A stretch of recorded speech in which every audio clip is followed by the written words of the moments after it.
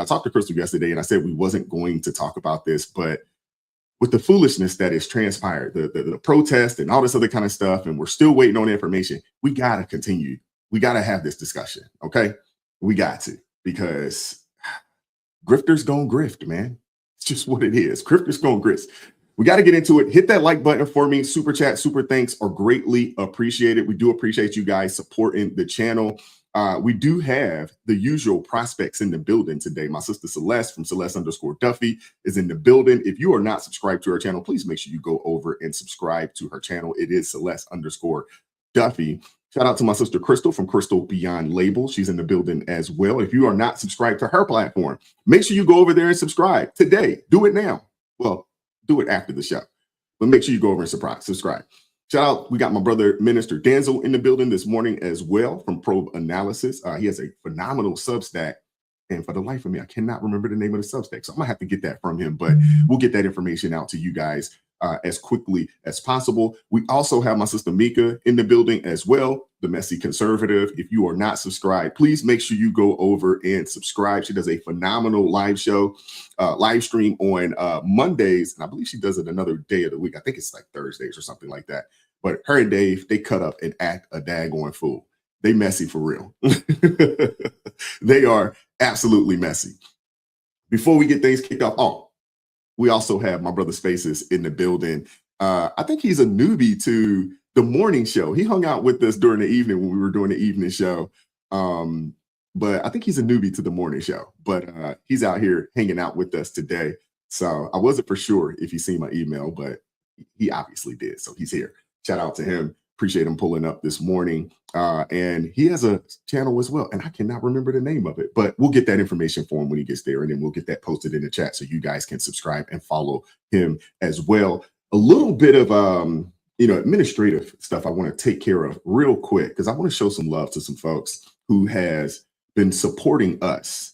And I just hadn't had an opportunity to go on to the Buy Me a Coffee platform and just respond to everybody. So I took some time yesterday to do that. Shout out to Donna for supporting the channel via Buy Me a Coffee. Also, Don Johnson, thank you so much for supporting the channel via Buy Me a Coffee. Shout out to the Mannings, Francesca, as well as Daniel. Thank you guys so much for supporting us via Buy Me a Coffee. Shout out to Tanya Mound. Hopefully I pronounced that properly. Shout out to you guys, her as well, for supporting the channel via Buy Me a Coffee. Shout out to Nisi for supporting the channel via Cash App. I really, really appreciate that. You guys don't understand, man. When you're on this side of things, man, we fight a uphill battle on a day-to-day basis. I'm for certain Crystal and some of these other guys, they can attest to this. We fight an uphill battle. So the fact that you guys support us, off the platform, you support us via Cash App, you support us via Buy Me a Coffee, it is greatly appreciated. We do not take it for granted. I do not take it for granted at all. We really, really appreciate you guys. God bless each and every one of you all for supporting us via Cash App and Buy Me a Coffee. Those that have supported by buying merch, I appreciate that as well. We still have the daggone sale going on until July 31st, 25% off of everything at the store. 25% off of everything at the store. Go check us out, man. At minimum, get you one of those Pray Don't Worry hoodies. It's a oldie but goodie. It is the classic. It is the first piece of merch that I ever put out on this platform here. And, I like it a lot. I have a t-shirt. I also have, I got the hoodie. So please make sure you go over to arpfamilymerch.com. Type in the coupon section over there, the little coupon code, #ARPFamily. You will get 25% off. And that 25% off will last until July 31st. If you've already got something for yourself, hook somebody else up with something. Hey, Christmas in July, okay? Hook somebody else up. So we do appreciate you guys. We got to get things started off properly with the verse of the day. Shout out to my brother Hunter, always coming through, getting us started off properly with the verse of the day. Today's verse is out of 2 Peter, and it says, by covetousness, they will exploit you with deceptive words. For a long time, their judgment has not been idle, and their destruction does not slumber. Let me say, that is awesome. That is awesome. 2 Peter chapter 2, verse 3. Go and check it out if you have not checked it out, man. We appreciate you guys because there's a lot of people that shoot me emails and things of that nature, and that have never read the Bible. This might be their first piece of scripture that they've ever heard. And, it's just a blessing to be able to plant some seeds here, on the platform and on the channel, and hopefully, some other folks will see this and they will water it. Let me get ready to get my folks pulled up. Thank you, Hunter, again, for the verse of the day. Shout out to my brother, Hunter. Y'all make sure y'all show Hunter some love, in the chat. He's an old soul, he's an old soul. Hunter is a 40-year-old man, trapped in a 27, 25, 26-year-old man's body. So shout out to Hunter. So we're going to get things kicked off properly here. Let me pull up my brother, Minister Danzel, who is in the building with us this morning. What's going on, brother? How you doing today? I'm doing good, brother. Good to be with you, man. It's a blessing to be on A Righteous Perspective. Certainly, we need a righteous perspective in these days and time where folks are going completely crazy. Their skin has driven them mad. Yeah. Maybe it's the heat. Everybody's dealing with that daggone East Coast heat wave. Maybe it's the heat, Minister Dancer. Hey, I wouldn't blame the heat because they do this all year round. You are right. We've been talking about them all year. Goodness gracious. That's right. Crazy. What's going on, my sister Crystal? How you doing today? Hey, dearest. Uh-oh. She pulled a Duffy. What happened? I actually unmuted it. I have no idea what just happened. I literally unmuted it. Blame it on Democrats. Happy Tuesday to everyone. Listen, I'm still on birthday mode, so y'all. Amen. No, look at you. She's still partying. She's still partying. I really am about to continue the foolishness next week and the week after. This week, listen, I only get a birthday once a year, so we're going to make it an entire month. Okay, milk it. That's right. I don't blame you. We're gonna have to come up with another name for Duffy because I don't want to be disrespectful to Mr. Duffy. God rest his soul. I don't want to be disrespectful to him, so we're gonna have to come up with another name for that. But look at Dylan McClung. He's like Duffy. We don't have to come up with another name. Picking up my dear sister. We're gonna have to come up with another name. We don't want to be disrespectful to him, because from what I've heard, he was a great man. So what's up, Sister Celeste? How you doing today? Yes, he was. Absolutely. And I know he's up there and he has some authority. And for those of you who want to know, y'all better be nice to me. You don't want to mess with that. That's right. That's exactly like, good morning, everyone. It feels weird because it almost feels like it's been a long time. Yeah, that one day made a big difference, right? Friday. So good to see everyone. Crystal's looking great.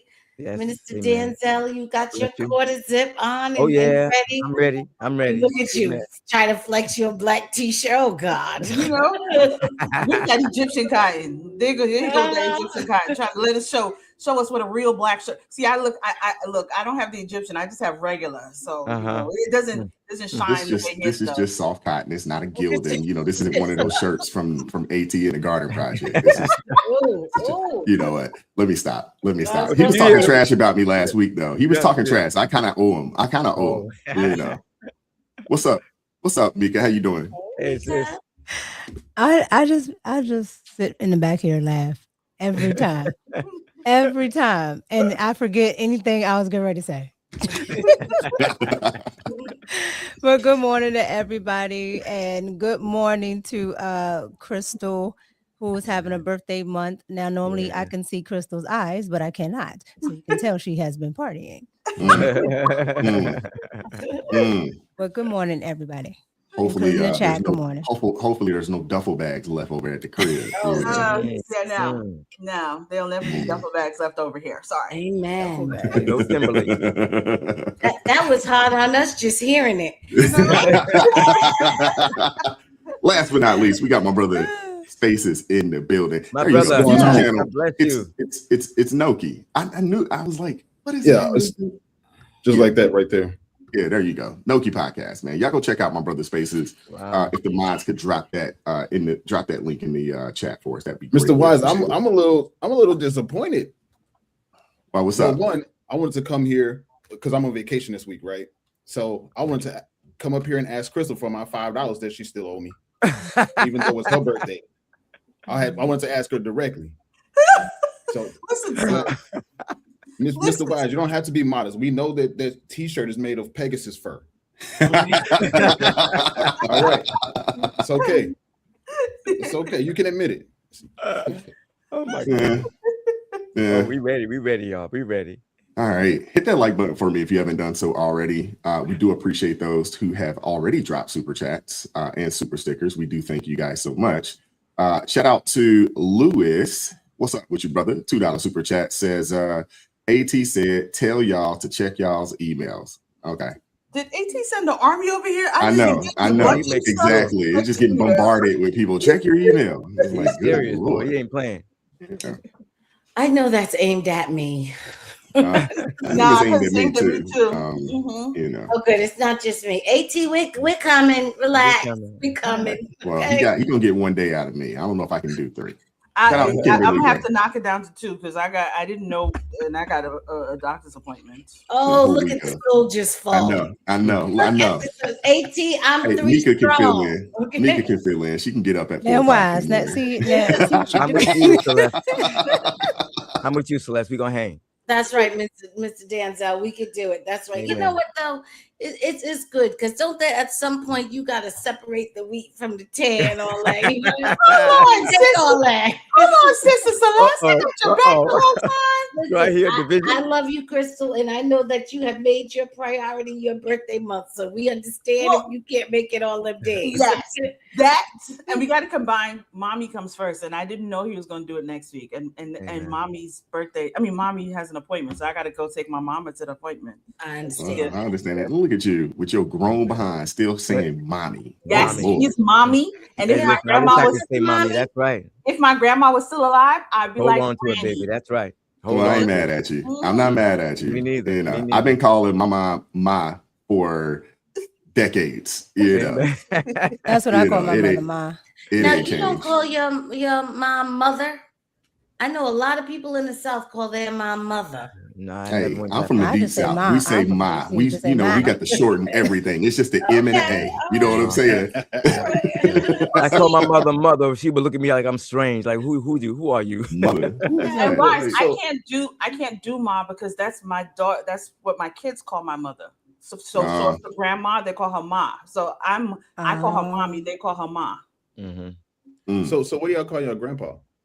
I call my grandpa. I call him Grandpa or Granddad or he's no longer living or I really didn't call him. I just used to sit in his lap because I used to have to with my grandmothers. I used to have to say their actual names because I had my grandmothers and I had one great grandmother still alive. So I used to have to say their names. I would be like Grandma Loretta, Grandma Barbara. And so I got used to calling them by their name. So people used to be like, why do you call your grandma Barbara? Because I have a bunch of grandmas. So I have to separate them. Yeah. I never met my grandparents, so I was spared that confusion. Okay. Yeah, my grandfather passed away on my father's side. He passed away before I was born. So there was no name. My grandfather on my mother's side, Pawpaw. Okay. I was gonna say spaces, and my kids call it so like how they call my mom Ma, they call my father Da. So that's how we would differentiate. So I still call him Daddy, and I call my mom Mommy. Wow. Yeah, it's Pawpaw for my dad's side.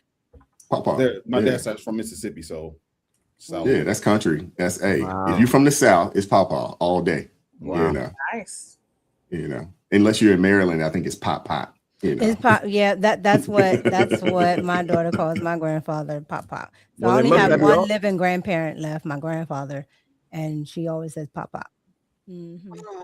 Yeah, and my kids call me Pops. I don't know where they got that from, but oh no, my daddy is Daddy. That's what my sister girls. That's what my sister calls my dad, though. She calls my dad. Girls. She calls my dad Pops. That's what my sister calls my dad, Pops. And like my aunts are called Aunt or Auntie, and my great aunt is called Tanty. See, now my aunts were the cool ones. They wanted to do the first name, and they were young, so they were like, "No, don't put auntie on it. Make me see." Oh, so I've continued that, and now they're like, "Oh, put auntie on." I'm like, "No, you've been Nikki. You're gonna be Nikki." Shout out to Kimberly Gray coming through with the $10 super chat. Says AT asked if y'all will check y'all emails, please, and respond to him today. Love you all. Good Lord, how many of these we gonna get? Oh, we got another one. Opposing counsel, $2 super chat. AT said, check y'all emails today and text today, please. Like, nobody click these emails to after the show. I'm so serious. No, nobody. We make a pact right now. Do not RSVP this man until after the show. Yeah, Lee. Shout out to Joyce coming through, been a member for 2 months. AT, would like you to check your emails. Oh wow. My goodness. He put the army out, man. Golly. Shout out to Christopher McClure. Please say a prayer for me. My cancer is getting worse. Let's make sure we keep Christopher lifted up in prayer. Please, yes. And shout out to Sheila Ford coming through. $5 per chat. Says, good morning, my ARP family. Shout out to you, Sheila. Good morning to you as well. God bless you guys.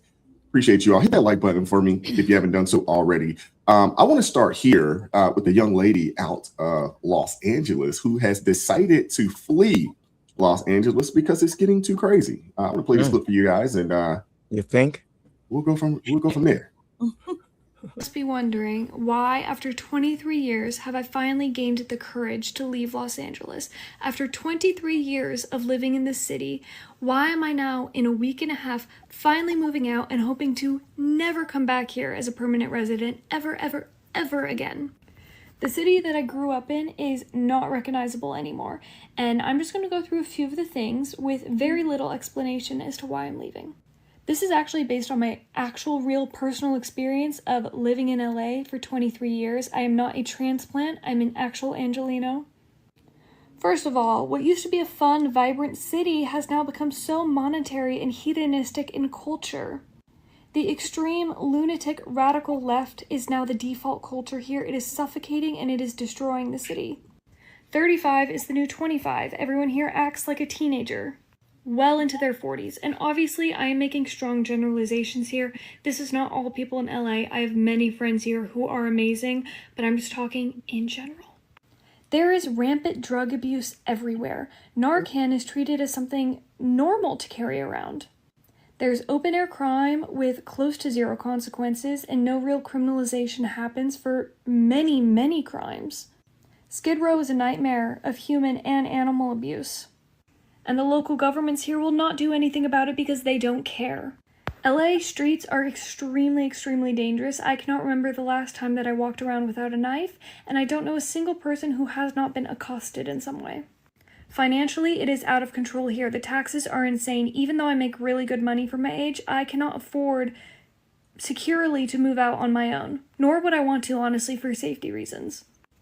And California just upped their taxes again. Many of the taxes go to fraud and illegal immigrants, which is just a whole other problem in itself here. The idea of having kids here or settling down here, I can't even get that in my brain. It would be so unbelievably expensive. And the schools here are just indoctrination camps that are failing. And the private schools, many of them cost more than a lot of colleges do. The dating scene is completely broken. It feels like both men and women are just in this perpetual Peter Pan state when they're 40 years old. The dominating culture is entirely self-focused, which makes dating significantly harder. It has honestly just become wickedly hedonistic, and I just don't think this is the place to plant roots or raise the next generation. Wow. Outside of my friends and my family, I will miss my childhood home, which is the room I'm in right now, and I will miss the food because objectively, Los Angeles has the best food on the planet. I am going to deeply miss Mexican and Japanese food. Good Mexican and Japanese food. Oh, and the Hillstone restaurants I will miss so dearly. And honestly, Hollywood is just a dying city. So if anyone has any recommendations for Nashville, let me know. Just to give you some data to actually back up what this...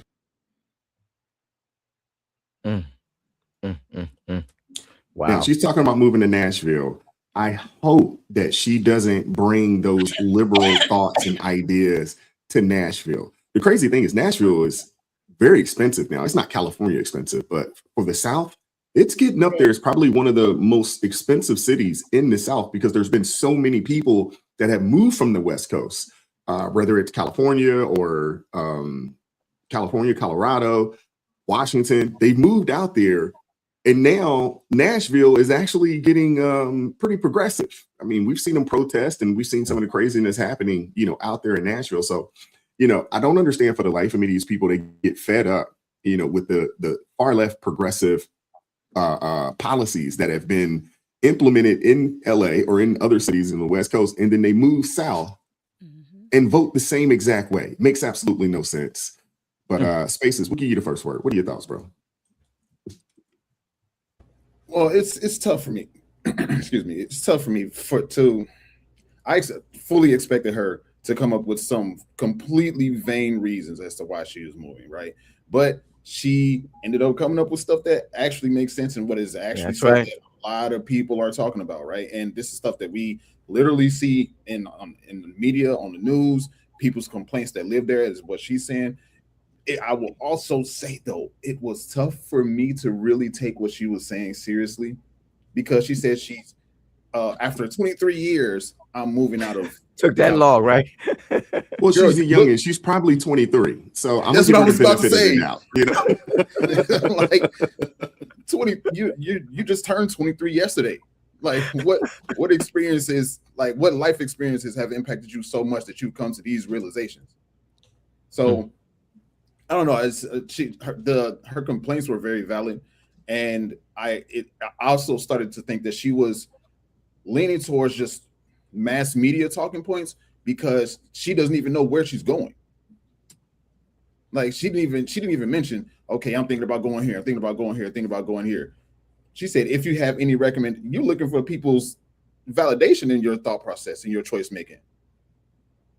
Like if you're going to move and make something as crazy as not crazy, but it's something as significant as moving to another state, you would probably already have some places that you are thinking of going before you come to social media and ask people what they think. So, yeah, it's getting crazy out there.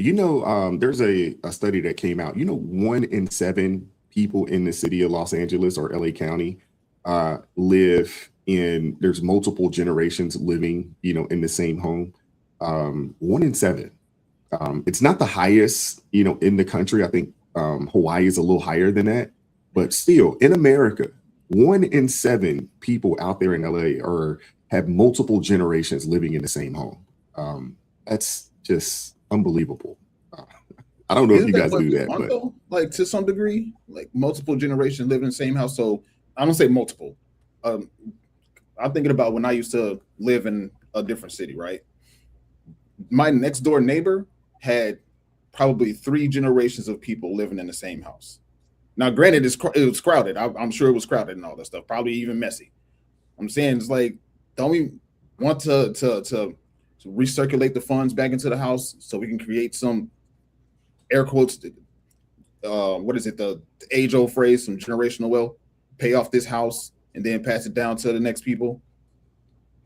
That was a wave, 60 or 70 years ago, but that's not something that Americans have been doing, for the better part of, 40 or 50 years, Yeah. Yeah. So. Although I do agree with you. I do think that's something that probably should change. Celeste, what are your thoughts? I'm surprised it took her this long to figure all of that out. What I actually thought was the most interesting part, because I think everybody knew everything else, why liberals are so late to what do they say? A conservative is just a liberal who is mugged by reality. So she seemed like she just got mugged by reality and now she's ready to move on. What I did find interesting is her conversation about the Peter Pan syndrome.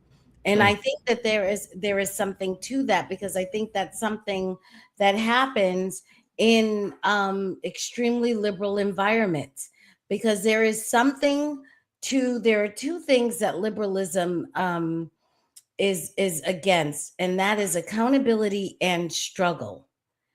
And they don't understand where there are benefits to the human being on both of those things. The having to be accountable for something forces you to mature.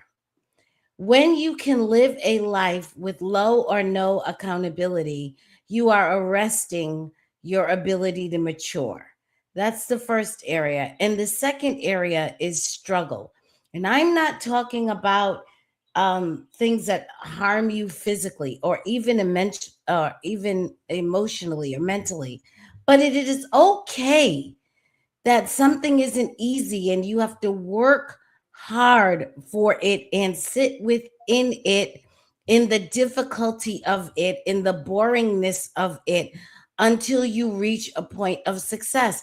That is also something that helps you mature. So when you take these things away from people, you are leaving them to a certain extent in a prolonged state of adolescence.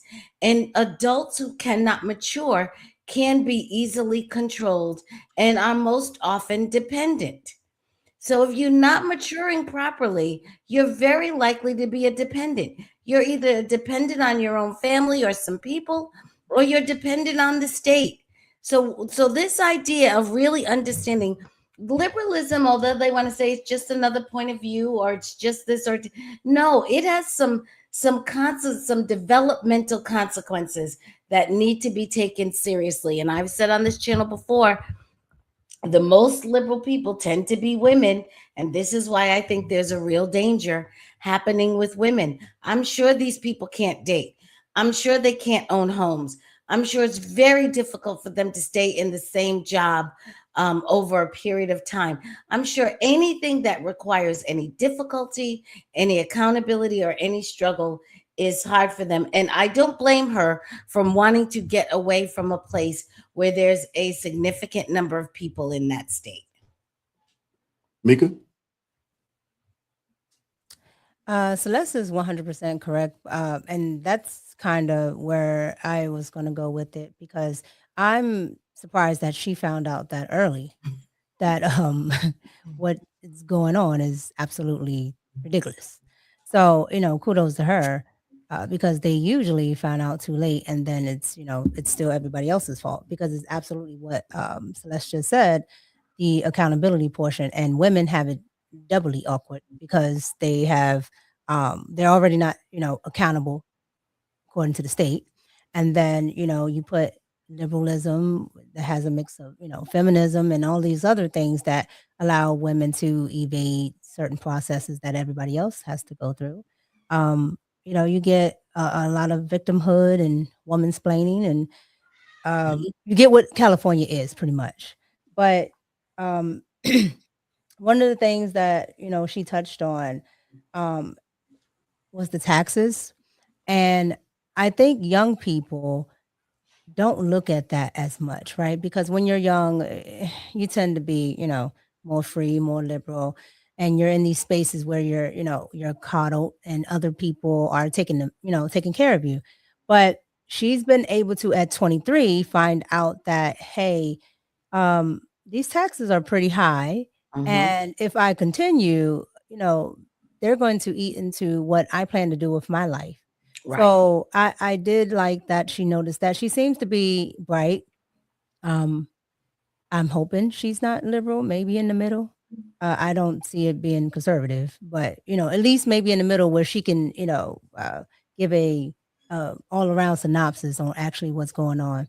But lastly, I read a study over the weekend, and it was about conservative women and liberal women. And it said that liberal women were almost 5 times as unhappy, yes, as conservative women. Mm. And you said 5 times? Yes, almost like 5 times? It was Ooh. Yeah, it was high. It was so high. Like, it was so high. I also read another study, that liberal men and testosterone, but that's a whole nother thing. But but the study with women, it didn't shock me, but it shocked me. And it goes to show why you see all of the nonsense that you see out there in California and places like that on the West Coast. And this young lady seems to be getting out early, because a lot of those people, and especially the women, they're depressed. They're they're on these drugs, and rightfully they're on drugs that have been prescribed to them. So you get all of that mixed up, and you get a bunch of people with no accountability. You have these doctors telling them, that it's just, something wrong with them, and the world doesn't understand. So, they're constantly validated by that. And I'm just looking at it like I hope I pray that girl gets out, because California seems to be a cesspool of people that, that do stay. And it's not everybody, but people that do stay, they're inundated in that, and they like the mentality and the victimhood, and the assertion that they're getting from their government and everybody else that what they're doing is right. The world is on fire and it's everybody else's fault but them. No, you're right. California is basically turning into, if it's not already, similar to a third world country where it's have and have nots. There's no real middle class there anymore.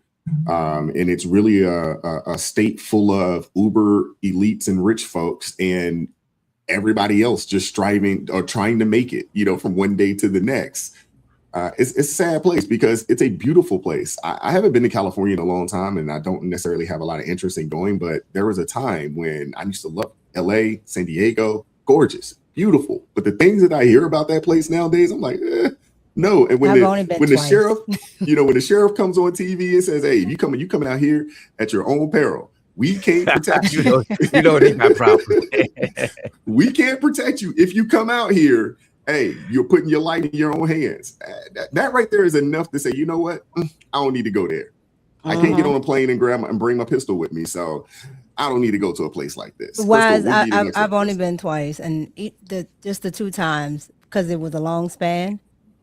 It was beautiful when I saw it, because I drove from I think it was Las Vegas.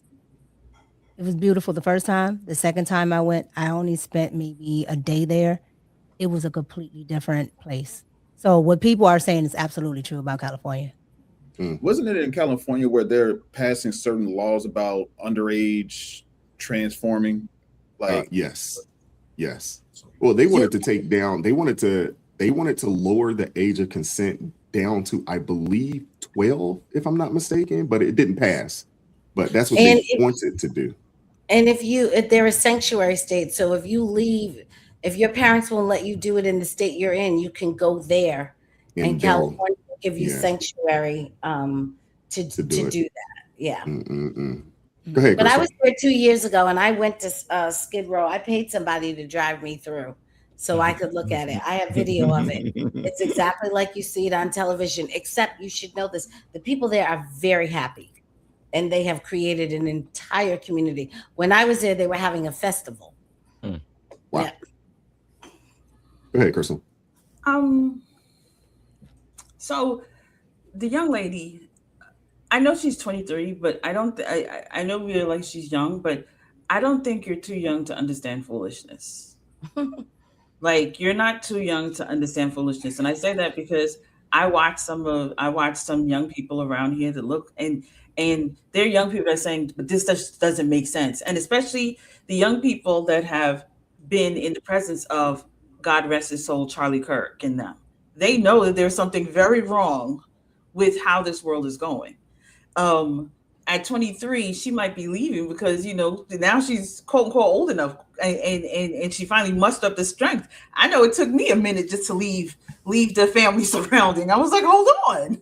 I want to go, but I don't want to leave my family yet. So I can see that too. But I think we have to realize that the Democrat Party, the liberals, and the DSA are 3 completely different sets of people at this point in time. Amen. And when you see the level of the foolishness that is going on, it to me, when you're young, now coming out on your own, and I'm saying this from experience, listening to my son right now, okay? Young, coming out on your own, and like she mentioned the taxes, hold on. But I can't keep my money. I'm trying to get my life started. And you snatching more of my money? That's problematic. She said she can't go out on her own. She can't go out on her own because, listen, I don't know who's gonna run up in my house, and it's not like the police are coming to get me, could come and save me, because the police is over here like, nah, you have to figure that out yourself. So she got to think about that. at 23, clearly, especially if you, again, like if you're under the people who have experienced Charlie Kirk or any of these conservative type of things, because you even hear her, the way her talking goes, she was talking about liberals and things like that. It's almost like she is independent or conservative. So being in that space, and it's just getting progressively worse. It's like, I have to get out of here. I think about Minister Denzel, who's like, listen, I'm going to hold it down in New York. And you're like, Minister, get out while you can. Get out. Come on, let's get you out. We want to leave you. So I can see her saying, listen, you know, I try to hold it down here, but this is not getting any better. This is not getting any better. And I'm actually proud of her for saying, I got to get up and get out, because I'm not going to get far here. I'm not going to find a husband here, clearly, because as I said to my sister this weekend, we're going to have to check birth certificates when it's time for us to get married. We're going to have to do DNA tests to verify the chromosomes and all that. We're going to have to do a lot. And testosterone levels. That's what I'm saying. We got to figure out all this stuff before I even say I go, because I need to know what I'm working with, because these surgeries, I need to know. So I understand. Just like, let me get up out of here, because I got to go find like a corn-fed, you know, cow tipping. Timberlake wearing. Going over to Nashville. She's going over to Nashville, but she's gonna go sit down there and explore all around to see if she can find. I'm telling you, because she ain't gonna find a husband out there. The men out there are gonna be just as pretty, or maybe even prettier than her. So she's like, I'm not trying to stay out here. I'm saying that young lady's making the right decision. Listen, get out while you can, and young people, get out while you. At this point, y'all can see the crazy. If you're not part of the crazy, you can see the crazy. And what you just said, Mika, is so funny, because I said this the other day. I said, it takes a lot of energy to be angry. And these people are angry all of the time. No wonder they're unhappy, because it takes so much to be angry and be upset. And they are on this anger mode 24/7. Of course they're gonna be five. I'm surprised they're 20 times worse, because at this point, y'all are always angry and all for nothing. You're screaming at people just to be screaming. Like, at this point, I understand why you're angry, and this is why I said we don't need to be around y'all. Y'all can stay over there with your crazy. We'll stay over here in the sanity. So, shout out to her. Let's get her out of there. And Spaces, I understand what you're saying, but I did the same thing. I asked people before I moved to Georgia. I was like, tell me what Georgia's like, because I heard there's different counties, and let me know. And they kind of walked me, given there were some people that I knew and other people I didn't know. But let me ask you this. Did you go to social media and ask that question? Or did you ask people directly? No, it was a combination.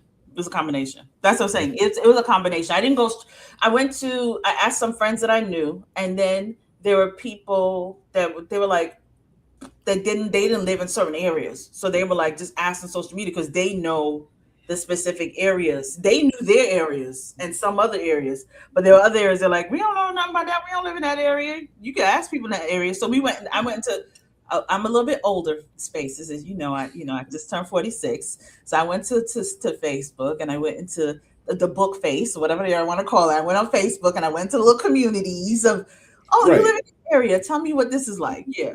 Right. So that's what I'm saying. Like, you did footwork with it. You know what I mean? That's which I don't used to get people all the time in Baltimore tell me I'm moving to Atlanta, or I want to move to Atlanta. And I used to tell them all the time, don't go. Don't go. I understand though why they're trying to get out of Baltimore. I mean, I understand you want to leave Baltimore. I get it. But there's so many better places to move than Atlanta, to be honest with you. And especially, and it'd always be people that don't really have a whole lot going on for themselves in Baltimore. And if you ain't got much going on in Baltimore, you ain't gonna make it in Atlanta.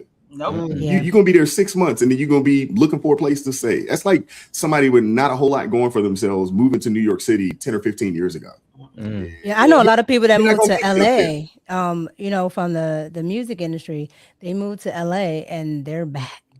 Yeah, like, I had those people. I had the same thing happen. There were people that were that I knew when I lived in South Florida that moved to Georgia, and in 6 months they'll be back. And I remember they were like, Crystal, the way you are so close knit, you and your sister so close knit with your family. There's no way y'all gonna last in Atlanta. We've been here now 12 years, so clearly we lasted. But I think the difference is we had a plan, we had everything together. We weren't sitting down here, You're not stupid. Dream, exactly. We weren't stuck on stupid. There you go. We weren't stuck on stupid. We were prepared. So I think, definitely that's the difference. Minister Denzel, we'll give you the last word. We're gonna keep it moving. Yeah, listen, I think she made some good points, and I hope that if there's a Republican candidate out there running for office in her city, that they will take advantage of that video. It would save them a lot of money, and they will get high return. What better way to prove that they are mad by having somebody that's there talk about how mad they are? It's refreshing to see somebody from California publicly acknowledge the madness of the Twilight Zone, Outer Limits, California land. Because they are certainly cuckoo for Cocoa Pops out there. And so it's my only question is, why did it take her so long? But I also wonder how many other people that are out there in California that are feeling the same way she is, and are not speaking out as they should be speaking out. They need to be more active and more vocal about what's going on out there, because they've been in that condition for a very long time. And there should have already been a movement to reverse the mess that's going on there. And if there are many more out there who are suffering from the same mindset that she is, then the question is, what are they doing about it? And why haven't they done something about it? So that's what I'm looking for. I mean, if anything's going to happen, the people got to get together and start making some moves and making some public statements and doing some public demonstrations. And, you need to see a whole lot of that out there, but you're not seeing it. So I'm not sure what's going on. No, you're absolutely right, Minister Denzel. The fraud is so rampant out there. When we, look back, over the past, couple of months, the ads that Spencer Pratt ran, I think he ran a very strong campaign. Yes, he put everything out there, let it be known, like, hey, I am willing to work with whoever I need to work with to make changes. He talked about, Skid Row. He talked about the abuse of animals. He talked about the robberies. I mean, and he was gaining. And then all of a sudden, out of nowhere, he's third place, and he's not in the general. There's some craziness. There's some kookiness going on when it comes to the elections out there. But the people support that. Anytime your hatred for somebody can be put over your well-being, it's a mental problem. They acknowledged all of that. I've seen people say, yes, but he's MAGA.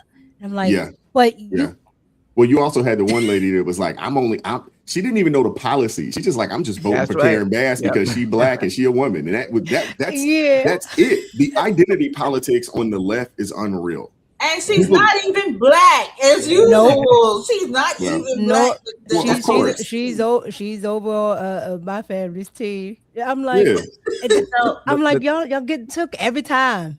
Everybody. When they start talking about putting the National Guard to secure elections, this is why, because the people themselves are refusing to secure the election. Mika, you're 100% right. They don't care in California that they stole that election from him. That's my point. Everybody there knows they did. Everybody knows. Everybody and their grandmother. It's unfair to see how many votes a candidate can get and then wait. So they say, okay, he's got 320,000. That means we need this many more, and we can take the next 10 days to find the number of votes that we need to kick him out. And everybody watched them do that. And the people there don't care. So when they start having to bring the National Guard into these places, and it won't be the first time. Democrats have a long history of doing elections, and they have had to often have federal troops come and secure their elections because Democrats are historically willing to cheat. I mean, dude, they were doing this during the Jim Crow era, in the South, in the early 1900s and late 1800s, they were doing this. Chicago, didn't they have a whole movie on that? Tammany Hall. All of those elections were stolen. So let's see. I think her name is Elise. What is her lady's name? Elise something. One of the Democrat representatives got on the Lord's internet and said, if Trump passes the SAVE Act and ICE and the National Guard are at the polling places, Democrats will never win again. And this is a Democrat saying, Duh. so why did Yeah, so then you go, what is it that you know that you're saying? That y'all ain't willing to put out there. She For know real. that she knows something that everybody knows. Shout out to Rocking a Chair. She says they are comfortable in their dysfunction. Yes, they are, ma'am. Yes, it's so funny when you see the homeless people dropping a dime on the man. You know it's bad. Yeah, like, man, they paid me $2. Yeah, no, my man said no.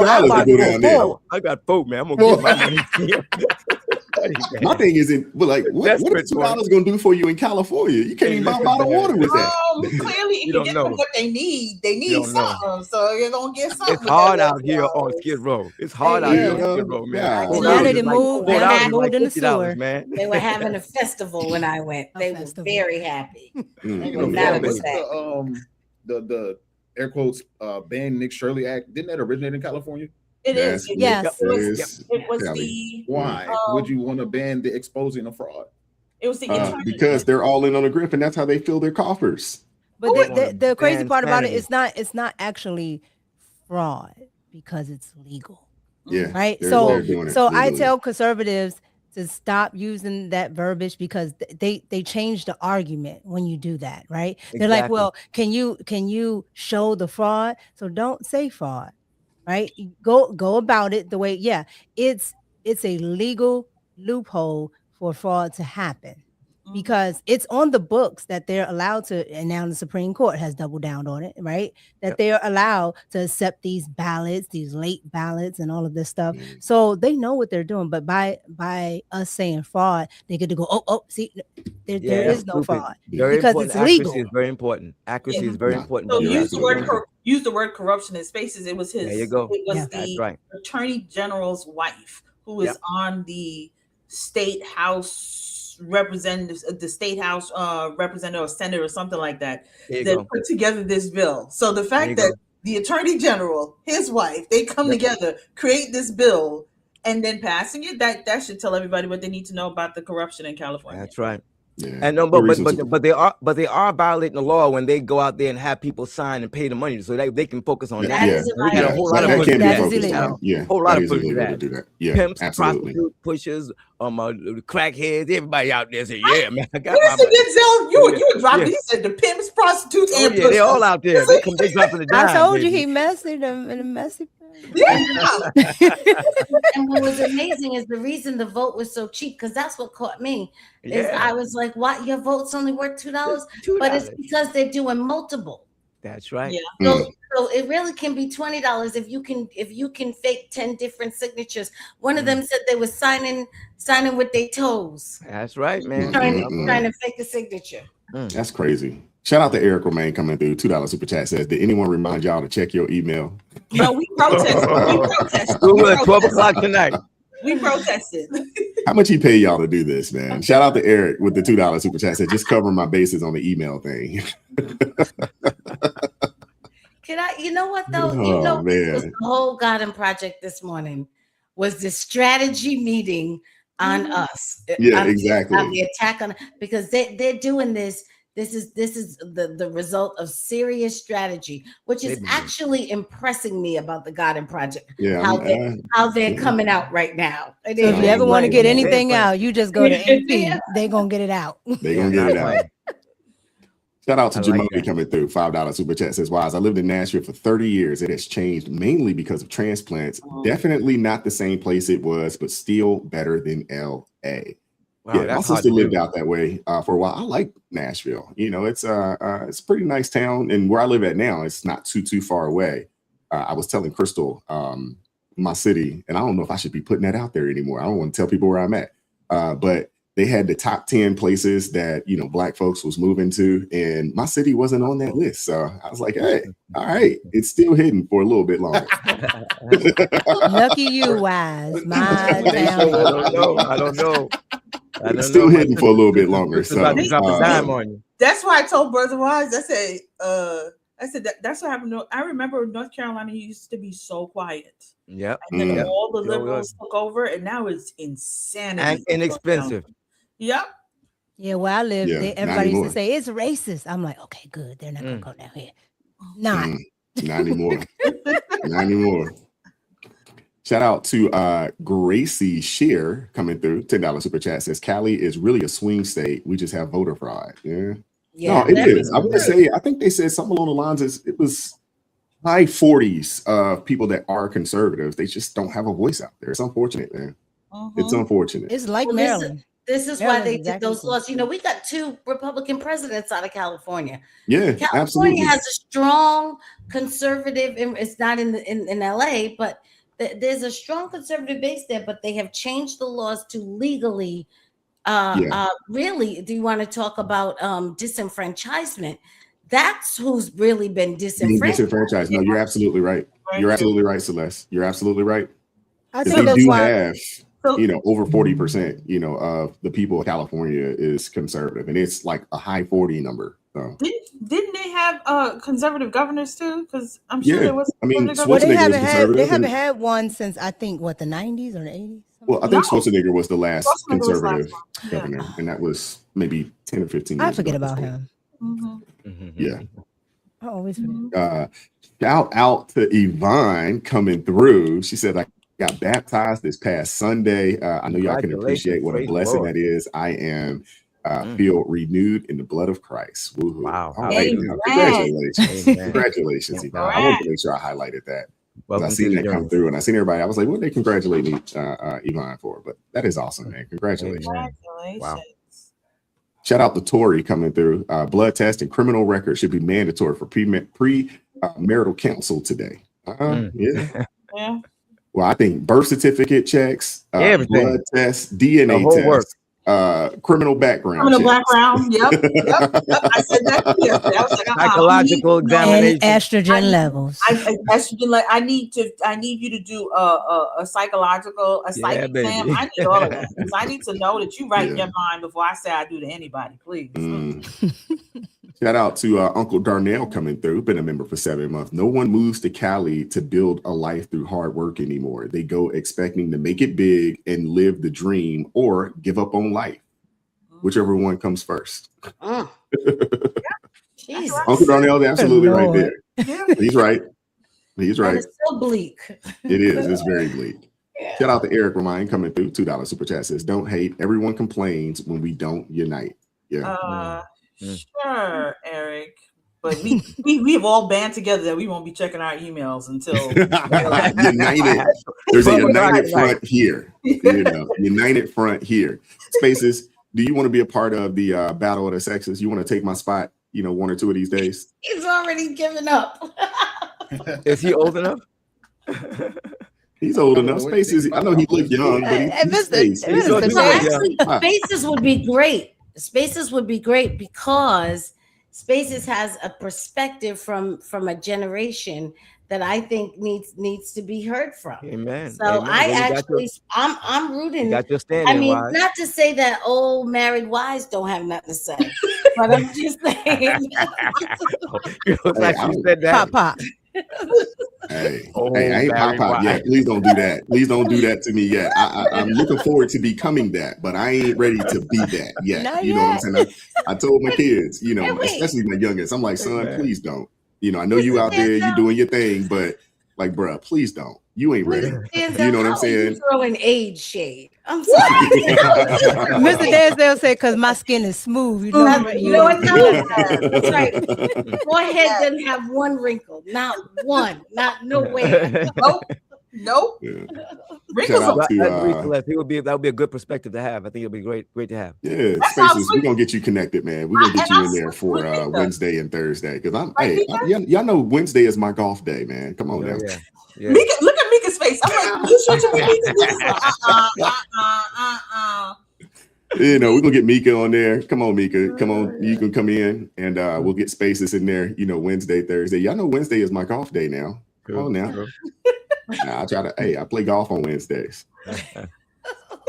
Shout out to Opposing Countess coming through. $2 super chat says AT had a rough night. Y'all be nice and reply to him. Will do. I'll think about it. AT got it going on right now. I just want to see how strong the army is. We need to know in case you know what I mean. We need to know what we're up against. Yeah, seriously. We're gonna be back with Minister Mind Trust, and sure the minister is going to drop some dimes on you guys because he does it every week.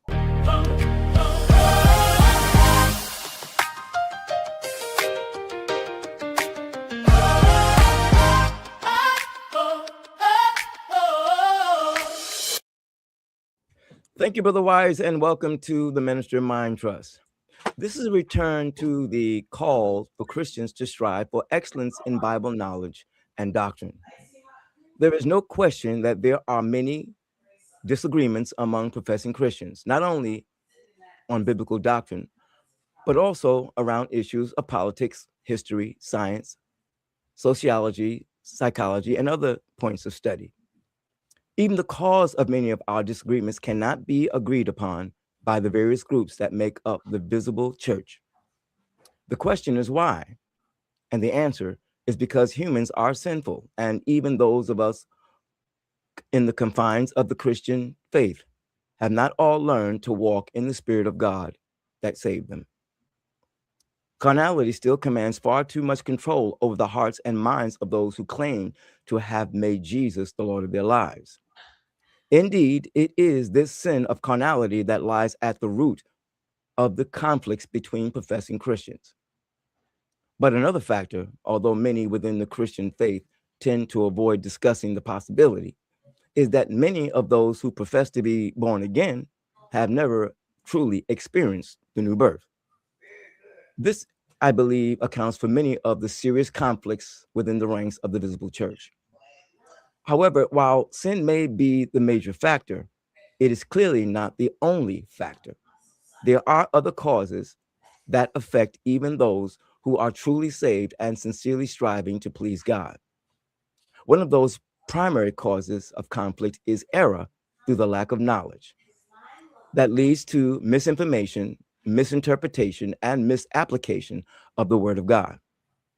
When believers fail to properly study, and they use unreliable sources that contain false information, and they accept those false views and propagate them without establishing their validity, they contribute to the problem. It is unfortunate but true that far too many of us accept what we hear our teachers and our ministers say without checking it out for ourselves to verify its validity. If it sounds good, we accept it. If it comes from someone who we respect and believe has a good grasp on the knowledge of God's word, we take it to be fact without subjecting it to scrutiny. To do so, however, places too much trust in that source. The Bible tells us to prove all things and hold fast to that which is good in 1 Thessalonians chapter 5, verse 21. Now, granted, to do so requires a great deal of effort and can be tedious work at times. But this is necessary if we are going to uphold the truth. I'm also aware of the pressure that this kind of statement puts on pastors and ministers and teachers, and some of them may resent it. However, that's a small price to pay in order to ensure that God's people are given the kind of sound information that they need to grow in the truth of God's word, since so much is riding on our accurate biblical knowledge. Those of us who teach people ought to be willing to be questioned about what we taught, and we ought to have the correct answer. The lack of proper study and command of accurate teaching on sufficient variety of important biblical subjects has been a serious problem in many churches. And it has resulted in the miseducation of the believers, as well as the misrepresentation of our faith to the world and those who are hostile towards our faith. This kind of misrepresentation of Jesus Christ is unacceptable and inexcusable. While it is rarely admitted to or even discussed, it is true that when we err in our doctrine or practice carnal behavior, we give apparent legitimacy to those who attack us as false teachers. Moreover, we give the cultists and the atheists and all other hostiles assistance in drawing people to their false teaching. So here are a few things that we can do. Number one, use the most reliable sources. While it is important that we give our leaders honor and appreciate their labor to provide us with the knowledge of God's word, we should never consider them to be the final authority or on spiritual matters or the word of God. We should understand that no one is beyond error, and therefore everyone's teaching should be scrutinized and his or her correctness confirmed. We should strive to make sure that they and we use the most reliable sources. Failure to do so only weakens our conclusion and agreement and can result in serious error. Second, study carefully.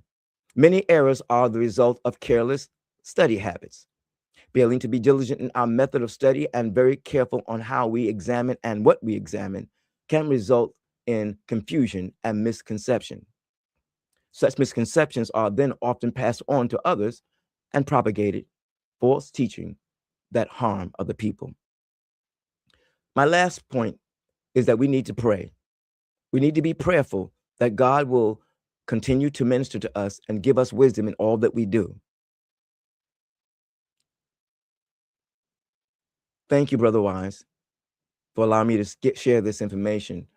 And thank you all for listening to the Minister of Mind Trust. Back to you, Brother Wise. There's a change in the air. The world might have lost its way. It wanders in confusion, but a better path is near. With so many believers seeking community, it's time to lend a hand. With everything vying for the attention of the lost, it's time to seek the truth. We don't always keep sight of our path. When you lose direction, when the noise of the world is overbearing, a faithful hand is near. While the rest of the nation kneels before evil, we stand together.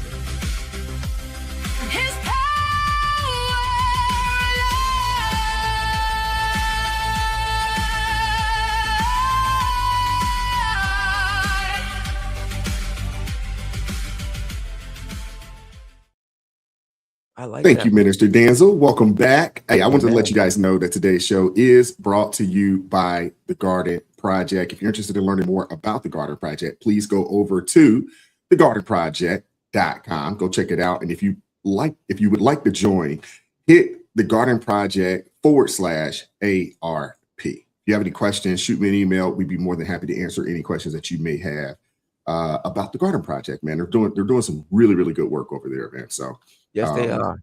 And we actually have some people over here, a part of the Garden Project. I think Minister Danzel's playing a pivotal role, over there. So there's some good things, going on over there. So shout out to you see, they're very persistent. Yeah, absolutely. And the Garden Project is deep and they are extremely persistent. But appreciate that, Minister Danzel. That was good. Amen. All righty. Couple quick super chats and then we're going to keep things moving. Shout out to Steven coming through. $2 super chat says Crystal wants a country boy. She needs to go there. Gotta get out of Sodom and Gomorrah over there, man. You need to get around those country boys. You know what I'm saying? Shout out to Uncle Darnell. $10 super chat says Genesis 4:7. If you do what is right, will you not be accepted?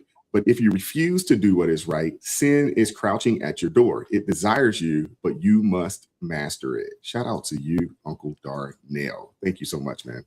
Hit that like button for me if you haven't done so already. Super chat, super thanks are greatly appreciated. You can obviously support the channel via Buy Me a Coffee. The Cash App is in the link or in the description box below. And 25% off on all of the merch on the ARP Family Merch store. Go over to arpfamilymerch.com. 25% off. You got to make sure that in the banner there, you got to make sure that you type in hashtag ARP family. You see it right there, hashtag ARP family. So go over there. Shout out to everybody that has already purchased something. A few people got mugs, they got hats. Go get you one of those hoodies, one of those t-shirts. Pray don't worry. Support what we're doing over here. We appreciate you guys. All right. Yeah. Shout out to my brother Jeff. It's not your fault. Al-Anon Recovery Channel. $11 super chat says, good morning, ARP family. Peace be with you and your spirit. Have a blessed day. Jeff, I forgot to put my daggone t-shirt on today, but I will have it on Thursday. On Thursday, Lord willing, if I can remember. And shout out to Jeff. He'll be on the platform. He'll be on the show on Thursday as well. Shout out to Queen B's Art High. She said, I got a hoodie. I love it. I'm telling you, that hoodie is soft too. That's some good cotton. That's some good cotton right there, man. It's soft and it feels good on you. I'm telling you, it do. I promise you, it's not that scratchy stuff that you get over. No, you know. Let me stop. Okay, I'm sorry. It is good though. It is good. Everybody that got one, they can attest. Everybody that has picked up one, they can attest that daggone cotton is soft. I'm telling you, it feels good on your skin, and it's not gonna leave all that lint on you either. So, just want to put that out there.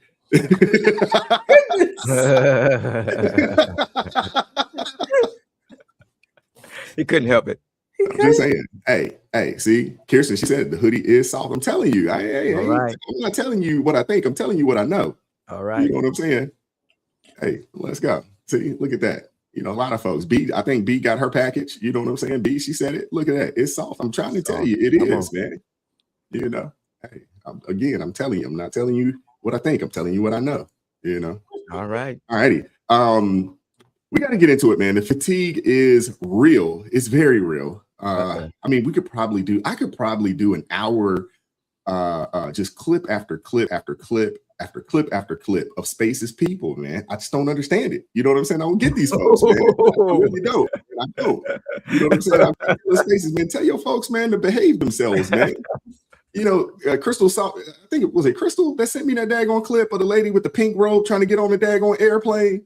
You know, there was a lady, she done grabbed her bag and she done climbed over the seats on the airplane to get off and the door ain't even open.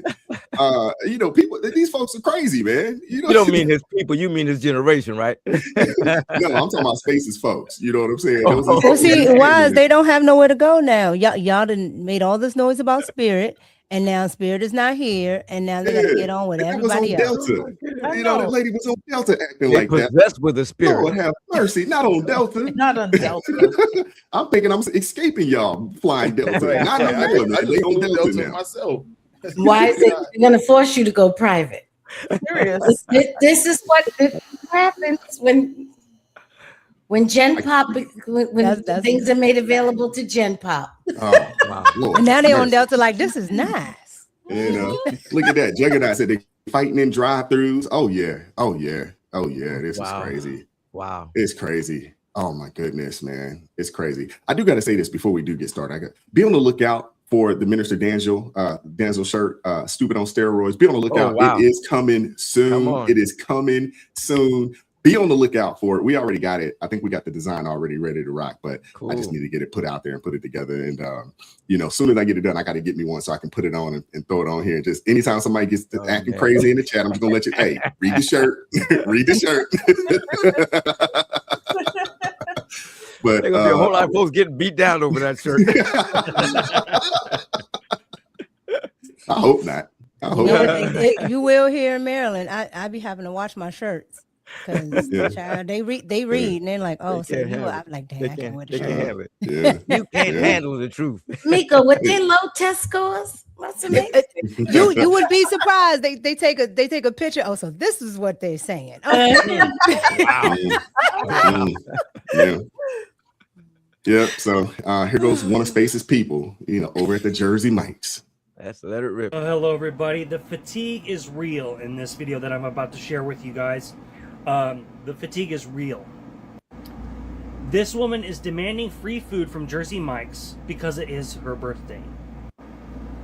So, does Jersey Mike's offer free food for your birthday? Yes. Jersey Mike's gives you a free regular sub on your birthday.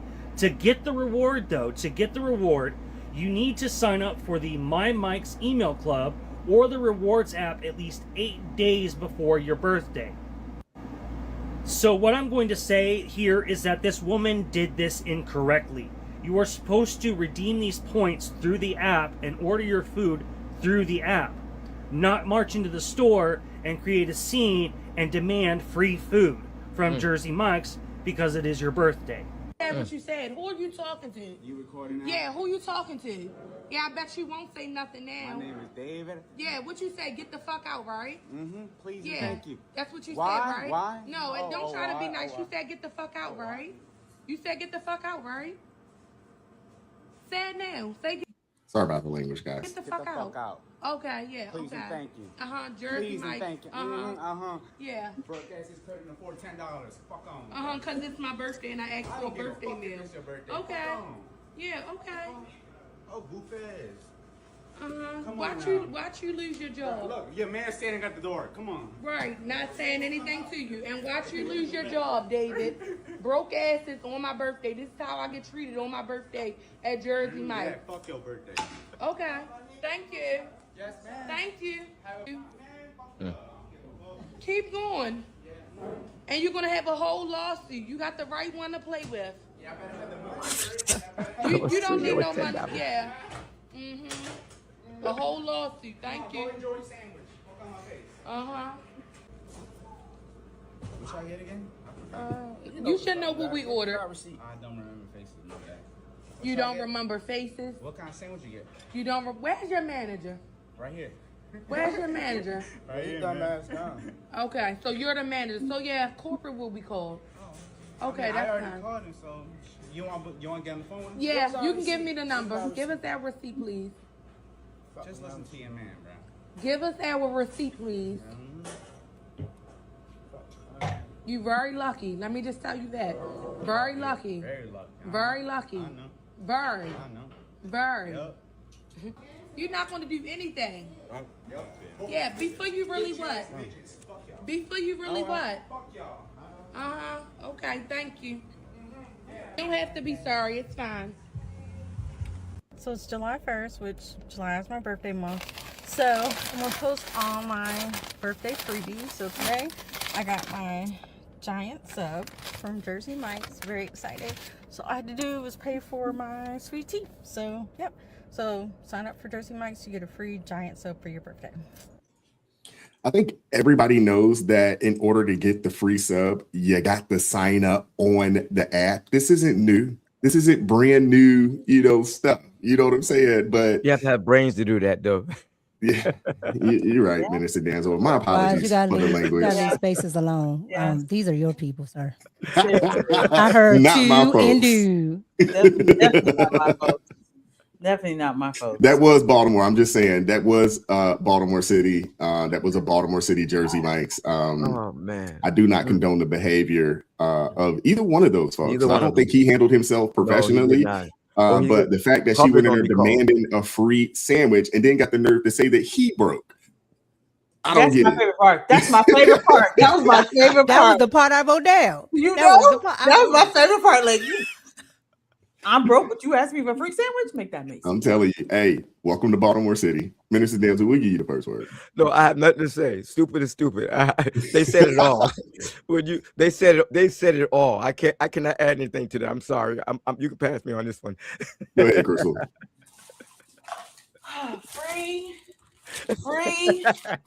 birthday stuff. You know how you do that? Let me explain to you how you do that, because clearly reading is not fundamental. I'm sorry. It really isn't.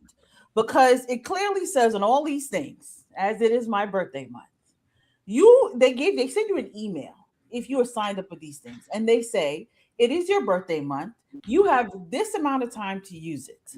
When you go and you find out about all the free birthday stuff, it says very, very clearly in the website the instructions that are required for you to be able to participate in the free stuff, including Jersey Mike's. You need to have the app. You need to have points. You have to do some stuff. You can't just show up on your birthday and say, it's my birthday. Do I get something free? It doesn't work like that. There's a process. But because people can't read past the first grade level, sometimes these words are a little bit too big for them. And just listening to that young lady, she clearly, reading is not part of her lifestyle, okay? That is not part of her lifestyle. That is not part of her livelihood, because she did not read, and then has the audacity to go in there and then tell him that he's broke, but she wants the free sandwich, and then she's going to sue Jersey Mike. That's my favorite. I'm going to sue you for a free sandwich that you didn't even follow the process to get. That's my favorite part. Like, so clearly you don't even understand what it entails for you to be able to sue somebody. You have no clue. They're witnesses, so you put on the recording after he said dropped the F-bomb on you. But what led up to that dropping that F-bomb? I would love to see that part. And that's so interesting because people love to flip on the camera after they have done all their foolishness and then turn around and be like, so what you say to me? What you say to me? My favorite part is her man was like, listen, can we just go ahead and get the stuff? The man, let me tell you, that man already know his woman is problematic. Crazy. I'm not even gonna lie. Yes, he knows his woman is trash. I don't know if they're married, so he's stuck. Because if he was creeping towards the door. Exactly. He was at the door. He wanted well, no he parts. was at the door. He was like, exactly. hey, I'm about to leave you behind. He wanted no parts of her ratchetry.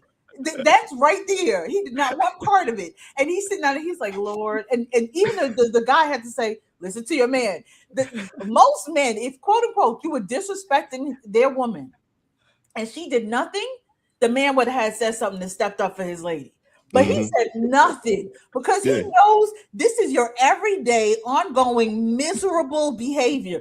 Like my dear Mika said, they are so angry and depressed and unhappy with their lives. This is why she's out here fighting for a free sub and calling the person broke when she the broke one because she got to get the free sub. All I'm saying at this point is women. When Jasmine Crockett is your hero, please know that there's a problem. And I can already tell that woman's hero is Jasmine Crockett. Just listen to her talk. Crash Out Crockett is a hero. Please look for a new hero because that is not the answer. Okay? Hey, Crystal, Juggernaut said Ben Crump. Yes, you already know. You already know. Al Sharpton is probably on his way there too. Come on now. Al Sharpton and Dominique Alexander are probably fighting over the case. They're on the job. Because they both want to get in on it. I'm telling you right now. Please read the instructions. It's very clear. They do give free stuff, and they're very kind with it. They're very nice. This is what they want to do. Wow, but read. Reading and comprehension is key. And if you don't know how to read, get hooked on phonics. It's still around. Okay, thank you. Well, they're not teaching phonics anymore. They're teaching pictures or something stupid like that. You can order it online. That's why they need to order hooked on phonics. They're teaching Black English. But the problem is this. Ebonics. Her man has zero control. Can you imagine if she's doing this to a complete stranger at a restaurant? I can only imagine the type of craziness that she's and headache that she is to him. I'm surprised that he's still with her unless she's taking care of him. And that's the only reason why he's continuing to deal with him because, you got a lot of dudes that they will deal with a bunch of crazy, they will deal with a bunch of crazy, if they're being taken care of. Mika, go ahead. Wow. I'm just going to say this is pretty much on par with what's going on in today's society. The reason why the husband or boyfriend or whatever he is I'm sure that's a boyfriend. I'm sure it's a boyfriend. Yeah, that's not husband. More than likely it is. But the reason why he's at the door, one, because it gives him a little breather before they got to get back in the car. So he can go outside and decompress. And then the second is men understand that when you have that confrontation, that there is a level of violence that may come along with it. That's right. So he's like, look, I'm going to step over here because the first thing that she does when he's right there, she's going to do some level of escalation to violence. And now he can't just stand there. Yeah. Right.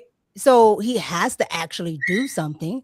And now you have a whole thing that, wasn't a thing that he didn't even start. So he did the absolute right thing. If you're not going to leave this woman, just go ahead outside. Just going outside. The second thing is I'm so sick of the entitlement. Like the entitlement is annoying. Wow. At that level. And when I say entitlement, I mean the fact of they've been seeing Black people get their way so much, whether it's right or wrong.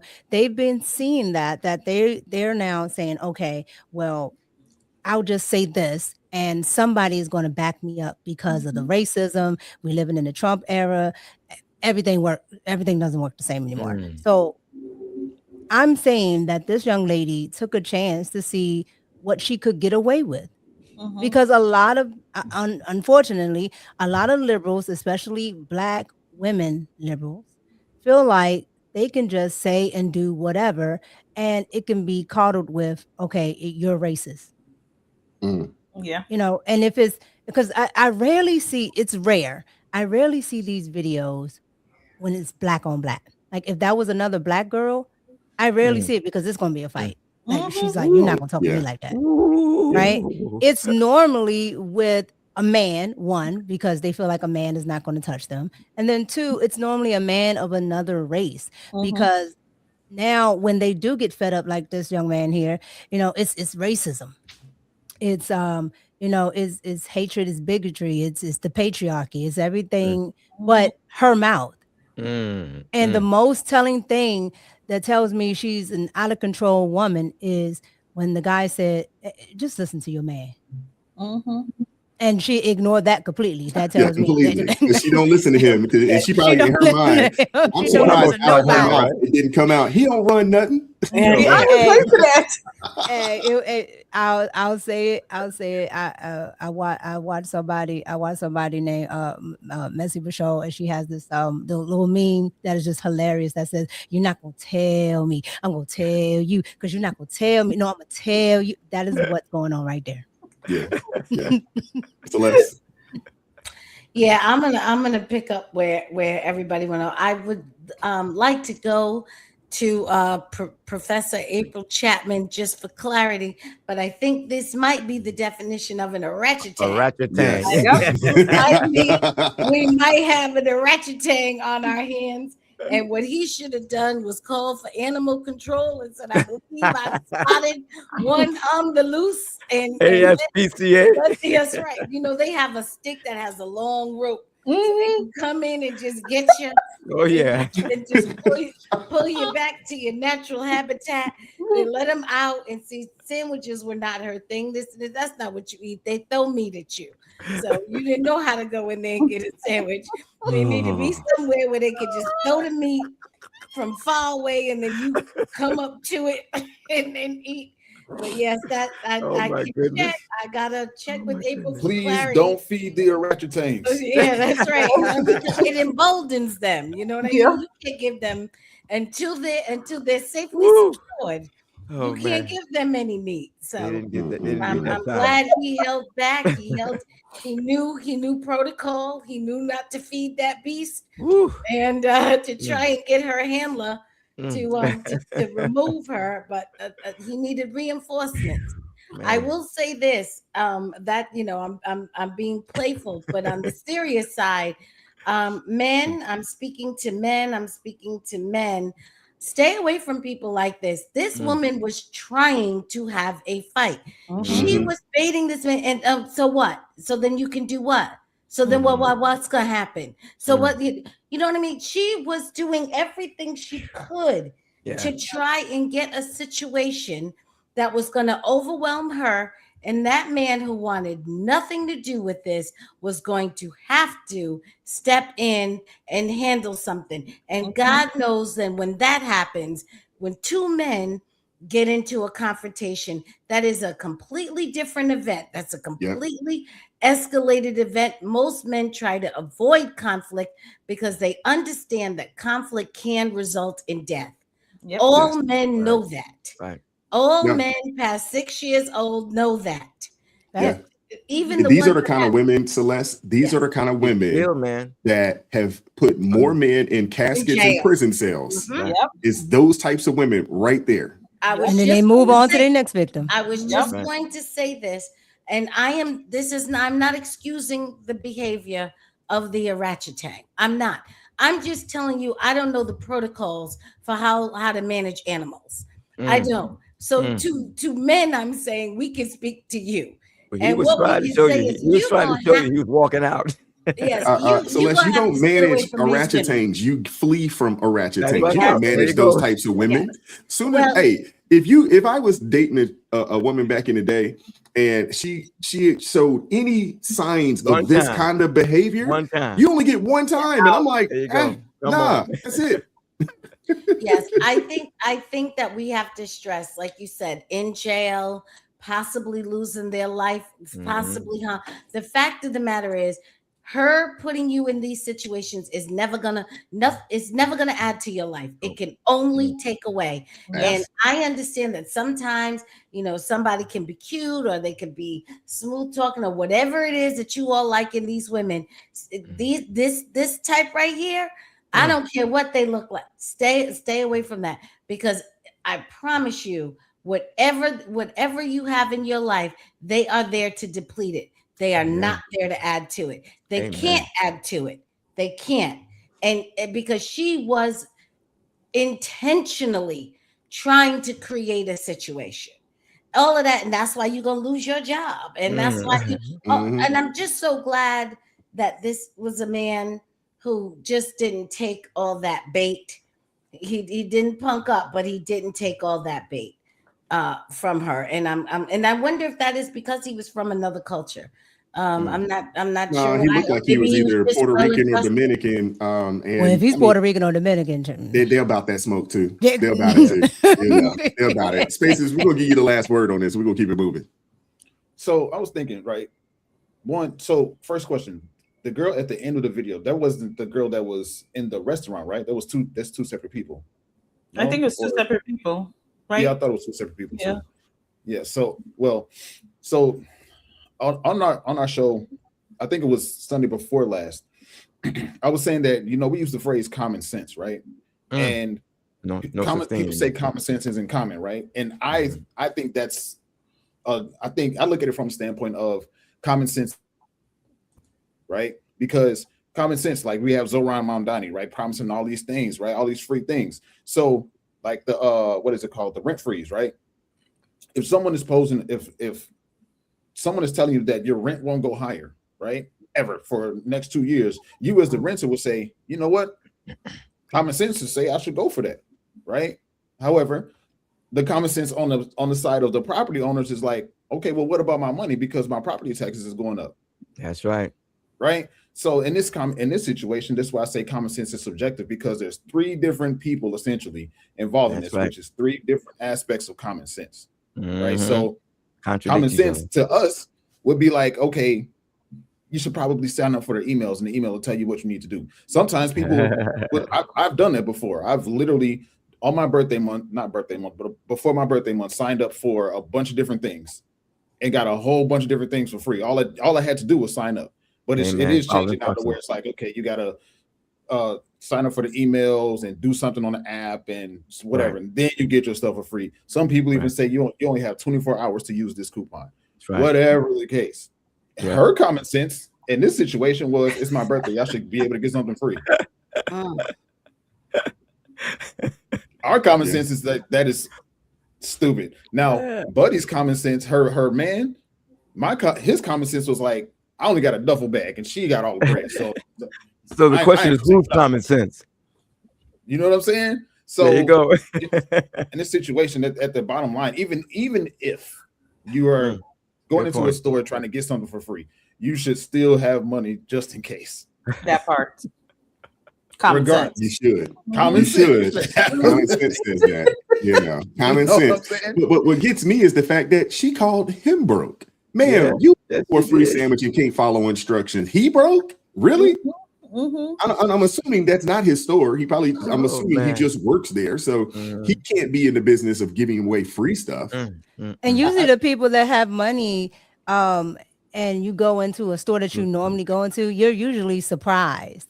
Right, because I went into Ulta Beauty the other day. They were like, "Oh, you have this amount, and we can give you." I was like, "Oh, okay." And they're like, "Do you want to use it?" Sure. Yep.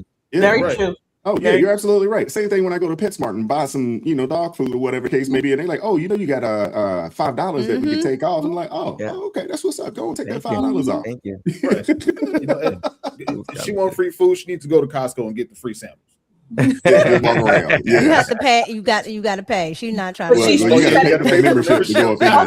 She got to get that membership though. She got to get that membership. She got to pay for that membership. What membership? What membership? What you talking about membership? I just heard they have some free food here. It should be free. I just came here for the free samples. You gonna give me my free samples? But brother wise, the space is y'all have to. Do y'all know what went on in that car? After they got in that car. Oh, she done cussed him out like it was nobody's business. You already know. I know you ain't see this man over here disrespecting me, and you ain't. I'm not. That is literally what happened. Respucia. That's why he probably walked home. You know, he probably just went ahead and walked home. He like, I ain't even getting in that car. You know, he don't have a car. Had his cell phone on. You know, that's not his car. He should have had his cell phone on when she got the car. Yep. I could have done the parking lot breakup. You know, I've already called you an Uber and I'm leaving. Okay. Here's the rest of the story. The last thing, Mr. Wise, super quick. The way to rectify the situation as a particular man that was working for, was it Jersey Mike's? It was, feed the orangutan, tell her she's no longer allowed to come into the store. You're on, and then maybe give a discount or something if you can to the people that are online for having witnessed that. Yeah, you can't reward bad behavior because Jersey Mike's did back him up. You have a whole lot more ratchetains up in there. Yeah, Jersey Mike's did back him up because she did call corporate. Oh, they backed him up. Yeah, I mean, it was wrong. Hey, if you knew you were supposed to get a free sandwich, you sign up for the app and then you show them the app and they scan whatever little barcode that's on the app. She was dead wrong. But otherwise, she may have to pull out the camera in the moment. But there's cameras in that store. There's cameras all in the store. Yeah, absolutely. Not to mention, this is Baltimore City.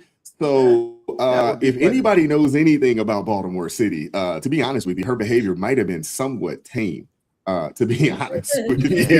You're absolutely correct. And wouldn't it be funny if she walked out the store, and I'm surprised. She did walk out and there was no fisticuffs thrown. So her behavior was somewhat tame for Baltimore City. And to be honest with you, if you're going to work in stores in these types of areas, I'm sure corporate understands that, hey, you're gonna deal with some people like this. You know what? That goes to show the fatigue is real, because there was a time when corporate was not backing people up, particularly if they were on camera and particularly if the person was Black.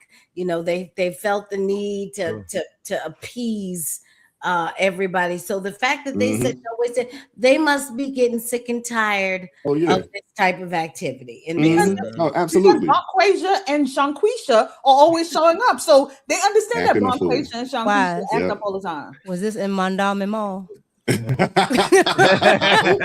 Well, no, if it was over there, you know what I'm saying, there might have been some pew-pewing going on if it was over there, you know what I'm saying. She was stealing no chips, no property was damaged. Like, seriously. And you know, that's crazy. If that facility had cameras, you know, they got the part when he told her that you didn't follow the instructions. That's why they backed them up. They did an investigation. They know. Yeah, of course. And that just reminded me what. I'm sorry. If you want to go for it, man. Go quickly. Just the last thing that just reminded me why a lot of companies are leaning towards these fully automated restaurants. That's right. Yeah. Fully automated restaurant. Fully automated McDonald's in Texas. Yeah, you're gonna cuss the screen out. They're gonna try to beat it up. But they probably wouldn't break it and everything else, you know. Oh man, I'm telling you, we could probably run an hour long of just you know, folks just, you know, showing this fatigue. I'm telling you. I saw a video earlier today. You know, some youngins, they done well, it was a couple of them. Airbnb. The Airbnb owner comes in. They're not supposed to have at the Airbnb, they say no parties at the Airbnb. They throwing a pool party at the Airbnb. The dude comes there and was like, hey man, y'all gonna have to, you know, vacate the premises. They pushed this man in the daggone pool. Oh my goodness. That's one. Another Airbnb party. They got the fireworks inside the house, letting fireworks off in these folks' house. Goodness. I'm telling you, I could probably run 2-3 hours worth of content, just clip after clip after clip after clip after clip after clip of these people acting a daggone fool.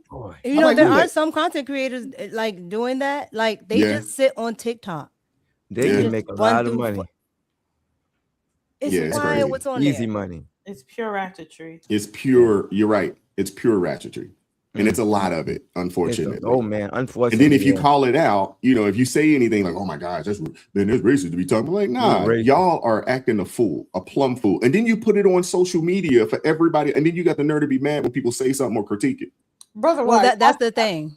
I put up the video. Y'all know I did the video on what happened in South Carolina with the kids beating up the police officer, and then everybody jumping in, and I talked about everything. I talked about what happened in Newport Beach. I talked about everybody, every race. But remember, what happened in South Carolina was big news. Somebody gonna say, why you always picking on the black folks? I'm like, this is your problem. Y'all always want to point your finger at somebody else. Y'all the one that are ratchet all over the internet. Everywhere we go. The amount of fights is ridiculous. But they always say that. They always say, especially to me, I don't care. But they always say, well, why do you always pick on the black people? I'm like, so y'all skipped all the parts where I talk about the rhinos, the liberals. Y'all skipped all the white people, and you get to the black people. I'm like, okay. Yeah, you can't tell them nothing. That's the problem. That is the problem. That is the problem. And the black people put most of their content out there. Out there for everybody to see. They don't feel picked on because they want you to see it. They put it out there. That's right.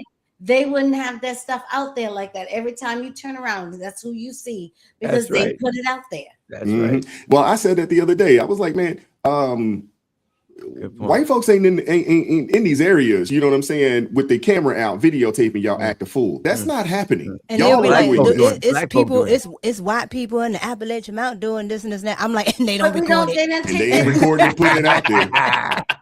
The only time you see white people, the only time you see anything with white people go on is because black people pulled out the camera to say, look what these white, like that's the only time you see it. So what happened in Newport Beach? They were like, look, we finally found white folks acting up. And it was just like, what? Seriously? But you don't see that you don't see Asians doing that. And I want to say something. And we all know that the East Asians, they're not, a midst of scamming. But what they don't do? They don't record it. They don't, and they don't get on TikTok and tell everybody their business. They don't make songs talking about how they scamming. Okay. I'm actually not sure that everybody has the same cell phone behavior, because one of the things that came up in this Carmelo Anthony is people were saying, how come the kids weren't filming all this event with their cell phones? Because everywhere kids are, they have their phones attached to them. And I was thinking, you know what, maybe these kids don't, which is why we don't see them on the internet in the same way. Maybe more upper echelon areas. Maybe that's not something that is done. Have their phones that way. And we're looking at it, or others were looking at it saying, well, we know there's more video because there were so many kids and they had their phone. No, you're judging this group of kids by the way your kids act. That may not be the case. I don't know. I don't live in Frisco. But what I'm saying is there's a possibility that all kids are not behaving the same way with their phones. No, so let's be right, because most people, look, my kids and some of my friends' kids, we're all the same way. Listen, you see trouble, you better go the opposite way. This ain't time to pull out your camera and go record it. Listen, we want no parts of this. We out. We not sitting down there pulling out our camera. My kids go out all the time, and I don't even know half the things they do unless they take a picture randomly, because they don't pull out.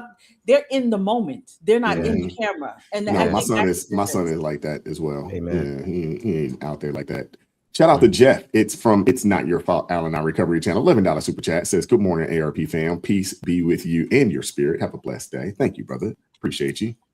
Shout out to Miss Tate in the building. $5 super chat says, anyone begging for a free sandwich can't afford an attorney. Y'all. He said that in the video too. He said, you can't afford one. I think she said, y'all make it difficult to love you like the Lord expects. Lord have mercy, help Jesus. Wait, you right? You on point. Help us, Lord. Thank you, Miss Tate.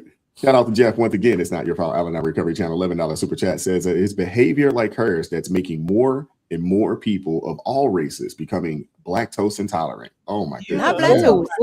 Lactose intolerant. That's it. Hey, I don't know. Jeff might have just coined something. Yeah. Lactose intolerant. Jeff, I need a shirt that says that, Jeff. I'll walk around proudly in that shirt. Come on now. Give me that shirt. Intolerant. Lactose. That's a first. I like that. I like that. Make your stomach boil. Look at that. The boys over at KNoWKi gonna have that on a t-shirt this weekend. Well, shout out to Karen Elliott coming through with the $5 super chat. Says, thank you. Got my raffle win book. Appreciate it. Please make me a t-shirt that says, I don't want any part of your ratchery. Miss me with that. That's a lot of work. That's a lot. We'll work on that. Shout out to Teddy Marcel coming through. $2 super chat he said that with his whole chest. Well deserved. Teddy once again, $2 super chat says, you know, he used to work at the Waffle House. Yeah, all the videos I see at the Waffle House, they gotta fight. You gotta have some thick skin to work at certain Waffle Houses. Certain Waffle Houses, you gotta have some thick skin and you know, be able to. Keep telling me to go. I'm not going. Well, you ain't got to worry about it. If you go to the one up in Frederick, you know, ain't no problems up in Frederick. You ain't got to worry about that. You know, Frederick's fine. You know, it's you know, that joint around there where Crystal lives at, you know, over in East Atlanta.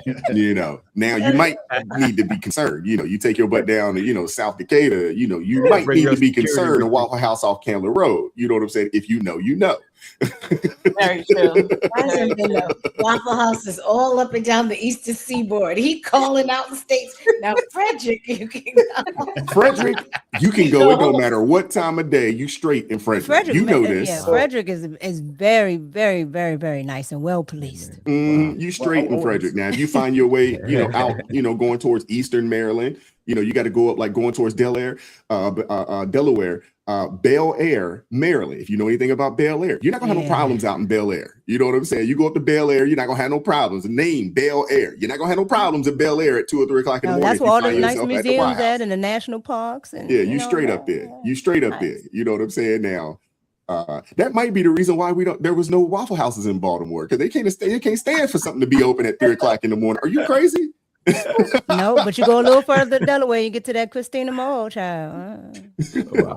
So don't worry, Mika. I know where to shuffle you around to get you to a good Waffle House around here. Well, Mika can go she can go right on up to Frederick, right up 270. You're not gonna have no problems at the Waffle House in Frederick off of 270. You're not gonna have no problems up there. It's good people up that way, wealthy people up that way. Absolutely. Wow. Shout out to Jeff once again. It's not your fault. Allen Recovery Channel, $11 super chat says, I disagree with Celeste. That a silverback female and she was in season, requires large amounts of carbs during the process, avoid at all costs or face their wrath. Jeff, come on, man. What you eating today, Jeff? What you eating today? You drinking something? Jeff on one today. Hey, what's going on? Are you off this week or something? You know what I'm saying? You already, hey, it ain't 12 o'clock yet. You shouldn't be in the liquor cabinet this early now. Come on now. That was a silverback. Shout out to Uncle Darnell with the $2 super chat says the Tangs is gonna get their free sandwiches. That part. Y'all are best, man. Shout out to Mark Herrera coming through. $5 super chat says, I avoid confrontation at all costs. I have too much to lose, and that's what makes things get dangerous. Love like Jesus loves. Yeah, I agree with you. That's the problem. Too many people in Baltimore City ain't got nothing to daggone lose. You know, that is the problem. Yes. Shout out to Alicia C's $5 super chat says, common sense would tell you that if you are getting something for free, you should at least show some humility. That part. Yeah. Who's common sense? Yeah. Who's common sense? Shout out to Uncle Darnell, $5 super chat. Modern low IQ people label you broke when they can't get something off you for free. Ironic, huh? That's the crazy thing. That is the crazy thing. I'm like, wait, you are looking for something for free. Got the nerve to call this man broke. I just don't understand these people, man. Me neither. I don't understand it. I don't understand it. Shout out to Wifey in the building watching the show. She always watches the show. Shout out to Wifey. Says, good morning, everyone on the panel. You guys are doing great. May this behavior never find me. Jesus be the fence. I know that. Miss my cake. That's my baby. Right. That's my baby. That's right, boy. Yeah, she's not here. She's out. She's up in Maryland right now she's handling business up there. So, you know, we are apart. I think this is the longest that we have been apart from each other since we started dating way back when. We've never gone this long. So you know, she missing her man. So I want to say something real quick. So you know, and vice versa. You're absolutely right, Minister Dan. I was looking a little thin. I thought that explains it. Yeah, I ain't had a home cooked meal. You know, wifey ain't home. You know, wife ain't home. I drank fruit smoothies yesterday. That's Spaces. What was you gonna say, Spaces? No, so I just wanted to add you know how words in the dictionary have multiple definitions? That's the case with Black fatigue, right? I learned that Black fatigue originated as Black people being fatigued of how they were being treated by white people. And now it's changed. It gotten a second definition as to the fatigue that we see about people being fatigued of ratchet behavior. How Black people act. Some Black people act. Certain. Well, and that's the part about it, man. It's a small subset, of people. It's not the masses. It's not the majority. It's a small subset. It's unfortunate that small subset got the Obama phones and they put all their business out there on daggone Front Street for everybody to see and critique. That's right. That's the problem. Obama did this. This is Obama's fault. He gave everybody access to a daggone phone. This is Obama's fault, man. You forgot one thing, and it's a small subset, but a large part of the subset is saying nothing against it. It's only a small part of us are actually calling it out, while the rest are keeping their mouths shut. Also part of the problem. True. So true. There are less people speaking out about it than the people that are doing these activities. That's right. So you have 100 people doing these ratchet activities, you'll have 15 speaking against it. Then the other 85 are like, y'all, you 15 shouldn't be saying that. Y'all shouldn't say anything about it. Let them do what they do. Stupid, which is drives me crazy. Shout out to Jeff once again. It's not your fault. Ally Recovery Channel, $11 super chat says, "Wise, check out the video of the young lady who rolled over the counter of Popeyes to steal chicken and then rolled back over it like a trained walrus." Sad. Wow. He's not lying. I saw that. I didn't see that one. What? Oh my goodness. The world. I'm like, y'all got issues. Y'all got issues. Wow. If you can't afford when you say rolled over, are you meaning like rolled over the counter? Yes, like yes. Literally. To get behind the counter to get the chicken and roll back out. You said there's a whole lot out there. Why? You said there's a whole lot of them out there. I'm telling you, clip after clip after clip. I'm telling you, you could probably do a marathon, a 24-hour marathon of these crazy videos, man. I'm sure you could. And never repeat one. Yeah, never have to repeat. Never. It's amazing. Shout out to Mark Herrera coming through. $5 super chat says, "People only hear what they want to hear, especially if it doesn't fit their preferred narrative." Yeah. True. Yeah, you're right about that one. Shout out to It's Not Your Fault, Al-Anon Recovery Channel. My brother Jeff, $11 super chat says, "World Star promotes and incentivizes this behavior. As far as I know, there isn't a Mountain Star or Hick Star." Oh, Jeff, I love you, Jeff. Jeff, There we go again, Jeff. Boy, man. Jeff on it today. Jeff is on it today. Lord have mercy. A Mountain Star or Hick Star. I remember when World Star became, just a phrase where people, something crazy having World Star. Yeah, like, oh, Lord, all these people. Someone in the comments mentioned that you realize you have too much to lose. But nowadays, these people are behaving like that because they don't really have anything to lose. Because number one, they don't have anything, or number two, they're not being held accountable. The law enforcement is not holding them accountable. That's right. You'll have Ben Crump swooping in and Al Sharpton swooping in and BLM swooping in. It's not their fault. It's slavery. It's just slavery. So at this point, they're not concerned. They're not concerned. They're like, we ain't got nothing to lose because we good. Yep, true. Shout out to Uncle Darnell coming through. $5 super chat says their cell phones were probably with the stage belongings, which the unfortunate student was trying to protect. Okay. And Eric Romine coming through, $2 super chat says, "I invited Q's Food for call-in. Bring him up there. Bring him up Thursday." Okay. Q's Food for call-in. Okay. Well, if he calls in, he'll get a chance. He won't. But if he does, we'll give him an opportunity. Shout out to Jack Fierce, $2 super chat says, "Ain't nobody got time for drama and ratchetness." You ain't lying about that one. Amen. I try my best to steer clear of the ratchetness and the drama. And when I see it, I'm like, well, time to go. Time to go. I told you I was at the field day. This was probably about 2-3 weeks ago. One of the young ladies, they ready to get the boxing over a seat. Simple misunderstanding. This lady ready to fight over. I'm like, Lord have mercy. Fortunately, she was with a strong man that kind of grabbed her up and was like, "We're not gonna act like that." And he actually was like, "You know what? We leaving." and he walked her behind up out of there. So I'm like, I appreciate the fact that she was at least with a man that could like get her told, because I was like, oh, where is this going? I told my homeboy, I was like, man, they about to cut up and get the fight, man. I'm about to leave. You know what I'm saying? I just don't, I don't do the ratchetry. I don't. No, you get to acting like that, I'm out of here, man. I don't do it. Oh man. You know, once you start hearing those loud voices, oh yeah, it's time. And that, the loud voices and the clapping. Yes. I'm like, it's time to go. You know.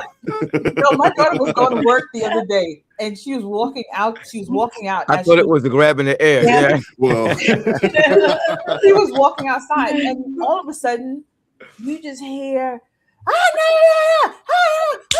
And I was just sitting. I looked at her. She looked at me.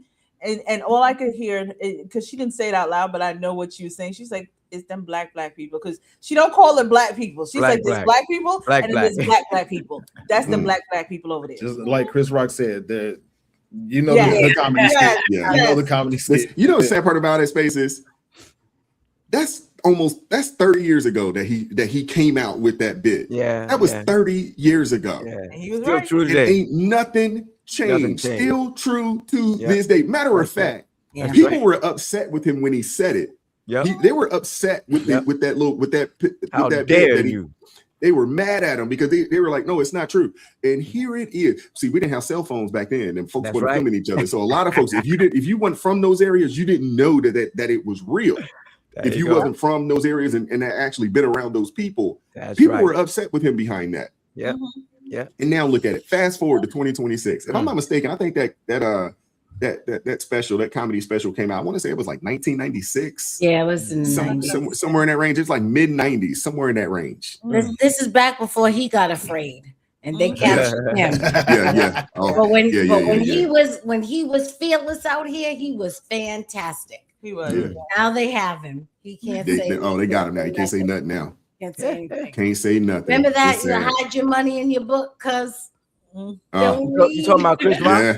Yeah. Yes. He got slapped. He got slapped. That's what happened. He got slapped. Is that it? Yeah, that did happen. That's very sad. Shout out to Uncle Darnell coming through. $5 super chat says the coddling, spoiling, and ignoring of certain insecure people is what has led to this behavior. The Bible says the rod is for the backs of fools. Oh man, come on now. Uncle Darnell always coming through with that scripture. I love it. Always. Sure does say it. He right though. And it does say it. Yes, it does. That's right. It does say it. You know. Well, more than one place. In a multitude of places. Absolutely. Right. Well, typically, when a word gives you something, it typically is good. You're going to be able to find it in at minimum 3 separate places within the book. In 3 separate places. Just to make sure. And I think God, because we so stupid that he like, hey, y'all didn't get it the first time. Let me show y'all 2, 3 other times. Yeah. Make sure because he knows it's like, man, these are some simple people. These are some simple beings down here. So hey, they didn't believe it this time here. Okay, let me show you a couple more places. Out of the mouth of 2 or 3 witnesses, every word shall be established. Amen. Absolutely. All right, hit the like button, folks, man. We do appreciate the super chats and the super stickers. We do appreciate you guys. Thank you guys so much for supporting us. Let's get into this Nolan Wells clip here. I want to play this for you guys, and I want to get your thoughts on this. Mika, we'll give you the first word when we come back. We hope that the family of Nolan Wells get the answers and the justice that they deserve. And I say that to say this. No one knows what truly happened. There is nothing that come out that points to what the cause of death was. I mean, sure, we all have questions. Like myself, why?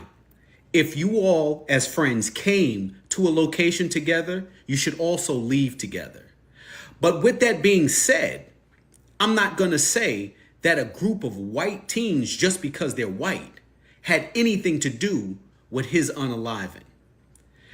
Those same people that are accusing those friends just because of the color of their skin of wrongdoing are the same people that said that Carmelo Anthony was innocent, even though there was a whole trial and a conviction that said that he wasn't.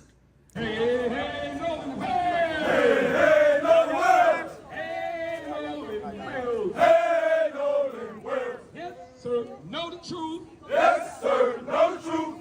They can't lie to you. They can't lie to you. Hey, Nolan Wells. Hey, Nolan Wells. Hey, Nolan Wells. Hey, Nolan Wells. We're not bringing in race, but we're not discounting race either. He was one black with 3 young white men. Does not make sense. But then I'm telling you, don't rush to judgment saying it was not racism, because we don't know what it is.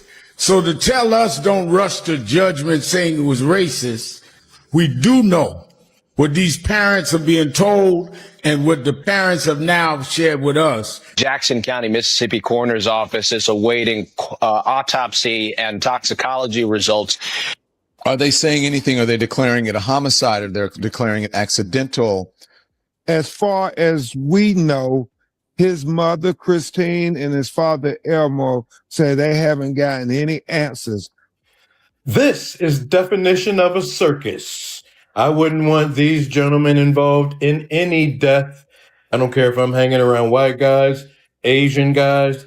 I don't want these dudes involved. It's nothing but a circus. Now I know it has nothing to do with race. I told you Al Sharpton and Ben Crumskull was. They're going to go around 50 states and nitpick cases that they can put a spin on and use to create more racial tension. They're race baiters. This is what they do. They're race hustlers. Autopsies done on black children in America with foul play is presumed to be involved is exactly how this country look at black Americans. I'm not listening to no dude with a pink do-rag on That his part. head. Not one dude with a pink do-rag. No, on his head. I'm Tamu just Saucy putting that out there. Santana. I Exactly. cannot believe all these white tea people keep telling us to stop making this about race. Bitch, this happened in Mississippi.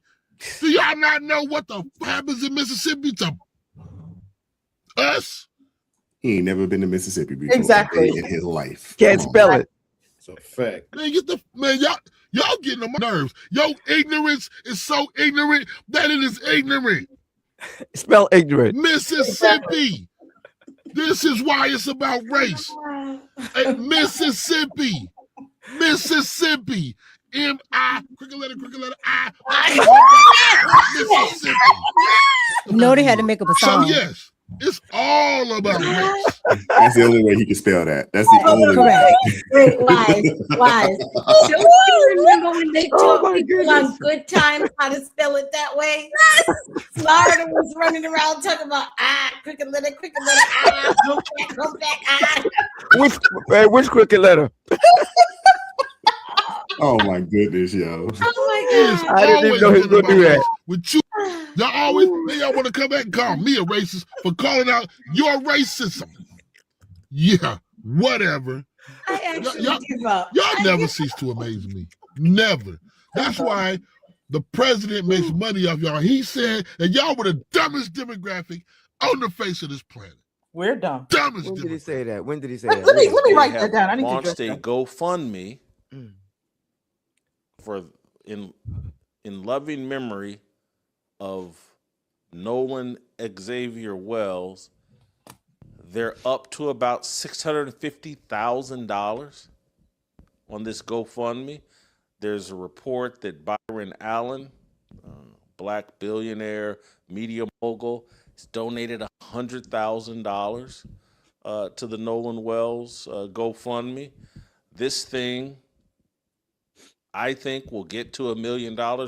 They got a goal of 750, but they just keep raising the goal every time they reach it, and it gets higher. You know, it may have started out at like $50,000, but now they're all the way up to the goal is $750,000, and I would suspect by the end of the day they'll have a goal of $850,000 because they'll surpass the $700,000 mark or whatever. It's troubling. Is what the only thing I can call this is troubling, that they're following in a pattern that we saw from Carmelo Anthony's family. My black child has died, and I'm owed reparations. I'm owed some sort of financial settlement because my black child died in proximity to a white person. and I get to launch a charity off of this tragedy, and that money will help soothe the pain of the loss of my child. And I get the pretense of the argument would be, well, I've got to have money to buy the kind of justice that I want for my child. I guess the argument would be that Mississippi is so racist that if I don't have money to spread around, I can't get Mississippi, law enforcement in Mississippi, to pursue the truth. But there's also the other argument that some people could make is if I don't have money, I can't manipulate the truth. I can't produce the truth that I want. And so let me start a GoFundMe. Maybe I'll use some of it to improve my life. Maybe I'll use some of it to make sure I get an autopsy report that backs up my contention, or an autopsy report that tells the truth, a toxicology report that tells the truth or supports my narrative. But this seems like the way that we're headed, and I'm pointing to Carmelo Anthony as like he laid the blueprint, but maybe I should point even further back, that this has been the point of the entire Black Lives Matter movement from the get-go. Whitlock's on point. I know a lot of folks don't like him. I mean, they probably feel the same way about us as, they feel about him, but he ain't wrong here. And here it is. These folks have raised upwards to $700,000. That number is getting closer and closer to $700,000. Byron Allen. He did donate $100,000. I went to the GoFundMe myself. It is there. He donated $100,000, to this. And what's really sad is that over the 4th of July, there was a multitude of Black people that were unalived. Crickets. Juneteenth, same thing. Memorial Day, same thing. No money raised for any of these people, but because they think that there is a racial element here, all of a sudden we're marching, protesting, things of that nature. I will say this about the Hebrew Israelites. I do appreciate seeing the brothers get together and unify in a somewhat positive way, even though, how we feel, about what they believe, so forth and so on. They do show themselves, as unified and strong. So I can appreciate that, but they're off here. Amen. And where's the work being done in all of these other communities around the country that actually need the help and need the assistance? Where are the GoFundMes for those young people that lost their lives a couple of weeks back? Where are those at? No march. Before I let you guys speak, I want to play this clip because there's this young lady. Her name is Delisa Ballinger. I talked about her earlier this week, I think earlier this week on the channel. She lost her job, out in Memphis for, supporting Trump. She was a journalist. She worked for some, Black publication out there in Memphis, and she lost her job, for, coming out and supporting Trump's, efforts out in Memphis to help clean up the city. And they fired her behind it, which is ridiculous. She probably has a lawsuit, to be honest with you. If she hadn't already got something kicked off, I would assume that she could win that. But I want to play this clip that she threw out there a couple of days back of a young lady who had her life taken by none other than her own parents. And you see nothing from these people, crickets from these people. I want to play this, and then, from there, we'll get you in there.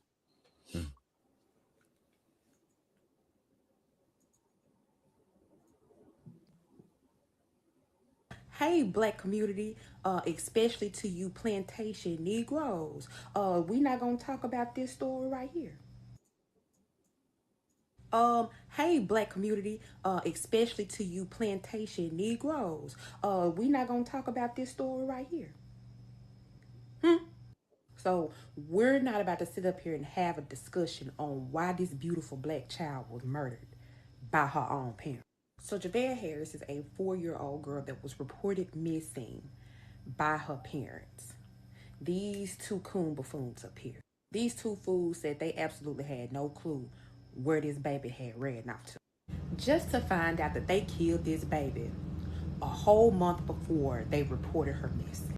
Oh, but the story gets absolutely worse. Deliberate efforts were made to destroy and conceal evidence following Javea's death.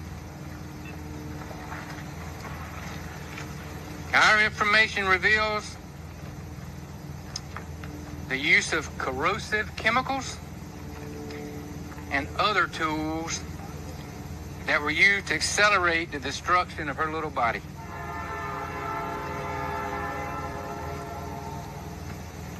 After this was completed, these two individuals poured what remains were left of Javea into the Cedar Creek Reservoir. These subjects went through great lengths to cover their repulsive and revolting actions. See, they had been abusing this baby way before they killed her. And even prior to her being killed, the neighbors said they hadn't even seen her in months. And then the mama got the audacity to be pregnant again. She just had a baby. But again, my people, where is the outrage for this child? Nobody's marching the streets. Nobody is talking about how these black parents are set up here and killed this baby. You want to know why? Because there's nobody white involved. Now, if somebody white did anything remotely to this child, we'd probably hear about it. See, the race baiters are not going to chomp on this. See, black community, it's bad enough that we're losing each other, you know, by the hands of all these teenagers and just us just doing stuff to us daily. But where do we draw the line? Our kids. Y'all are legit killing the kids. And no one bats an eyelash. No one is batting an eyelash, going into an outrage or going into any kind of hysterics at the poor life of this child right here. I need y'all to give the same energy that y'all do to the race baiting when y'all being racist and want to hate white people. I want y'all to give that same energy to these plantation Negroes that are out here killing these babies. Like, does her life matter in any kind of way for anybody to say anything? Or it's just the fact that, again, nobody's white involved, that you don't feel that you need to voice your opinion to the black community about this?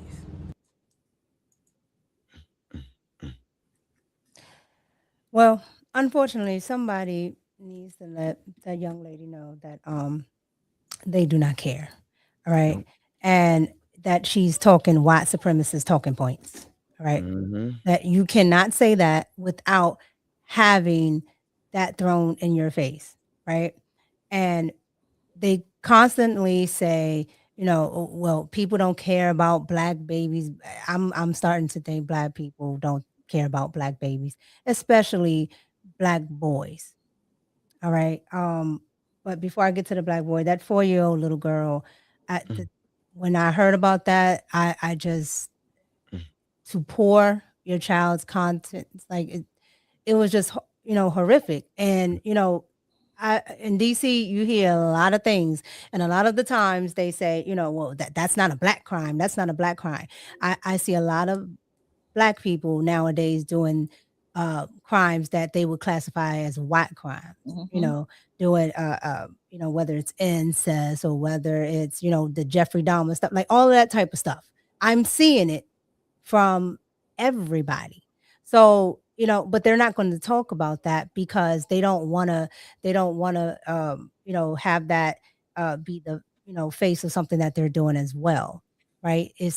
You need the victimhood, you need the victim mentality to actually survive, because outside of that, people will start to call you on your stuff and make you accountable like everybody else has to be in this country and in this world. But when we get to Nolan, as I said on my live, I absolutely understand as a parent wanting to know everything, but hiring Ben Crump and hiring Al Sharpton only tells me that you have foregone all the facts. You don't care about the facts, because it's going to be now a case inundated with all feelings, because Ben Crump got his bald head up there and decided to talk about well, this is what he said. He said, give me my freaking phone.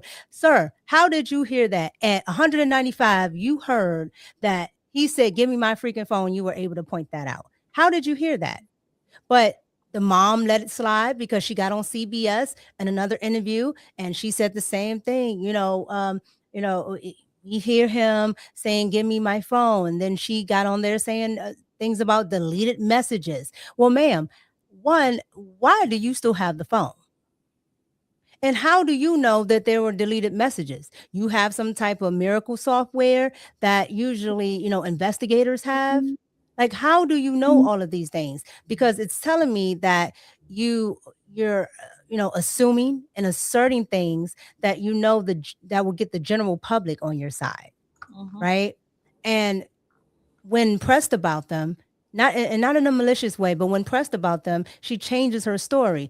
That to me takes away your credibility as the mom and the parents, right? Because now you're doing the same thing that Ben Crump is doing. But to me, Black boys are unfortunately more valuable dead than alive. Because you can get insurance money off of them, you can get Social Security, you can get these GoFundMes, and everybody will memorialize them. But in life, nobody cares about them. Nobody cares that much, if at all. So that's why Ben Crump and all of them jump on these types of waves, because they understand it. They didn't jump on Carmelo Anthony; he's still alive. So there's that.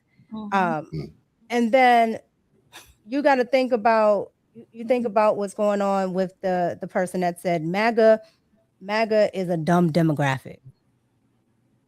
MAGA is a dumb demographic, but yet you have a group of people that don't understand per capita. You have a group of people that don't understand that 13% of the population does most of the crimes. How is that possible? And that's because they're not concerned about the community, if there is one. They're not concerned about the actual culture that's perpetuating these type of things.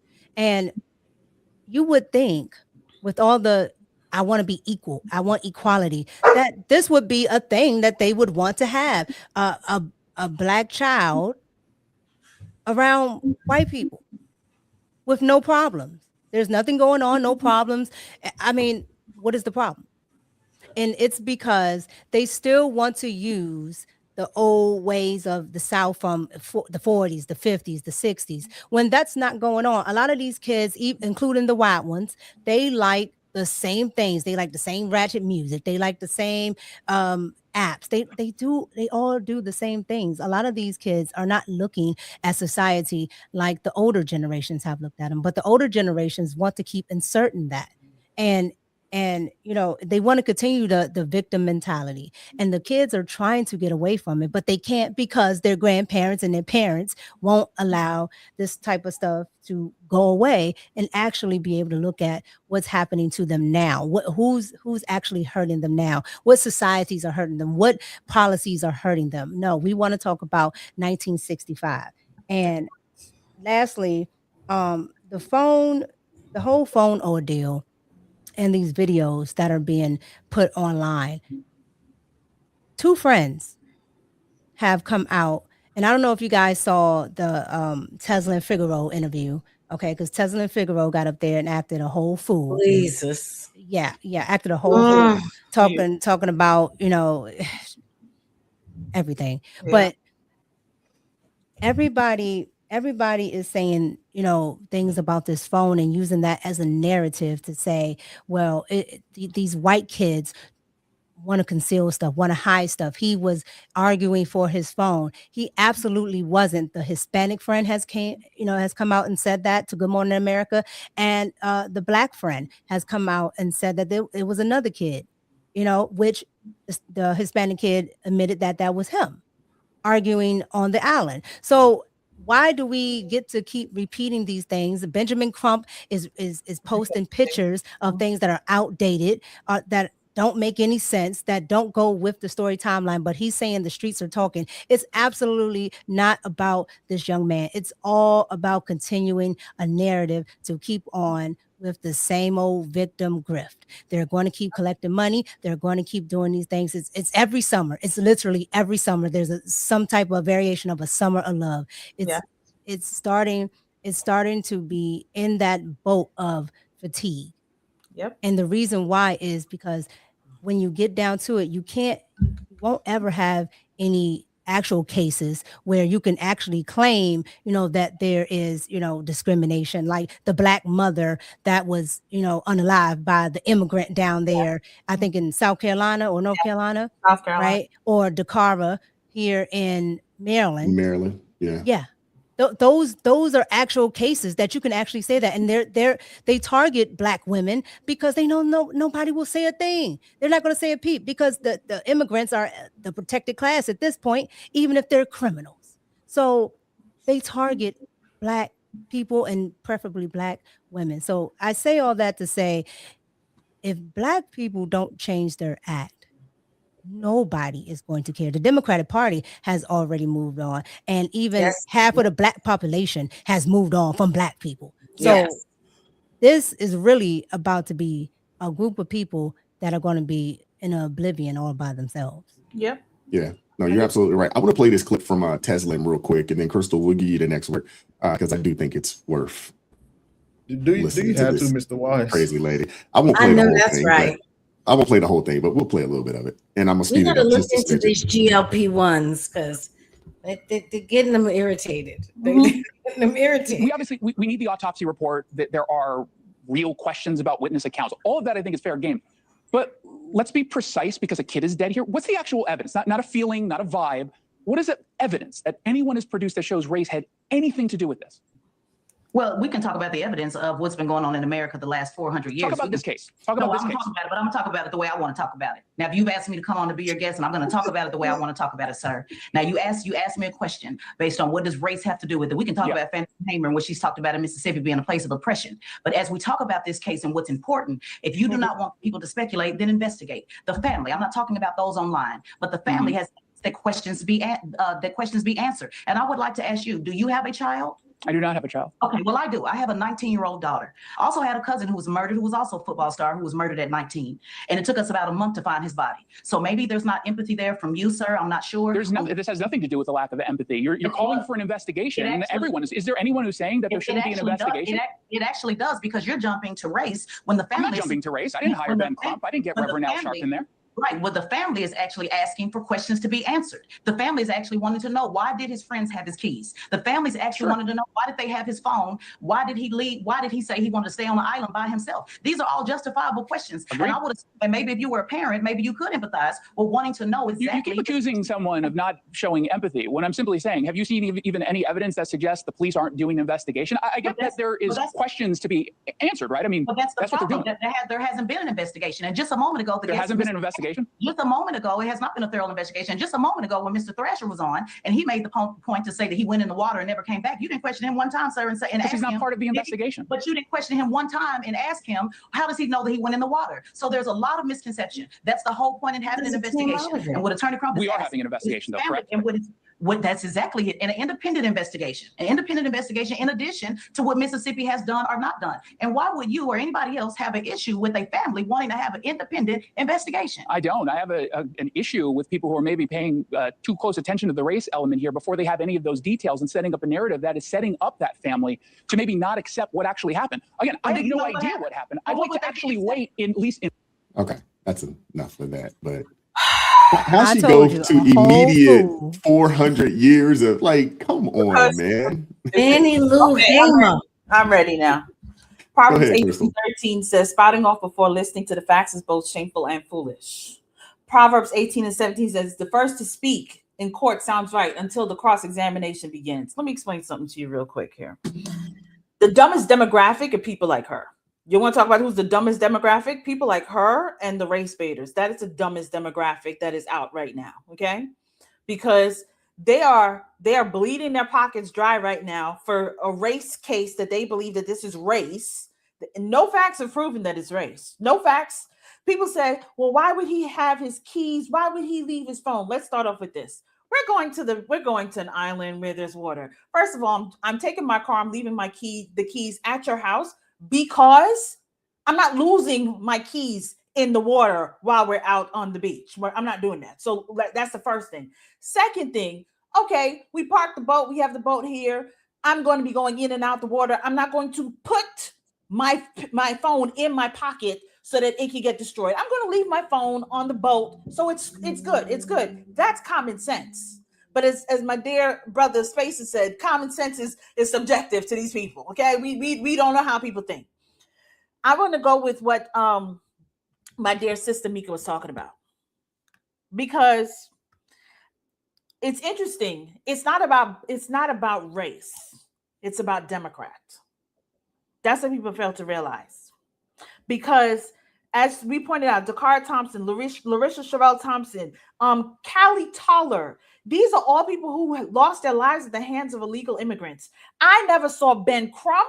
I never saw Al Sharpton. I never saw Tyler Perry. I never saw Spike Lee. I never saw Colin Kaepernick. I never saw Byron Allen. Not one of them put money to any of these families for any of these losses. They ain't put money towards this little girl who parents just took her life. They ain't paid to bury that little girl. They ain't paid to do nothing to help with that family. Not the parents, the people who have taken over the newborn baby that they had to remove from that crazy family. They ain't do that. They ain't do that now, because it's not about Black people. And at this point, y'all should realize that it's about Democrat. It's about the Democrat talking point. That's what this is all about.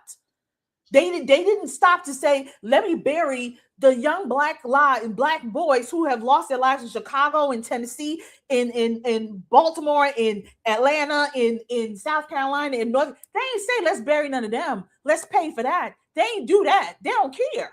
The only time they care is if they could throw in a race narrative. The fact that these young boys in Mississippi, lives are being threatened. Honestly, Al Sharpton, Ben Crump, and the rest of them should be held responsible, because these teenagers, these young people's lives, his friends' lives are being threatened because of y'all, because of all of you. People should not have to go through that. But because y'all like to throw in a race element every single time, y'all have zero facts yet. There's an investigation, as Brother Wise said last Friday. Do you know what it's like to do an investigation? And now they got to do an investigation on beach and water and sand and all that. Do you know how much time that's going to take? That ain't like a 5-minute turnover. I feel bad for the parents. Yes, it is sad when you listen. My condolences go out to them. But why did you have to play the race card? I'm going to keep it 100. Why did you have to play the race card? Because you did play the race card. You decided to bring in the biggest grifters of them all to show up to speak on your behalf. You couldn't speak on your behalf? Something wrong with your mouth? You now you have the crazy Hebrew Israelites now banding together to defend this foolishness, and y'all have no idea what's going on? This is the problem. This is why people won't take anybody seriously, because of people, when y'all bring in these ridiculous race grifters, for what? Nothing has even been decided. Y'all are concerned about this. Well, he was the only Black boy around these white friends. Clearly, he was comfortable around them, because Black people, y'all saying blackity black folks, didn't want no parts of him. Let's just be real. We're going to keep it 100. That type of Black boy was not accepted by a whole bunch of Black people, the typical blackity blacks. That is why he was comfortable around his white friends. But y'all want to sit down there and bring in race. Y'all want to bring in race always. As Mika just said, and I 100% agree, this is not the 1940s. This ain't the 1930s. Y'all love to talk about race when it's convenient to y'all, because I hear none of y'all talking about the race of the slavery that's taking place, because Tesla want to get up and talk about slavery. There's slavery happening right now. Why aren't you talking about that, Tesla? There's slavery currently happening. There are Black people in slavery currently right now in your motherland that you love to talk about so much, in the motherland. Why aren't you speaking about that? Why aren't you speaking about that, Ben? None of y'all got nothing to say, but y'all only want to create that narrative about white as that crazy M-I, crooked letter I guy, want to jump up and talk about this is Trump and MAGA and this president, so on and so forth. No, y'all are the problem. Y'all are the problem. At this point, I am sick of y'all. And when you have people like Jennifer Lewis jumping up there and crying about the death of our Black babies, but then you in the same breath are celebrating your unsubscribing of life in your womb, None of y'all should speak. The amount of lives that y'all have taken, millions, y'all have nothing to say. Y'all should speak. Y'all should have no words to say because y'all have unsubscribed a lot of lies from your wombs. But the only time y'all care about it is if you can somehow or the other throw a race thing in it. And the only race, to be honest, is white. Because y'all had no problem with the illegal immigrants taking the lives of different Black lives. Y'all didn't care when the illegal immigrants were taking it. Y'all only care if y'all can attach white to it. And that is why no one takes y'all seriously. And y'all will continue to look like fools.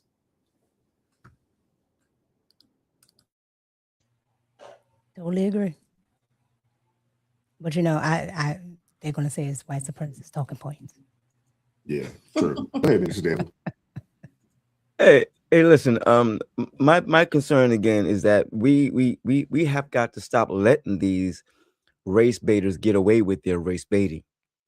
The points that you made about their silence about all of those Black people getting killed during the holiday is a major point.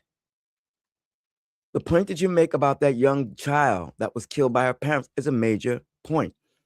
There's a multitude of Blacks killing Blacks, and we need to hold them race baiters accountable for every time they don't say something about these things. This would embarrass them. Can you imagine every time they call a press conference to talk about somebody they trying to pump, and we say, listen, what about all, and start calling out the names. What about all these Black kids that got killed that you said nothing about? Why? What are they more valuable than the ones that got killed by other Blacks? We have to start holding these race hustlers accountable for their shenanigans. If we did our job efficiently, they'd be embarrassed to do what they're doing.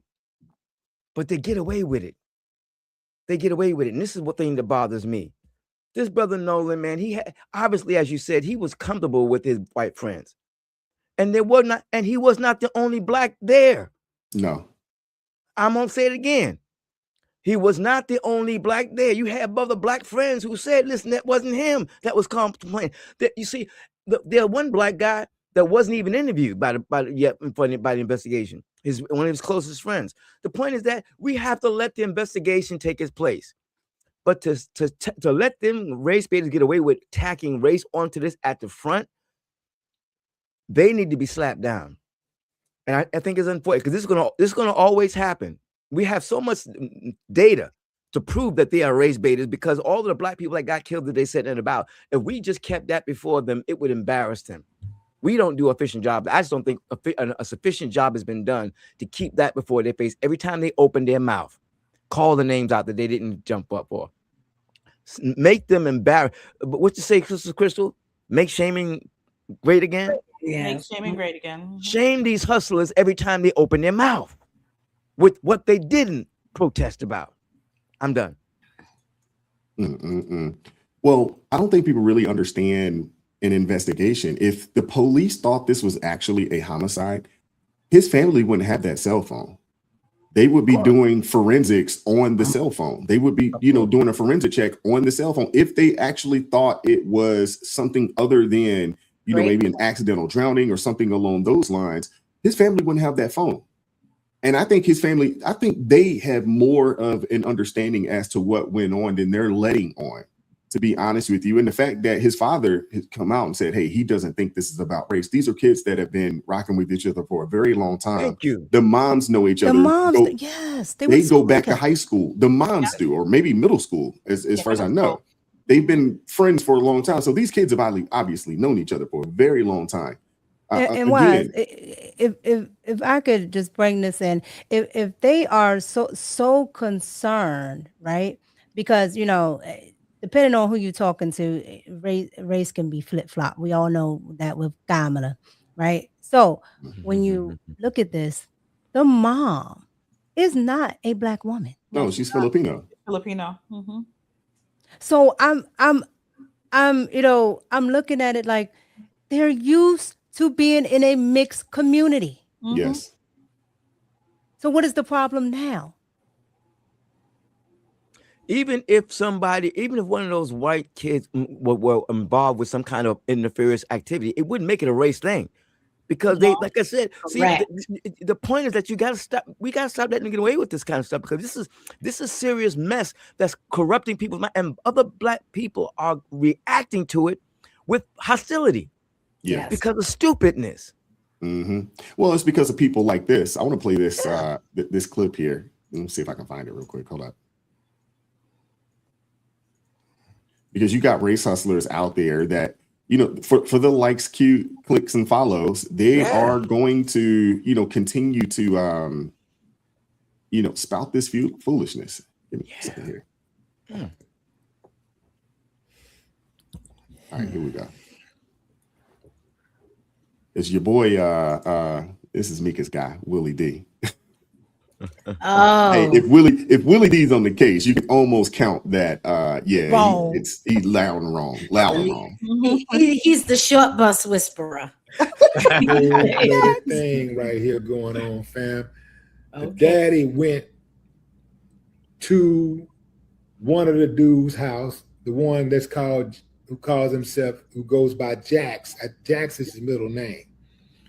He went to Jack's house, and Jax opened the door and says, he asked for his keys because his keys, Nolan's car was in his driveway. So Dad goes to the house, asks for the keys, and he say he don't have the keys.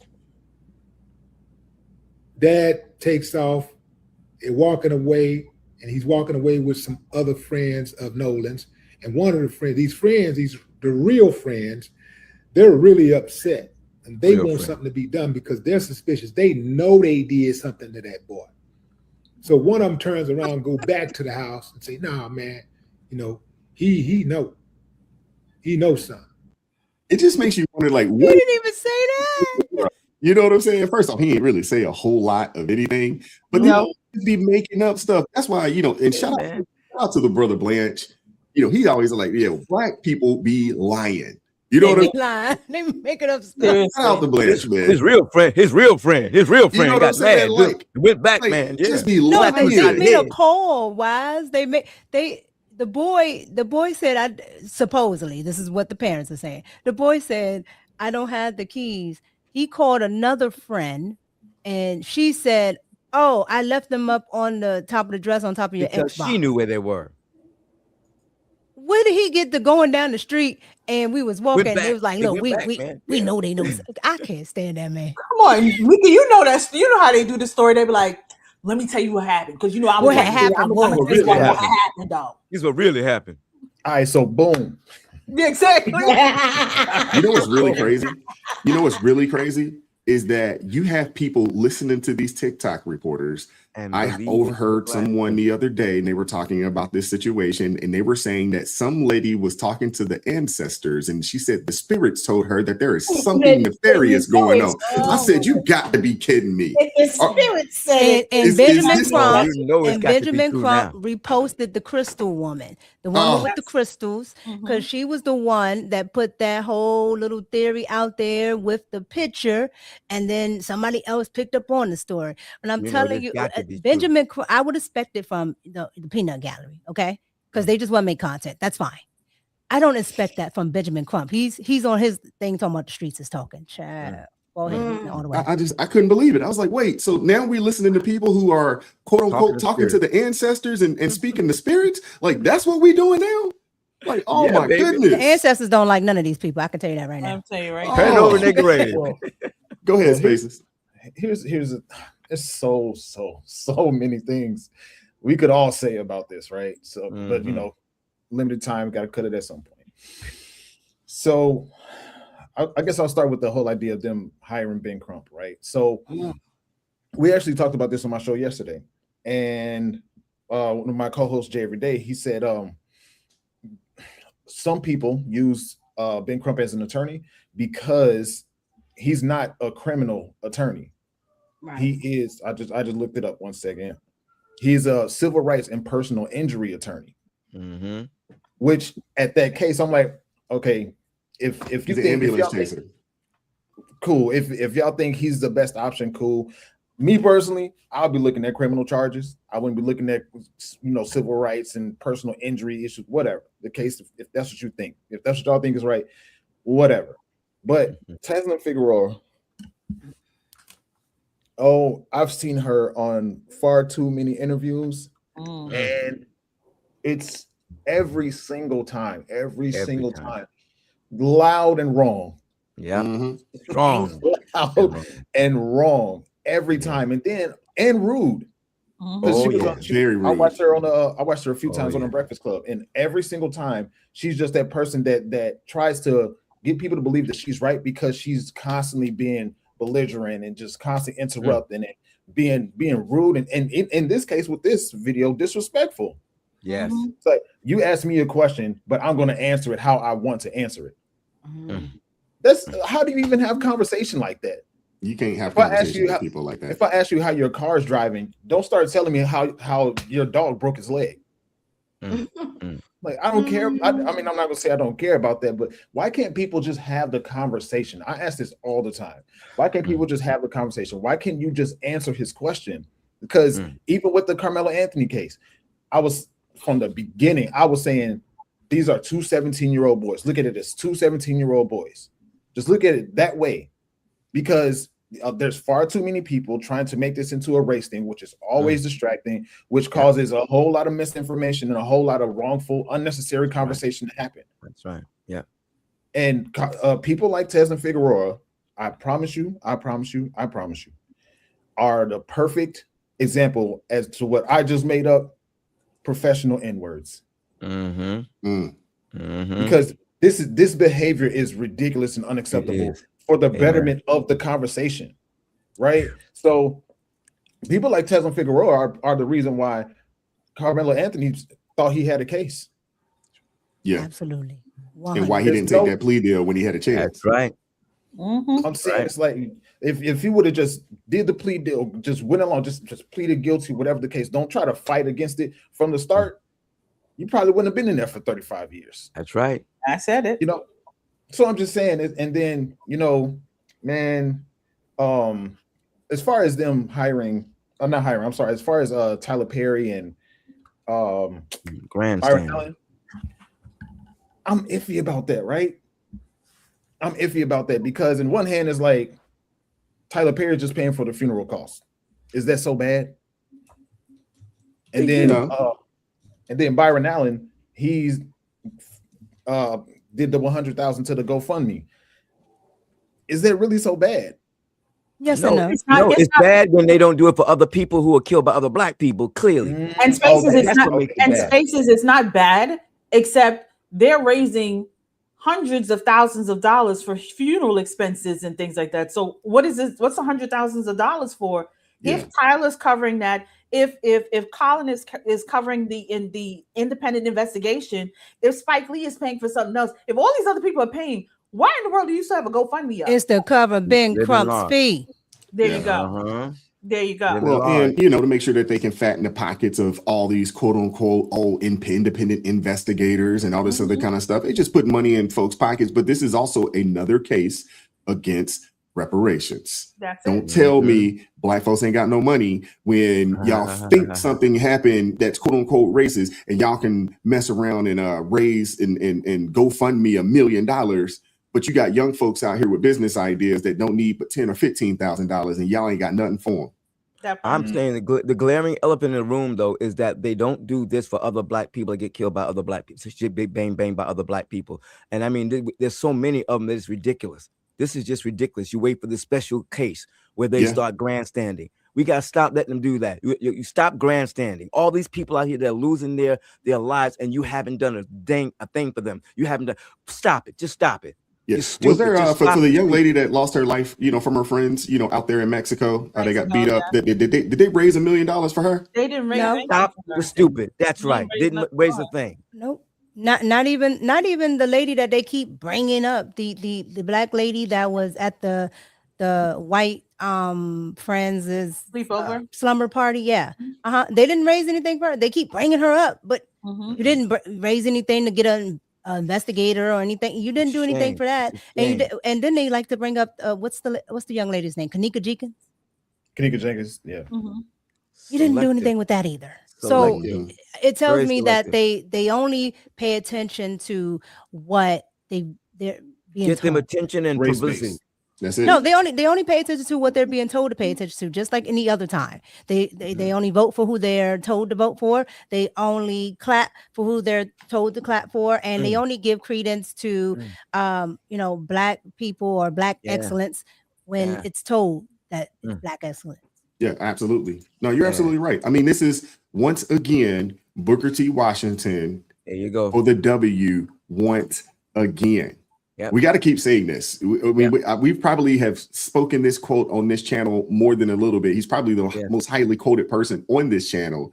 But Booker T. Washington, he said it. There is another class of colored people who make a business of keeping the troubles, the wrongs, and the hardships of the Negro race before the public, having learned that they are able to make a living out of their troubles. They have grown into the settled habit of advertising their wrongs, partly because they want sympathy and partly because it pays. Some of these people do not want the Negro to lose his grievances because they do not want to lose their jobs. Here you go. Booker T. Washington for the W once again. Always on top of it. So you guys are saying that the issue with these financial contributions is in the fact that it's essentially racially motivated. It is racially motivated because they only do it. Look, we had Caleb. They talk about, well, they doing all these think pieces of, you shouldn't have your kids around white people and so on and so forth. As we said, we have Kanika, we have Shanquella, we have Caleb, we have all these Black people that are killed by, that lost their lives at the hands of other Black people. None of these people showed up. No GoFundMe. Their GoFundMes, as far as like Shanquella and investigations and all, they didn't do all that. So the only time they tap into the money, and I won't say everybody, because Tyler Perry has paid for funerals here in Atlanta for the Black children who lost their lives at the hands of other Black children. Not all, but he has done for some. But when you see they're only motivated spaces to either give money, check the GoFundMes of Carmelo, check this GoFundMe. There are other Black people who, I forgot, there was a case. Oh my gosh, I'll try and find it, where there was a Black child that lost their life to another Black child, and they had up a GoFundMe, and it didn't even make $1,000. It didn't even make $1,000. And I have to find it back because I had that in here, and I was just like, how is it that y'all can raise money like crazy if there's a quote unquote race white element, but when it's Black on Black, y'all don't care. Y'all not even putting that was and dare they not say clarify that. They're not say if you go out with so you go out with white kids and you don't come back, this is why you shouldn't do it. So you guys are telling me that I should never go anywhere with a bunch of Black women because I'm more than likely to get beaten in a room and left there. Exactly. So the point is that they're selective. They're racially white selective. It's very selectivity. They don't do this all the time when they should. It's not a consistent thing with them, and that's the problem. And it should be put in their face, kept in their faces. Absolutely. Celeste, we'll give you the last word on this, and we're gonna keep it moving. Well, I think you got to look at the anatomy of the grift, because the grift has two parts. So the first part, as Wise you just pointed to, was spoken to by Booker T. Washington, and expertly, we might add, managed by Ben Crump. Ben Crump does not sue people, he sues municipalities. Right. What he is looking for is someone in an official capacity to have made any mistake at all for which the state or the local government is liable, because that's where the money is. And Ben brings down the money. You don't get him. He doesn't go anywhere where he knows there's not a boatload of money that he's going to be able to get. To Teslin Figueroa, just want to help her when she said, how did we know that he was in the water? We know he was in the water because that's what he came out of. So it's very clear. No. This is not a mystery about how did we know he got in the water. They literally said his body washed up on the shore. That's right, because it came out of the water. So it had to go in. That's just, you so busy and so angry and so bulldoggy, ready to fight. I mean, you're making stupid mistakes that you don't have to make. So the first part of the anatomy of the grift is the money. It's those people who can see that if we can, it doesn't have to be real. We saw Al Sharpton came to national attention on a race hoax called Tawana Brawley. That's right. All right. So Never it have to doesn't apologize. have to be real, but if they can create the perception long enough that they can put pressure on these municipalities, oftentimes Crump and those folk get their money before any trial ever comes through or any investigation is ever done. They get the city to settle. They don't care what happens. Often that's the ideal situation for him is he's going to go in and go, you need to settle with us now because we got a bunch of people standing outside ready to burn this city down. And if they don't, if we can't walk out there and tell them something, good luck to all of y'all. Make sure nobody all vacations are canceled. That's that Jesse Jackson civil rights playbook. Yes, it's the same. So that's the first part. The second part is this, and this is the sad part. It is a manipulation of the inferiority of who I believe of liberal Black people. I think this is what this does.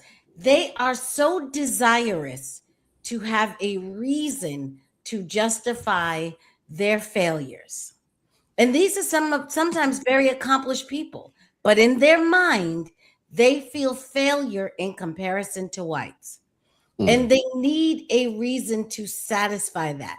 So they roam the earth, like God talk about demons, roam the earth looking for places and spaces where they can say, see, and that's why we're not doing well. See, that's why we're not doing well, which is why there's always a rush to racial judgment. Because if it is, this is why you will always have the Jussie Smolletts. This is why nobody is ever telling Al Sharpton. In fact, he failed up. They rewarded Al Sharpton for his race grift. Right. They rewarded him for it. Every This time. is why there'll be more of those people who will try to what's his name? LeBron James and hung nooses and wrote racial epithets on his garage, but somehow painted over by the time the police got there. It's always some reason to say, see how attacked I'm being, see how they don't like me. And it's a projection. It is not that you don't like, it's that they don't like you. And some of them may not, but it's that you don't like yourself. And what you think about yourself is what you are projecting often onto these other people. The reason you want so badly for one of these white friends to have done something sinister to Nolan is to hide the unalivings that you are doing every summer weekend to each other, and you're ashamed and embarrassed, and you want this national spotlight on this so that the light is taken off you. This is the type of projection and inferiority that we are dealing with. And the people like the Als and the Ben Crump know this.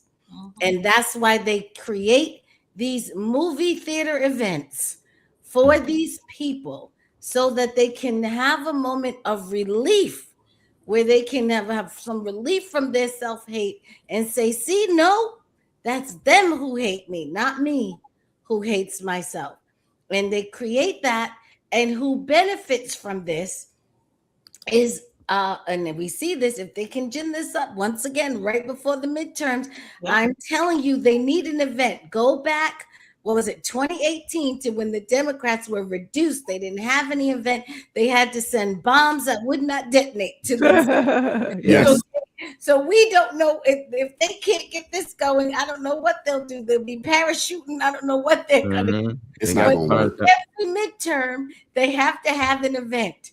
So They're gonna milk it. Yeah. Yep. This is they're attempting to milk it, but when the investigation is complete and it comes out that this young man, was intoxicated and either fell off the boat or got hit by a rotor or something, on the boat, and they find out that there was nothing nefarious. This was an accidental drowning that happens every All the year, time. multiple times a Yes. year, when you got young people, boats, and water. We talked That's about right. it last week, Lake And Lanier, alcohol and and it drugs. happens, and alcohol, you know, and well, That's intoxication, alcohol, drugs, and all those things that go along with young people, boats, That's right. and water. Yep. And then you throw in the drugs, and Always. they've already been discussed that there's drugs Yep. involved and there's alcohol friend involved at said these parties. Yep. When it comes out, and they will move on to whatever the next thing is that they can hang their hat on and grifting for the grifters to, you know, get their likes, clicks, and bottles. You know what I'm saying? And on nobody's TikTok. getting their money back.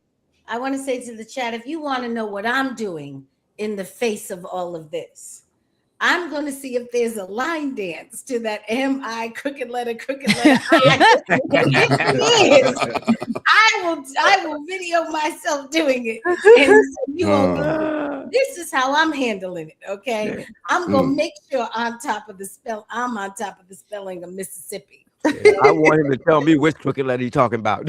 I just look at one thing. Anybody who thinks critically, right? They get accused of either not caring about, you know, the parents, just like that, you know, Teslin did to that man that was talking. And she tried to demean him by saying, "Are you a parent?" Well, since when does being having to be adjacent to something ever matter to them, right? Because just because you're not a parent, she said, well, you don't have empathy for it, because that's the meaning of empathy. I am not the same, so I have empathy. Sympathy is when it's the same. So I they use words that they don't understand. They say things to make other people feel bad about asking plausible questions that can help, and questions that come out of their mouths. Like the mother said questionable things. So even the liberal reporters kind of had to push back on it. Well, how do you know that's his voice? Like, how are you knowing this? How do you know that things are deleted? These are just, you know, regular everyday questions that somebody that, you know, has some type of brain would ask. But when you ask these things, you are, oh, well, you don't care about the parents and you don't care about their feelings. No, I absolutely do. That's why I want to get down to what actually happened. But they don't allow that to happen by saying things are racist, by saying these are white supremacist talking points. And then you get so fed up that you just, you know, you put your hands up and say, forget about it. And they are allowed to keep on doing this. So it's just like Minister Danzel said, you have to stop allowing this. And that's why, you know, at least on my channel, when those type of people come up, I say, okay, I'm all of that. What did I say wrong though? What did I absolutely say wrong? You don't ever want to talk, you know, I don't argue their point. They can't I never argue that point. Thank you. Amen. And it's interesting. I don't see them rushing out to places like what happened yesterday in East St. Louis, Illinois. Entire family was unalived by 2 Black teenagers. But they ain't got nothing to say. I don't see them saying, let's go cover their funeral cross. Crickets. That doesn't fit the narrative. Well, they won't make them any money. No. But, hey, let's read some super chats and we're going to keep it moving. Shout out to Steven. We got a lot to get through, so give me a second to do that. Steven coming through, $2 super chat says, Chris Rock, how not to get beat up by the police. Yeah, that was a good skit right there. Steve Edmister, $2 super chat says, remember Jesus called us sheep. Yeah. Shout out to Chavis Greenert, $5 super chat says, Al Sharpton and Ben Crump shaking my head. Might as well get Dr. Bryant, Jamal, not the fake degree one, to assemble the Boule Avengers. Throw Dr. Richie in there too. Oh yeah, you can throw. You know, like he's the fake one too. I thought that, you know, hey. Shout out to Monica Bills coming through, $5 super chat said he used the song and still missed a whole syllable. Shaking my head. Shout out to M. Wilker coming through, $10 super chat says in the South we spelled Mississippi as M-I crooked letter I humpback I. He didn't mention the humpback. My daddy taught me that early, and he was from the hills of Virginia. I appreciate you all. Thank you. Appreciate that. Shout out to It's Big Bear, $5 super chat says, FYI, if there was a Christian Twitter X, please check your emails. Would be trending. Love the stream, fam. Keep speaking truth, man. Appreciate that. Yeah. Shout out to Jeff coming through. It's not your fault. Al-Anon Recovery Channel, $11 super chat says, and we don't know it wasn't a shark attack either, or an alien abduction gone wrong, or Jack the Ripper. Al Sharpton, go take your Ozempic and shut up.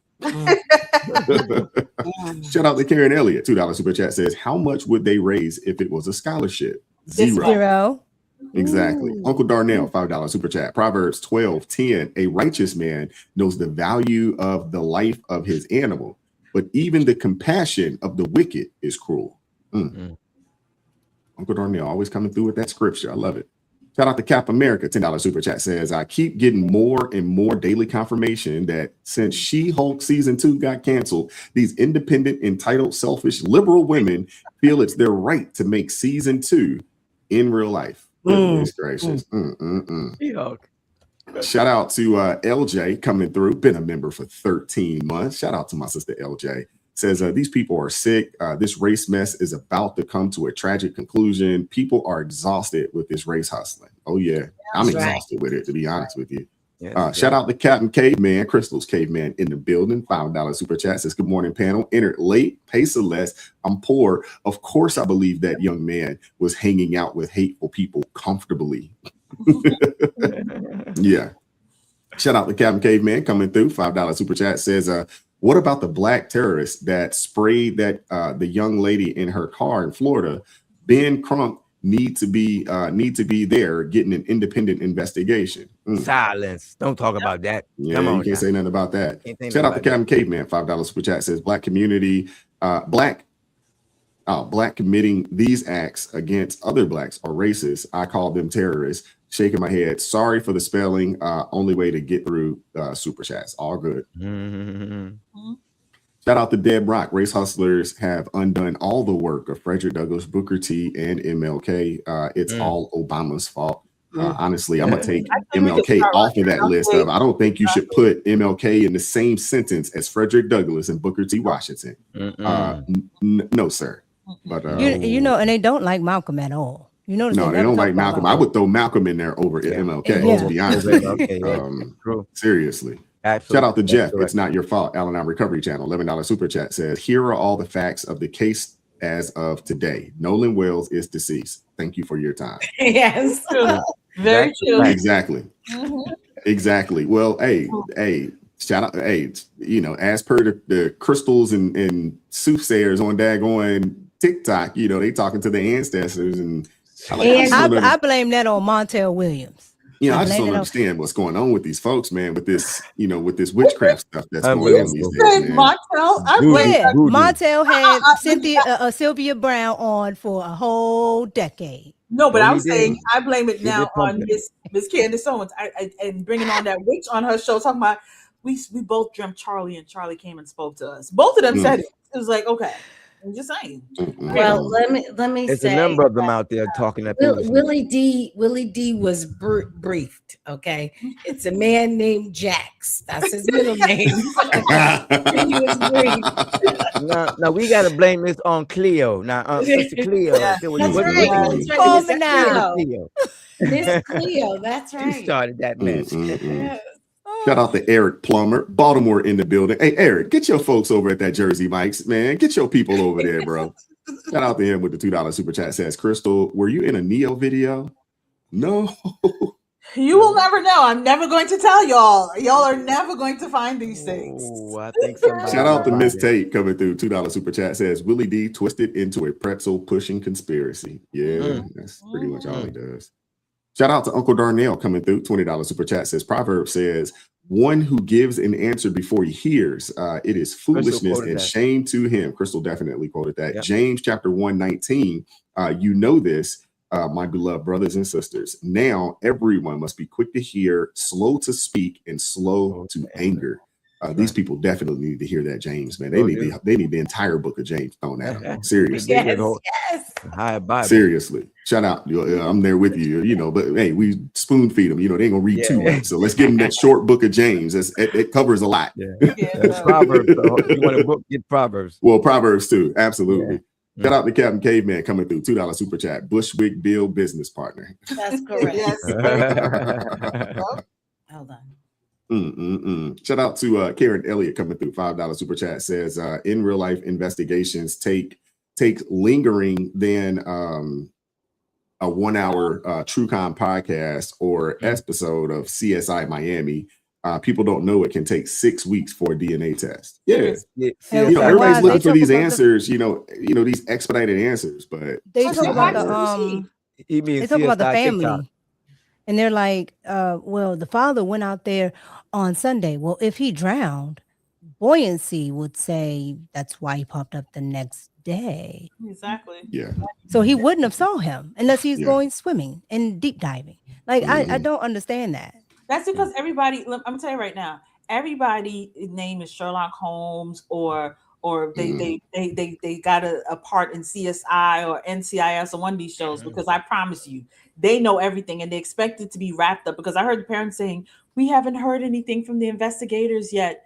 It just started. What do you want? But they know that. And then for the regular public, it's too much Law and Order SVU. Exactly. They heard from Johnny Cochran, y'all. They heard from Johnny Cochran. They conjured him up. They did that. They conjured up Johnny Cochran, got some answers.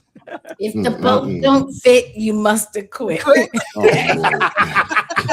Y'all terrible, man.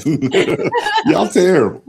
Shout out to Jeff. It's not your fault. Allen Recovery Channel. $11 super chat. So let's try this. Find a video of when Al, not so Sharpton, held a presser protesting the unaliving of a young black man at the hands of another young black man.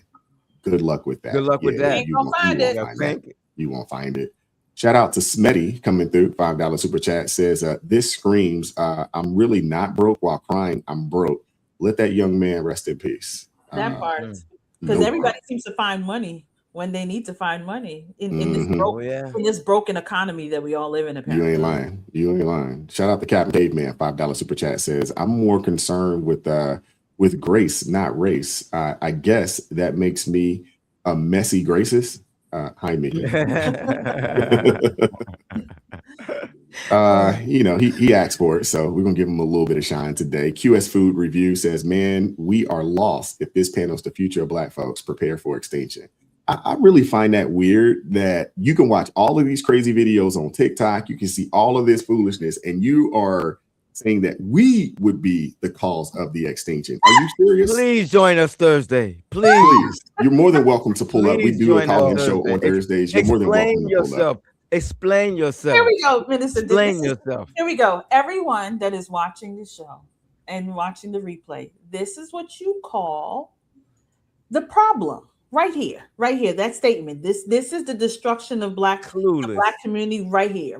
That statement. I want y'all to read it and embrace it, because common sense black people, we're the problem, not the people that is destroying the black community along with the race grifters. And not only destroying it, but actually highlighting it, and showcasing it on a day-to-day basis. Well, I will say this. We are preparing for extinction. We are aware of that. But the threat to the black community in an existential sense is that program that was instituted in 1973 and this pew-pewing all summer weekends. If we have a fighting chance if we got a handle on both those things. So thank you for pointing that out. You are They're right. definitely not going to get a handle on that program, because that program suggests that the 13% will probably be 4 in the next 10 or so years.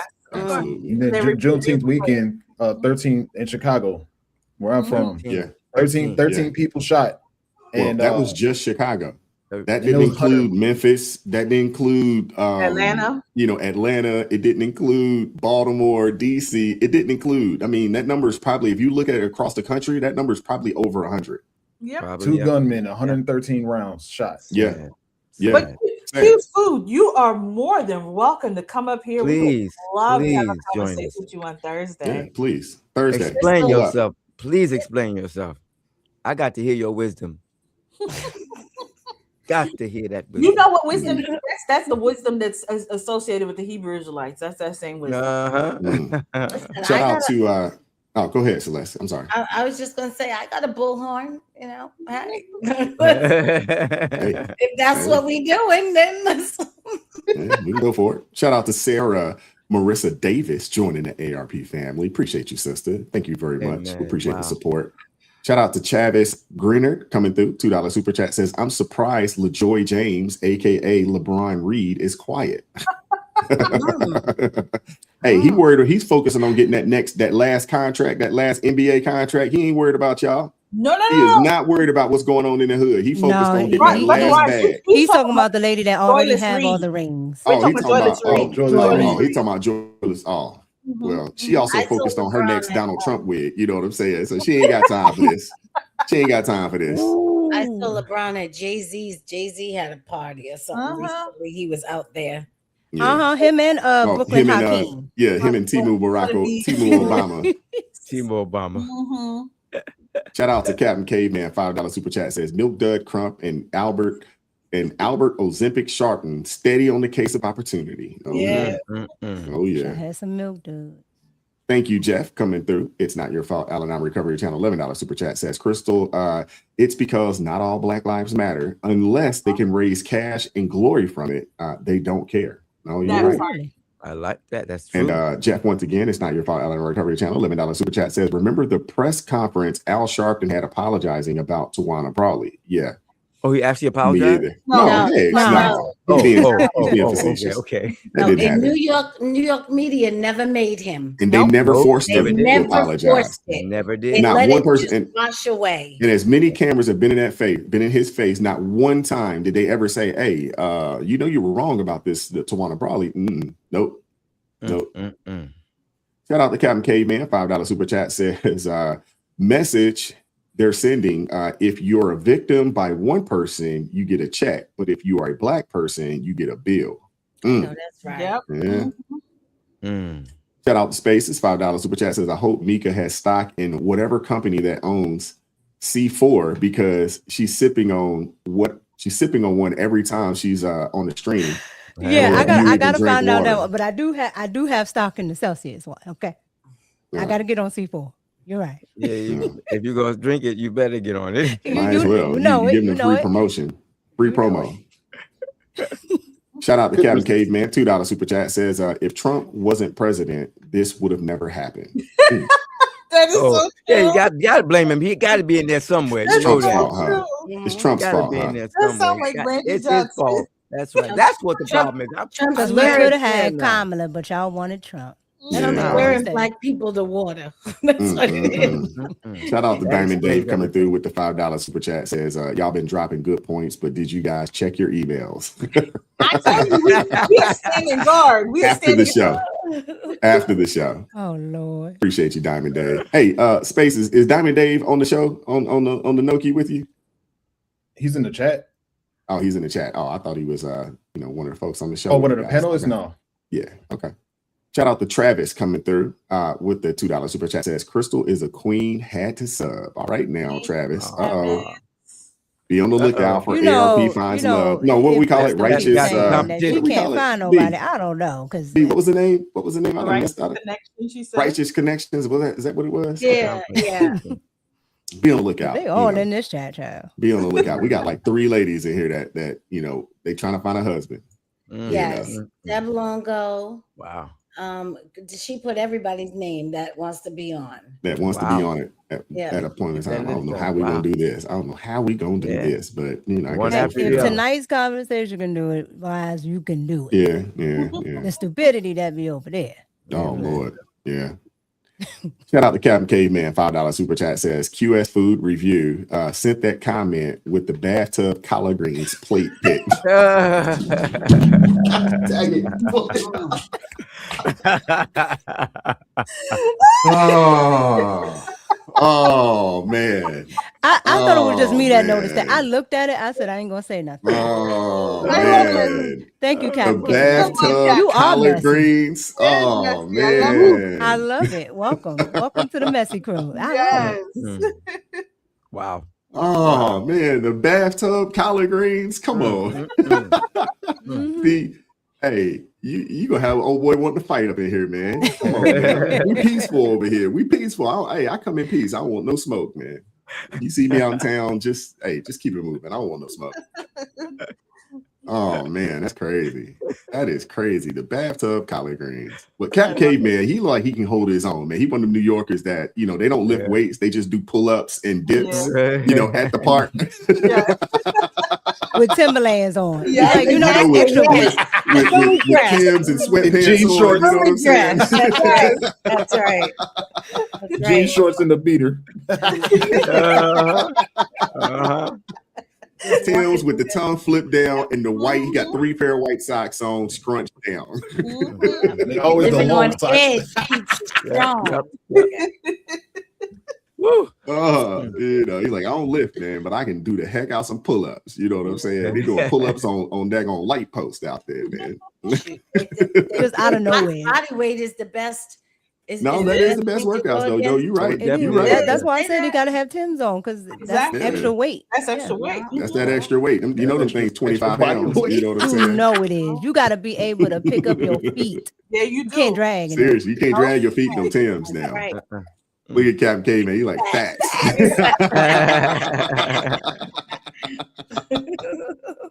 Wow. Oh man, I don't want to spend too much time on this last clip, but I do want to get into it. There is a man out of Brooklyn, and he's talking about the minimum wage situation. They're trying to raise the minimum wage. Pretty much in all of these liberal strongholds. So I want to play this clip for you guys, and Celeste, I do ask that you be quick and hurry. Okay, I'm not even gonna say be quick, don't hurry. Just be quick and hurry. I just want to put that out there early. You know what I'm saying? I don't want to spend too much time on this, so I do want to get us out of here. But I do want to play this clip. What do you got to say to people that say that we need to pay livable wages to teenagers being cashiers at Burger King and Hooters? Well, they live in their mom's basement. What livable wage? I always love people that never owned a business, never took a risk, want to tell us what to pay people. You know who dictates what people get paid? It's very simple, Ronnie. It's the market. Market dictates everything, right? Remember we used to have toll collectors on the thruway and they formed a union. And then next thing you know, these guys wanted 401k benefits. They wanted health care. They wanted a livable wage of, $150,000 a year to sit in a booth and collect money, which in restaurants, like Hooters just closed, for example, right? What happened? Because these business models don't work anymore because they started increasing minimum wage. For me, I wish minimum wage was $25, $30 an hour. Why? Because then I can charge more money for pizza. And in turn, I make more money. At the end of the day, my type of business, restaurants work on 10, 15, 20% profit. If you're not making that kind of money, you're going to go out of business. And that's what happened to Hooters. They had a business model where people were getting paid a certain number. And if they don't reach those numbers anymore, the business model doesn't work anymore. That's why when you go into Starbucks, Dunkin' Donuts, you're paying $10 for a cup of coffee because it's all simple math. So anyone who comments and says, we don't pay enough, what do we do here at Paisans, Ronnie? You started as a driver, then you worked as a counter guy, then you went to manager, and now you're managing partner. That's how it works. Entry-level jobs for teenagers. I used to work a paper route back in the day, making $2 a day. You come in here, you start at the bottom, whether it's washing dishes, answering phones, working the counter, and you start at, say, $15 an hour. If you show up every day, you have great work ethic, you learn a skill, you get better, you show me you get better, you work the hours, you want to stay in this industry, you work your way up, right? You go from a dishwasher to a manager or an assistant manager, and then you go into a manager, then you go into a general manager, then you say, hey, I'm going to open my own pizzeria or maybe open my own franchise or Paisans or whatever the case may be. That's how it works. These people think people at McDonald's cashier jobs are not meant to feed 5 kids, feed a family. It's meant for you to have a job while you're in school, in college. You're working your way up. You're trying to better yourself. That's what a lot of these entry jobs are. It's kind of changed. You know, all these people are getting replaced by AI, right? Phone calls now. A lot of pizzerias and restaurants, you get AI. Or you go, nobody even picks up anymore. It goes straight to online ordering. And that's what's happening. The business models are changing. Cashiers are being replaced by kiosks. Toll collectors got abolished. They're gone. They don't even have that anymore. So technology comes in. New technology creates new jobs. And the old ones fall wayside. And that's how it is. But all these people that want to chirp that I should pay this and you should pay this, open up your own business. At the end of the day, it's simple math. If you could pay somebody $100,000 a year and still make a profit, then you got a good business model. I wish I could pay guys $100,000, $200,000 every single employee. I'd open up 4,000 stores because everybody would want to work for me. But the business model wouldn't work because then people would have to pay $100 for a slice of pizza. It's simple math, guys. Don't be a stu-nod. Have a blessed weekend. Stu-nod. Thank you. That was phenomenal, man. Phenomenal breakdown, and people need to see this. They need to understand this. I think you got a lot of young people that think that they should have more than what they're worth. When I was coming up, and I'm sure you guys can attest to this, Minister Danzel, he was working before minimum wage was a thing, but for those of us that, work the minimum wage job, $4.25, and then you're paying union fees, on top of that, and the taxes, and it was never meant for you to take care of a family of 4, 5, or 6. And it wasn't meant for this to be your forever career either. And that's why a lot of these companies are being forced to go towards AI. They're being forced to go towards these kiosks. They're being forced to do these things because you have entitled people that think that they should make $30 an hour to push a button to brew your coffee and then serve it to you and get your name wrong. It's ridiculous. So I'll give you the first word on this because I know this is right up your alley, and you wrote a book about silly stuff like this. And because I'll be quick, I will say this: it is the entry to socialism when the government is price fixing. And whenever you're talking about minimum wage and you're changing the relationship between the employer and the employee. So the employer used to say, here's what I'd like done.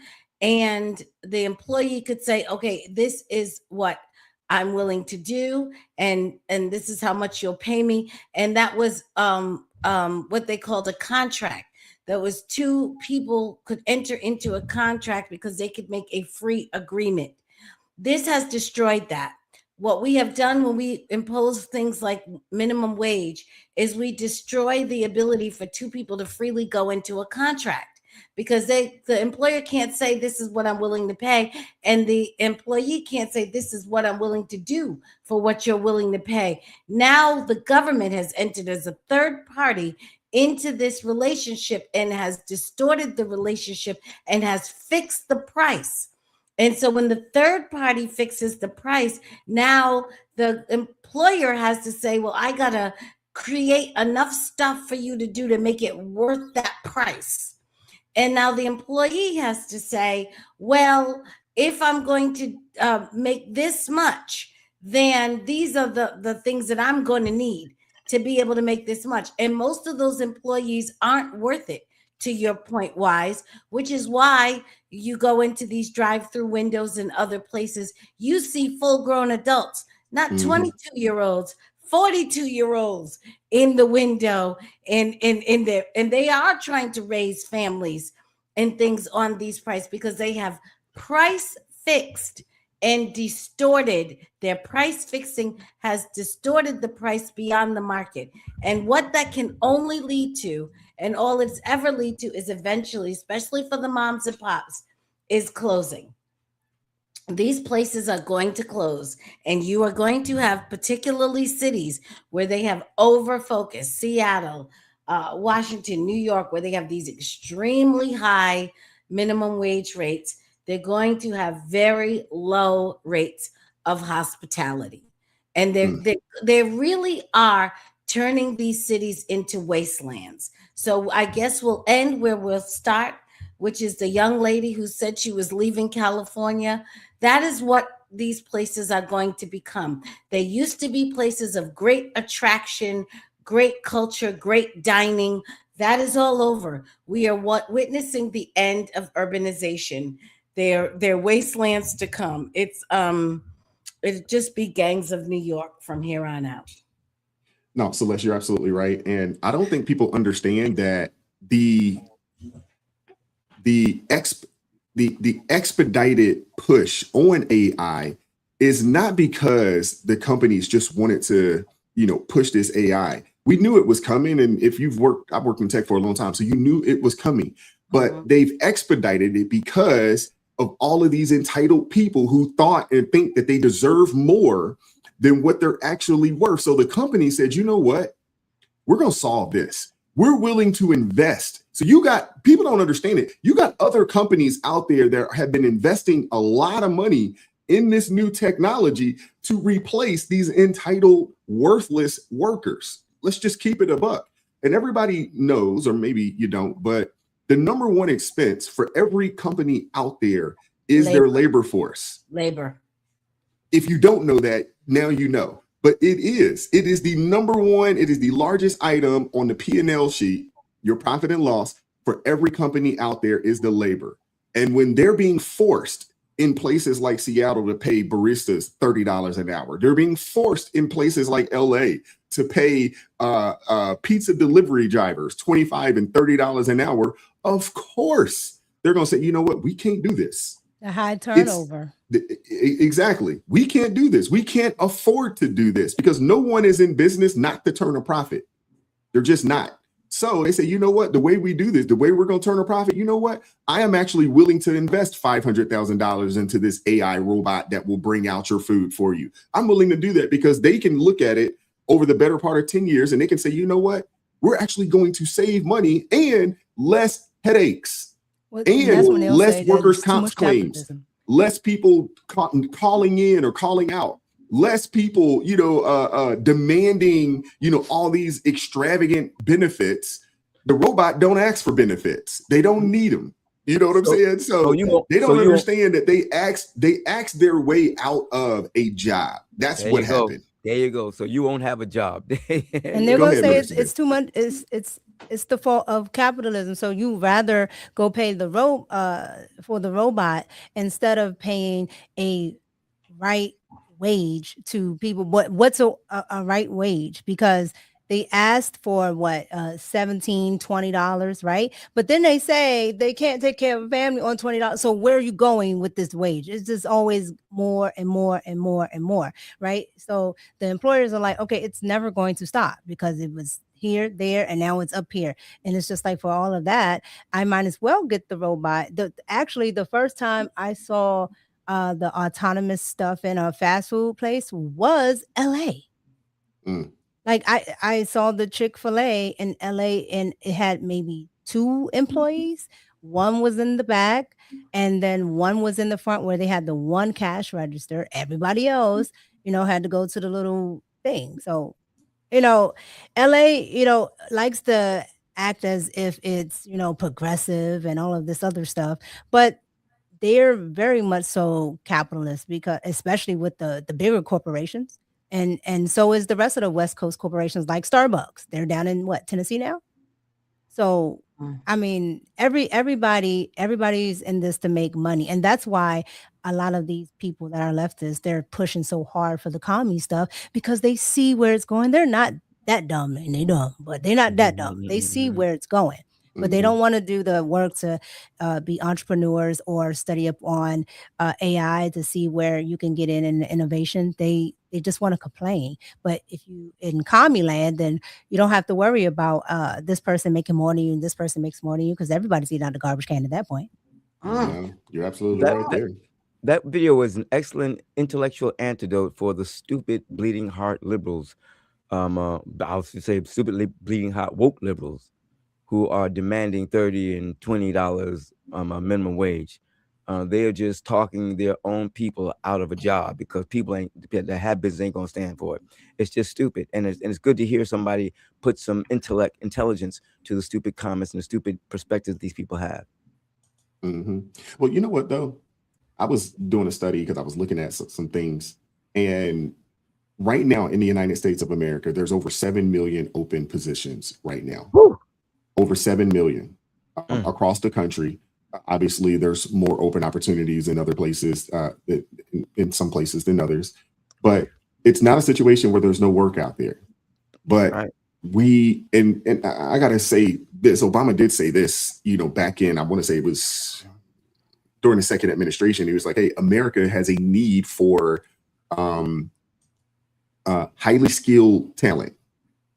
But for whatever reason, that hasn't been a focus. So people, they want more for less, but there are a plethora of opportunities, but they require highly skilled, specialized individuals to take these positions that actually do pay very well. To be honest with you, as someone that worked in the tech world for a very long time, you know how many positions that would pay 150, 200,000 that would go unfilled? Not because, there wasn't workers. It's just you couldn't find skilled enough people to do the jobs. Amen. And sometimes, I've interviewed people out of college and they were not prepared for these positions because unfortunately, a lot of these colleges aren't training the people to be able to do the jobs that are actually in demand. I used to be on a committee way back when at a couple of colleges out there in the DMV area. And it would sit with the people that actually create these course curriculums, right? And I remember sitting down and they're talking to us about the curriculum that they're developing. And I had to raise my hand and say, y'all 5 years behind, y'all are teaching things that the workforce doesn't need anymore. These are the skill sets that are needed. And I was told by more than one president that we can't move that fast. We can't implement what's new and needed right now. That's why you have the Google academies. That's why you have Amazon that created their own academy, because they're like, the colleges can't keep up with the demand. They can't keep up. So the F1B visa. And that too. And we'll just create our own academies and we'll create our own certifications. Do you think and you can come here. that they because you said you've been on those things. So do you think that's done on purpose? Because I don't see why they couldn't. Because the tech colleges do it, like the colleges that they like to make fun of, here in Maryland. Remember Lincoln Tech and all that stuff. Yeah. But I guarantee you, all those graduates are having, luck with electricians, plumbers, things like that. If they can keep up those demands in those fields and teach them in this little bit of time frame and create curriculums and courses for them, why can't major institutions that get funding from everybody everywhere, why can't they do it? They don't want to. That funding came from somebody that's getting paid. There you go, Minister Denzel. If you solve the problem, there's no more money flow.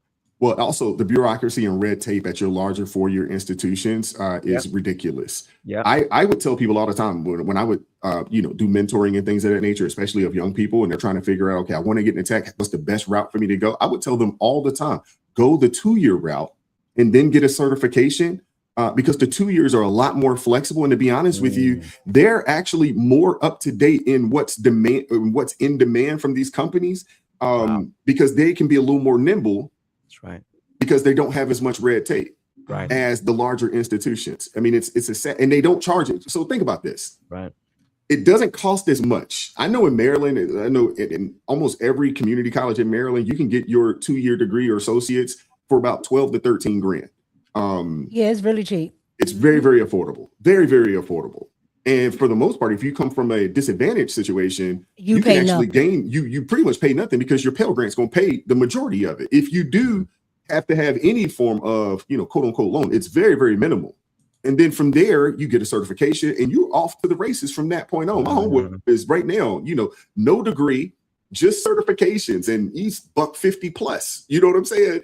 But he went the cert route opposed to these 4-year institutions that, they're typically 5 years or so, or some cases more behind. Yep. They got, I know at I used to tell people that wanted to get into things with buildings and properties and things like that. I'm like, they have certain certifications to be property managers at these community colleges.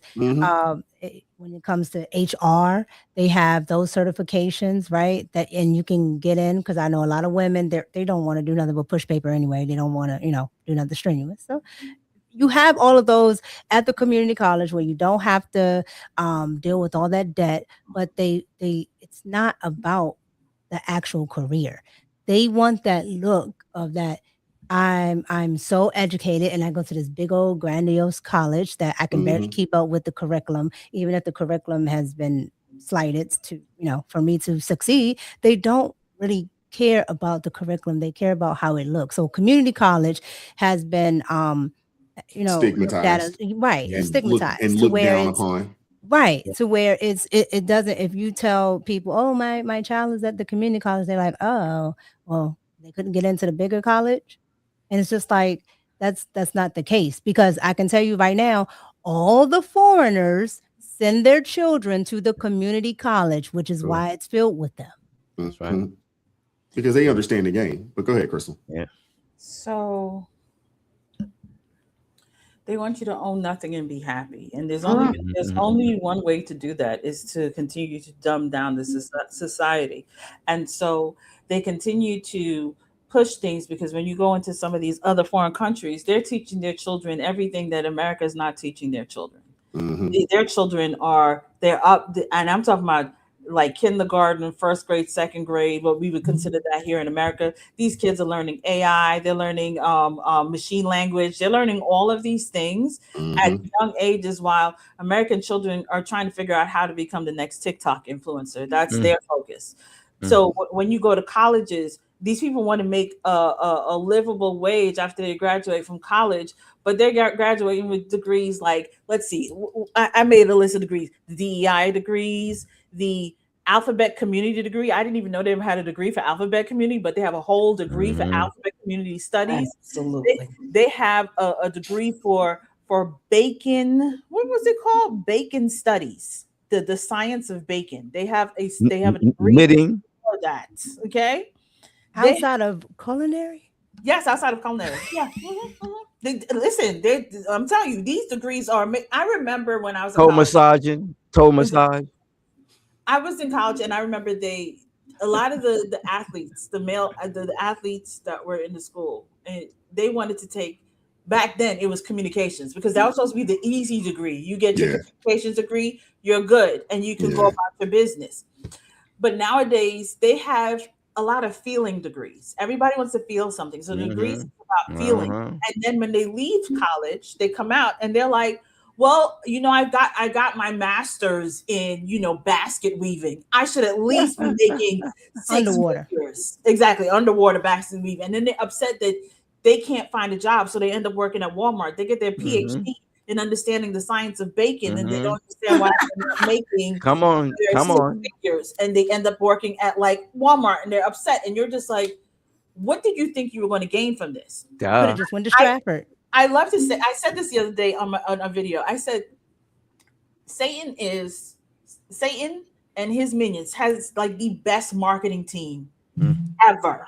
Like their marketing team is outstanding, because what a way that seems right to a man will lead to death. And when I say lead to death, that's death generationally, that's death financially, that's death spiritually, all the way across the board. And the reason why I'm saying that is they made it so here people, they don't care about the basics. They don't care about building a business and generational wealth and legacy. They care about status. They care about what does it look like on the outside? What does the packaging look like? So I can go into a room and say, listen, I got my master's at Harvard. Really? What did you get it in? Underwater basket weaving, but I got my master's. That's what they care about. They want to be able to say that because it's a status thing. It's not actually, there is no depth to these people. Nope. So now business owners, and only in this world, in where we live, will people say, will the poor people tell the rich people what they should do with their money? Will employees tell employers what they're supposed to do with their money? It's only in this backwards world. Good. In reality, you should not be, you again, this is something my parents taught me when I was a little girl. Beggars can't be choosers. You can't be out here telling people what they're supposed to be doing with their stuff. This is their stuff. You are begging for a position, especially with your underwater basket weaving or your alphabet community degrees. You are toe begging. massage. You can't say, well, I massage. can't get a livable wage off of this. Well, then you should have chose better. Go pick up the ass backwards way of moving forward with from my girl Celeste. Come on, please read the book. Read the book, please. Read the book. Because right now y'all know nothing and you think you know everything, and then you want to know why you're being replaced by robots. Robots are not going to be out there giving nasty attitudes. They won't be attacking people. They won't be sitting They won't be stealing. They won't be stealing. They won't be stealing time, because you know people love to steal time. Oh Lord, yes. Nothing. They won't be saying, I need a livable wage. They won't be doing this. So all of you have actually pushed yourselves out your own jobs. They won't be saying, y'all don't pay me enough for this. Exactly. When reality is, and I'm landing on this is what I was talking about, the marketing. Because as what you said, Mika, and this is something I always said, growing up in Gen X, it was, you're going to trade school? What do you mean? You're not smart enough to get into college? Why would you get a trade? Why can't you go get a degree? Because it was supposed to be status. Now, mind you, the people with the skills that went to trade school, I worked with a lot of them when I was working in property management. Them electricians was making bank. Them elevator operators. The elevator operation. Hey, those elevator technicians, that is the number one trades position in the country. It's $200 just to show up. It's difficult to get in because they seem like those folks, man, they got a monopoly on that. They just put their families and they just put, on and on. But if you can get in there, oh my goodness. Building engineers too. They have those little programs in the building engineer world. You come in as a junior. The same thing with what do you call it? HVAC people. Oh my god. My cousin is the safety, what do you call those? OSHA safety certified reps. Oh my good man. There's so many of those opportunities out there that people just don't know. That's what I'm saying. There's a lot of positions out there. They just don't know that they exist. No, and then on the flip side, when we talk about hair, we just said, what did Omar said that they're spending $30 billion on hair? Do you know how much the hairstylists are making to do? They went and got their skills. And that was there's something my dad said to me when I was younger. He said, you want to trade your skill for money. You don't want people to pay for your time.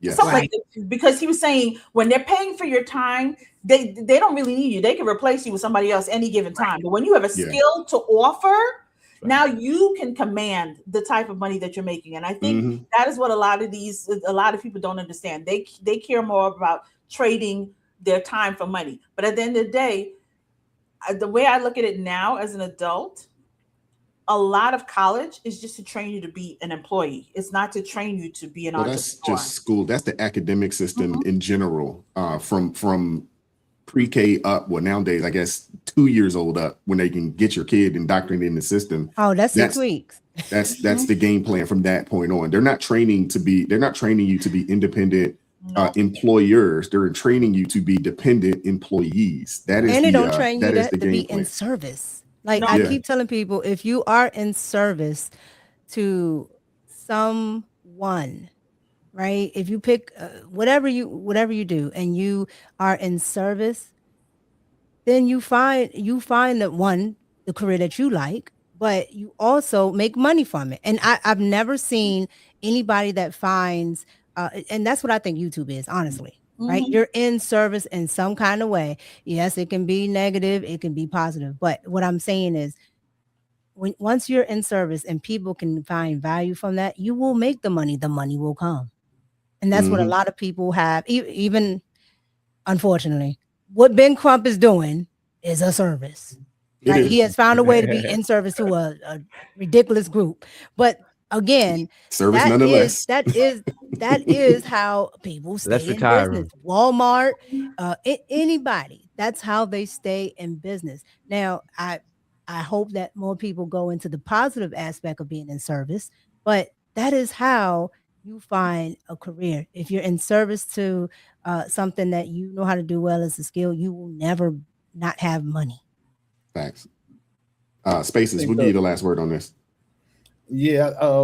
And the guy in the video, he said, let me see.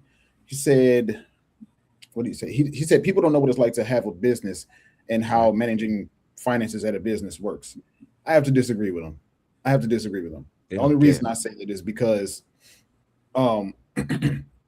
people understand what it takes to have a business and the financial responsibilities and all that when they go to make their own business. And then if they have any lick of a turtle's toe of sense, they would say, this is how much I want to be paid. So based off of how much I want to be paid, I'm going to charge this price for this good or service. They want to do a specific thing. Or there's some sort of math that happens there, in whichever direction it comes first. So like I think, and people also understand it when they go and they work at these places, or they, buy goods or service, go to a restaurant, and they say, why is one McDonald's burger $8? Well, it's the simplest of math. It's the simplest of math. People want to get paid more, so the company has to charge more. Yeah. It's just that simple. Well, they also got to understand that these companies, especially if they're publicly traded, they have a fiduciary responsibility to turn a profit for their stockholders or shareholders. So they're not in the business of losing money. They're just not. And to be honest with you, they have a responsibility to their shareholders to do whatever is necessary to turn a profit, whether that means they're raising the price of their goods or services or decreasing the workforce. If they can do the same with less or more with less, they have a responsibility to do so. Yes. I don't think these people understand this. That's right. And the last thing I think about it is, the businesses there's three things that are happening with these businesses, and the two things are a result of the first one. Well, just like everyone said, these businesses are making adjustments. They're gonna lay off people like Sony did, like Microsoft did. Mm-hmm. They're gonna There's lay a ton off of people. companies, Amazon, you name it. There's tons of them. A lot of business, Google, like Radio Shack. Yep. And the list goes on and on. They're going to streamline their business. They're going to figure out ways to make it cheaper for them to continue to run their business, even better than not having people there. That's what's happening. Like, okay, you want to get paid $30,000 a year to work at McDonald's. Well, I'll go get this $60,000 machine that'll pay itself off in 2 years. And then I'll be just straight profit after that. And then it's straight profit from that point on. And people don't understand that it costs to have an employee. Every person that you hire, you have payroll taxes on that individual. You pay your benefits. They call it a burden charge. So every employee, there is a percentage that it costs for the company to have said individual. They also pay half of your Medicare. They pay half of your Social Security. Your company pays this. People do not. I don't think they understand what it costs companies to actually have an employee. They don't understand it. Onboarding costs. That's what he meant. That's what he meant. If there's a uniform involved. Yeah. Oh, all of that. With a lot of companies, one of their largest expenses, and I looked this up before, I don't remember what the percentage was, but one of their largest expenses is expenses that are related to employees. Absolutely. So when they say, like, okay, I'm gonna I think it was Microsoft laid off 2,000 people or something like, I probably have the number wrong, but they laid it off. It's okay, whatever those people's salaries, they're gonna figure out how to save that money and put it back into the business, and that's what's gonna happen. So what the companies are gonna do is they're gonna change how they're gonna streamline their company, and they're either gonna find cheaper labor. Cheaper labor, or they're gonna go fully automatic. That's what's going to happen. Or they're going to incentivize the people that they do keep to do more, and they're going to incentivize them by offering bonuses and things of that nature. Because I worked at a place like that they a quarterly bonus. If you can do your job and save us money, we got a bonus for you at that quarter. And that incentivizes people to work their tails off. Now the government don't do this, but private sector business. Private sector business. That's why they hate Elon so much. Because Elon, like when they talked about him being a trillionaire, I said, well, how come y'all didn't talk about all the millionaires he made too? Exactly. He made a lot of money. He sure created a whole heck of a lot of millionaires. They don't do anything that highlights any kind of productivity. They're a different situation. No, you're absolutely right. But the other thing too is that with the advent of AI, it's actually, I don't think people really understand it. I mean, AI is more for just doing research. It can also be your employees. So nowadays you have a lot of people that are starting companies that at once upon a time you needed to hire 4 or 5 people. Now you could get away with yourself and 3 or 4 AI tools that could take the place of you actually having to hire some people. So find a need and go feel the need. The receptionist, they got an AI program for that. You give it a little voice. They're answering calls. I seen one guy do the call, and he said, now I'm gonna call my business. And he called his business and was asking questions. It was like a pizza business. He said, okay, well, what about if I want this topping, and it sounds so much like a real person. It was like, well, we can give you this topping. I said, oh yeah, done. Why do you think Hollywood? Why do you think Hollywood had to do that whole strike? Because now you have writers; they don't need you. They don't need as many writers anymore. Actors neither.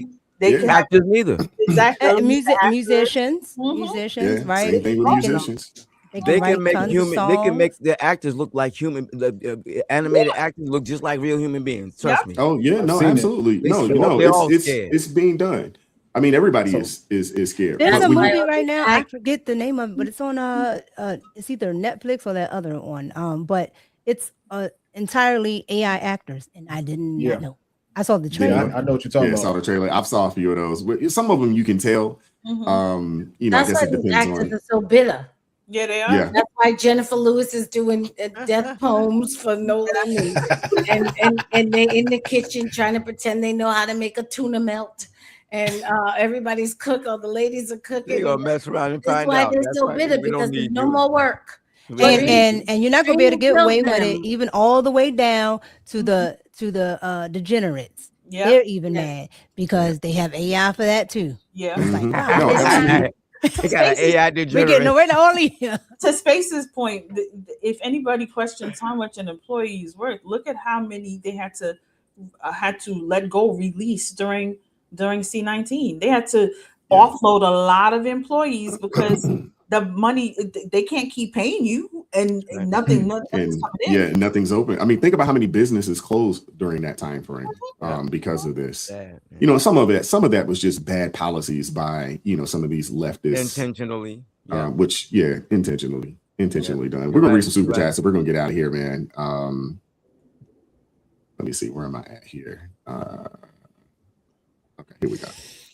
Shout out to Miss Tate, $5 super chat, says businesses are hiring older adults because some, not all, Gen Zers are extremely difficult to train, poor customer service, and lack interpersonal skills. You are right about that one. You are right about. I will say this: being down here in the South, especially out this way where I'm at here, I gotta say, and my wife could attest to this if she's still watching.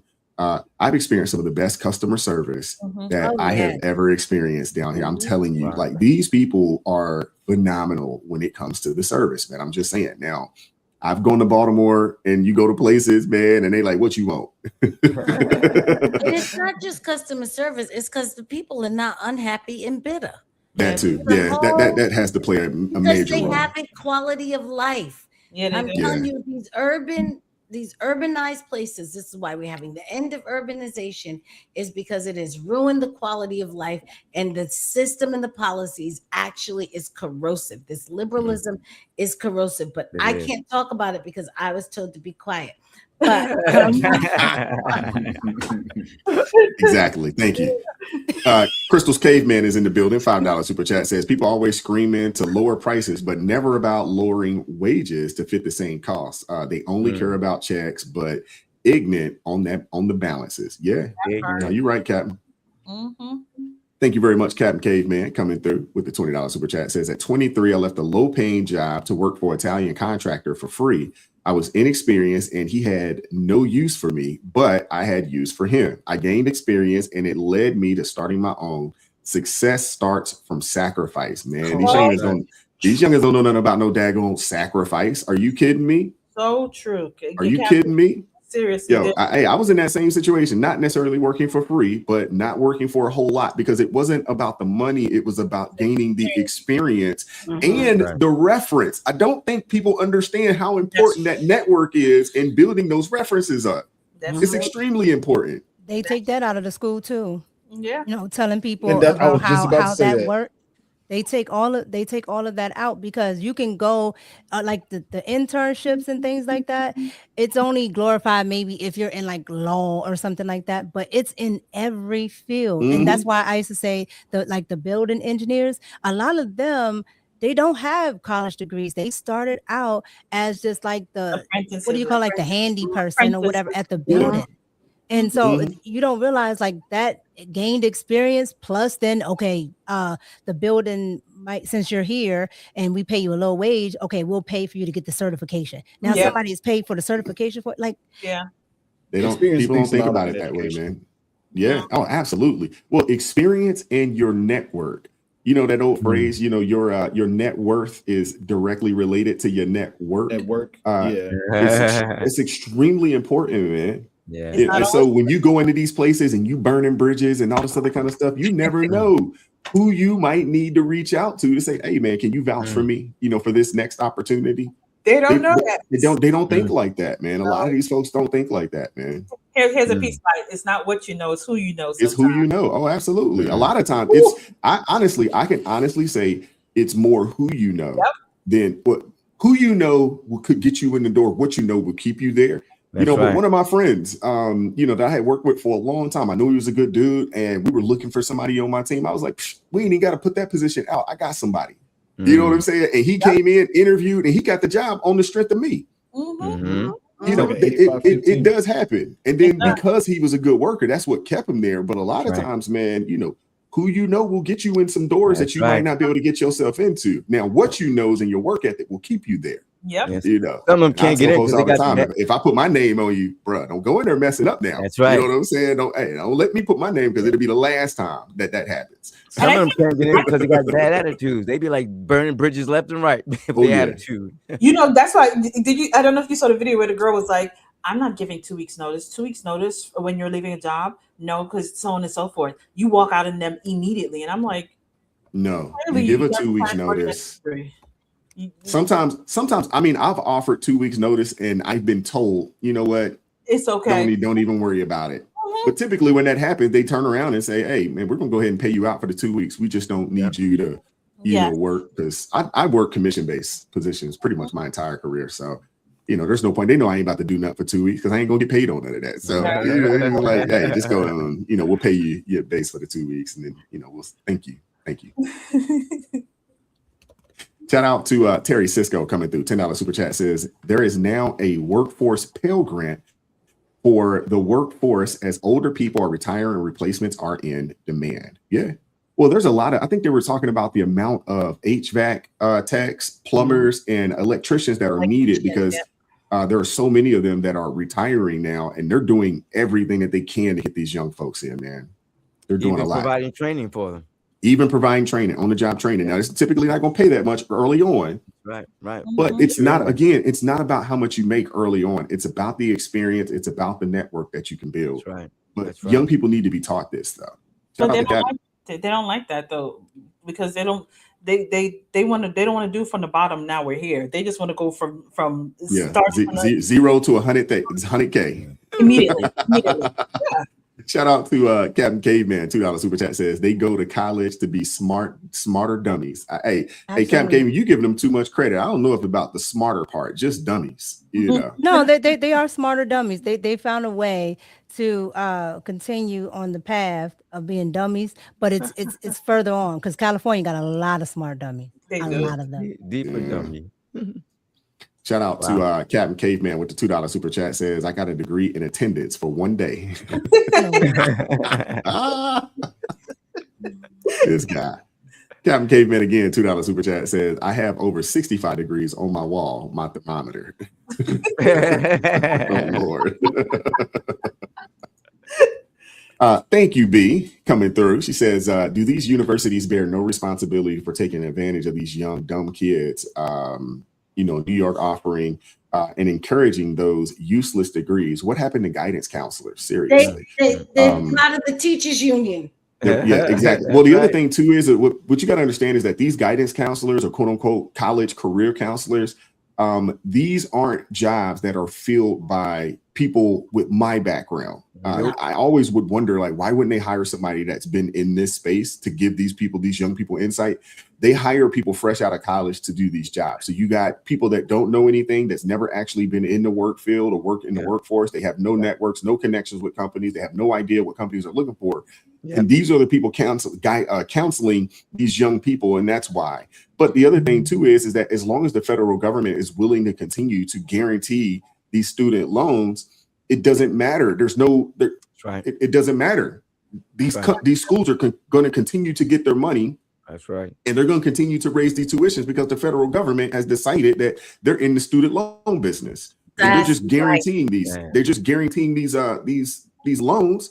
So it doesn't matter. And there's no cap. No cap. And there's no cap on it. No matter what you charge, we'll pay. We'll pay it. And they take advantage of these kids, and they don't care if you get a job or not. They could care less. They could care less. They already got their money. Matter of fact, that's why they're in school. That's why they're willing to just let you in, even if they can get that money for one semester for your behind. They okay with it because you're gonna be stuck with the student loan. So your frontal lobe is not developed enough to know when you do a crime, but it is developed enough to know that you will have mounting interest on these loans. It is developed enough for you to know which gender you want to be at 3.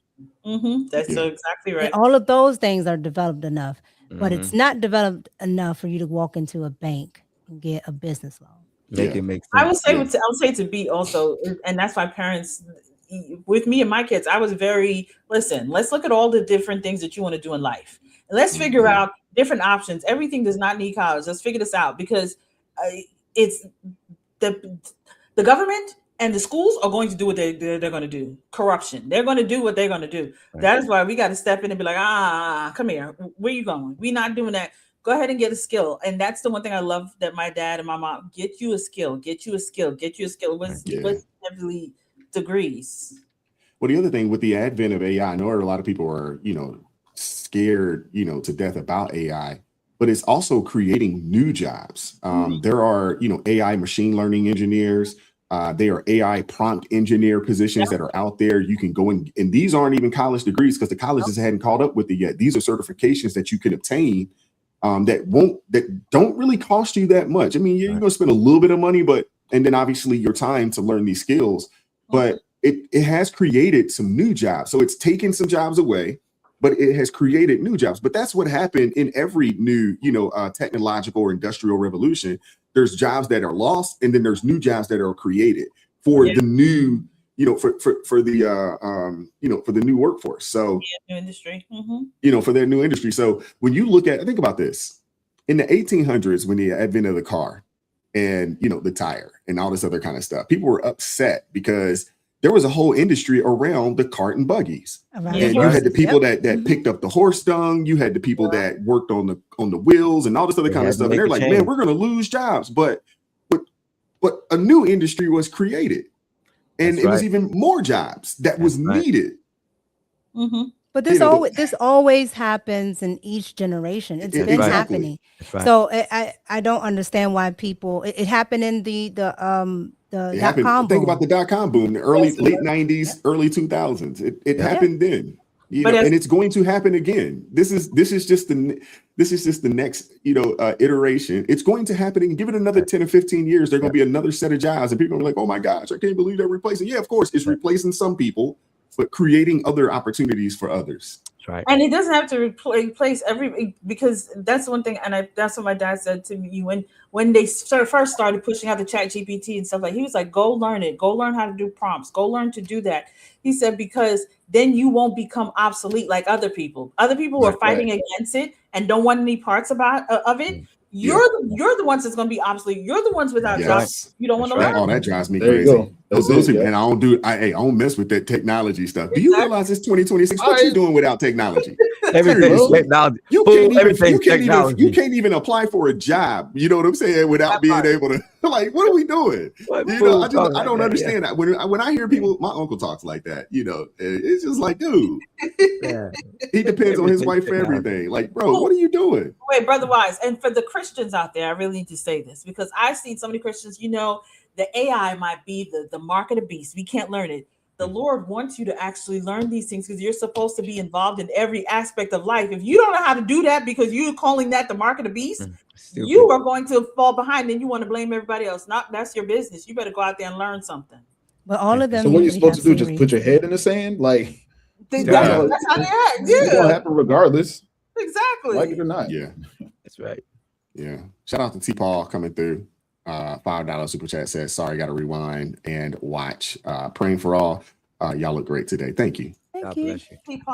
Thank you to Miss Tate as well. $5 super chat says, been fully remote for 13 years. Company cut costs by dissolving brick and mortar and were able to provide nice salary increases. Never impacted by C-19. All right, now Miss Tate was in that same situation. Shout out to Dylan McClung coming through. $10 super chat says, dang, y'all still rocking. I figured I'd be catching the reruns at this time. Y'all got Wise working time and a half today. Wise, you need to take a screenshot of that. So when my man come back, they like to talk about your schedule. You tell him. Papa down in here. He laughing. Oh, he did. He in here talking trash too. He in here talking trash too. I think somebody else said that they're making up for Wise taking off on Friday. That's what they said in the chat. Yeah. Hey, we're still only going 3 days a week. I'm just letting y'all know. Don't even ask for Monday, Tuesday. We'll leave at the AT. You know. Shout out to Professor Sonny. Says, I'm a smarty pants. All right now. We got Spaces with the $5 super chat. Says life is 85% what you know and 15% what. Did I do that right? It's supposed to be who. Sorry, my fault.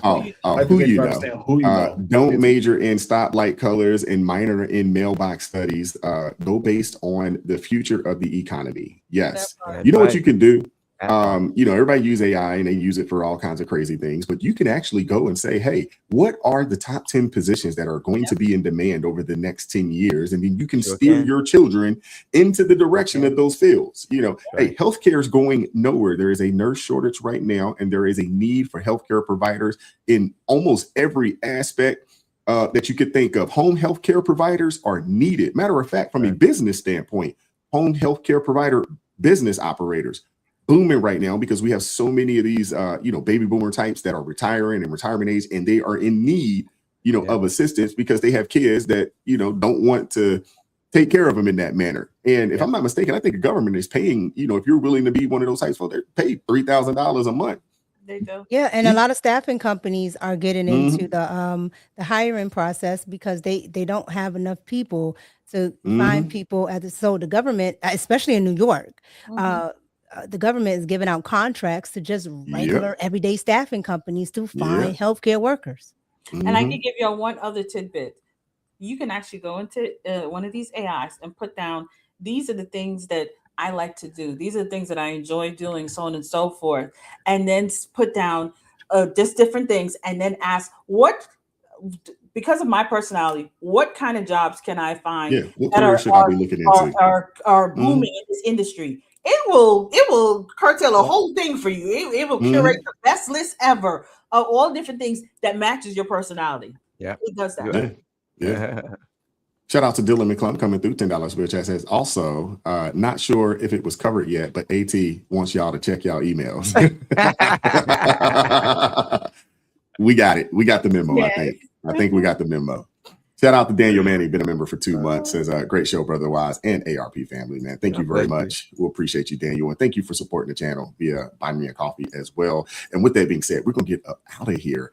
Yeah, we are making up a little bit of time from last week, Friday. I know you guys missed this, man. I did receive some emails that y'all didn't do a show on Friday. They must have missed on Thursday when I had mentioned that, hey, there won't be a Friday show. So there was a few messages. You gotta be on your community post, Wise. Yeah. I probably should have put that out there in that manner. I should have, but you know, I forgot. But we do appreciate you guys pulling up. Thank you, Crystal Spaces. Hey, don't be a stranger, brother Spaces. Right, man, it's good to see you on the platform with us, hanging out with us today, man. Don't be a stranger. You know, hey, you always got a place over at on Crystal's couch. You know, you can come through with your duffel bag. You know what I'm saying? You always got a spot over there on Crystal's couch. I'm still gonna call you. That was 2 months ago at this point, Yeah, 2 months ago. Yeah, okay. You don't gotta get in it. It's between us. Yeah. Well, thank you, Celeste. Thank you, Mika, and Minister Dancer. Thank you guys so much for pulling up, hanging out with us. Shout out to everybody in the chat, all the ARP family members, man. We appreciate you guys pulling up and hanging out with us today. Look at Papa Dad over here. He's like making up a little time. You got to be kidding me. Hey, just a little bit. You know what I'm saying? We made a little bit of time. You know, a little bit. You know, hey, we're. You know, I don't even know if we're salary over here. I think it's more like, well, yeah, somewhat salary, somewhat commission based. You know, but it is what it is. But we appreciate you guys, everybody that supported the channel financially today. Thank you guys so much. For supporting what we're doing over here. Please do not forget, you can go over to the ARP family merch store, 25% off. Type in hashtag ARP family, man. Go hook yourself up. And if you already got something, man, do something for somebody else, man. Hey, Christmas in July. Let's go. That's right. All right. Be on the lookout for the Minister Danzel t-shirt. It is coming. I promise you. It is coming. Stupid on steroids. It's coming. And I'm just letting you know, we have Minister Danzel's face with him looking like this. Come on. Come on. Wow. Amen. Thank you, Jesus. Hey, I'm excited. I'm excited. So we do appreciate you guys, man. But be on the lookout for it. It is coming. Shout out to Kung Fu CJ, $2 super chat, says thank you, Wise, for stopping through. Hey, man, appreciate you guys, man. Hey, that was good, man. It was a good show. Amen. That was a good show, man. I enjoyed coming over and checking you guys out for a little bit. Kung Fu CJ, if you guys don't know, go check out Kung Fu CJ, man. He got his own channel and he's doing some panels and they're having some pretty solid conversations over there. So it's pretty solid. So I saw it. It popped up. I was like, oh, let me pop in for a little bit. Yeah, let me pop in. Yeah, but shout out to all of the blues. Thank you guys so much for helping to keep things peaceful. I know we had a few trolls pop in for a little bit. And those, if you are still here, hey, Thursday, pull up 9:30 a.m. Eastern Standard Time. It is the call-in show day. And I think we're going to do a raffle as well on Thursday. We're going to give something away. I'm sure we got a few things to give away. I actually got, I think, a couple books from Michael A. Hancock to give away, Rules for Restoration. I think Celeste is due to give away a book as well. Actually, no, Celeste's not giving a book away. You're going to give that one to Daniel Taylor, right? You're going to send that out to him? Yes. I need an address for that, though. Well, I did. I sent you his address. He's also won one of the gift cards. It's another gift card? Okay. Yeah. Right. Daniel Taylor, he's a Keywan Lynette got the Texas Roadhouse. Daniel Taylor got the other one. So he's that one. And he's getting the book. Okay, yes. Yeah, he's the one getting the book as well. Yeah. So you could hook him up, that would be great. But we do appreciate you guys. Shout out to Hunter. Thank you so much for coming through with the verse of the day. As always, Lord willing, we will see you guys on Thursday, 9:30 a.m. Eastern Standard Time for ARP in the morning. Do not call me early in the morning. I will be on the golf course tomorrow, chilling on the links. You know, hey, I'm just letting y'all know. Hey, don't hit me up. I'll be on the golf course. You know, so that's what I'll be doing. You know. We all can't be like Mika, you know, on the yachts, you know, out there on the river and stuff. We all can't be like, you know. Mika, that's why I knew what happened in the case. I leave my phone. You know, she right over there, you know, inch eye, private eye, you know. Listen, so. you know, Willie D briefed you. You're right. You got it. Got the briefing, you know, but we do appreciate you guys. And be on the lookout, man. Yes, call in day on Thursday. We're going to do a couple giveaways as well on Thursday as well. So be on the lookout for that. And, you know, again, we'll see you guys on Thursday, Lord willing. And as always, keep God first. Stay prayed up. We'll catch up with you guys next time. Peace. It is God who arms me with strength. Yeah, I'm battle ready. He trains my hands for battle. My heart stays steady. But thanks be to God, he gives us the victory. Through my Lord Jesus Christ, fear can't live in me. I was down to the dirt, red clay on my shoes, old pain in my shirt, oh so bruised. Then the Lord hit my chest, kicked air from my breath, put power in my step.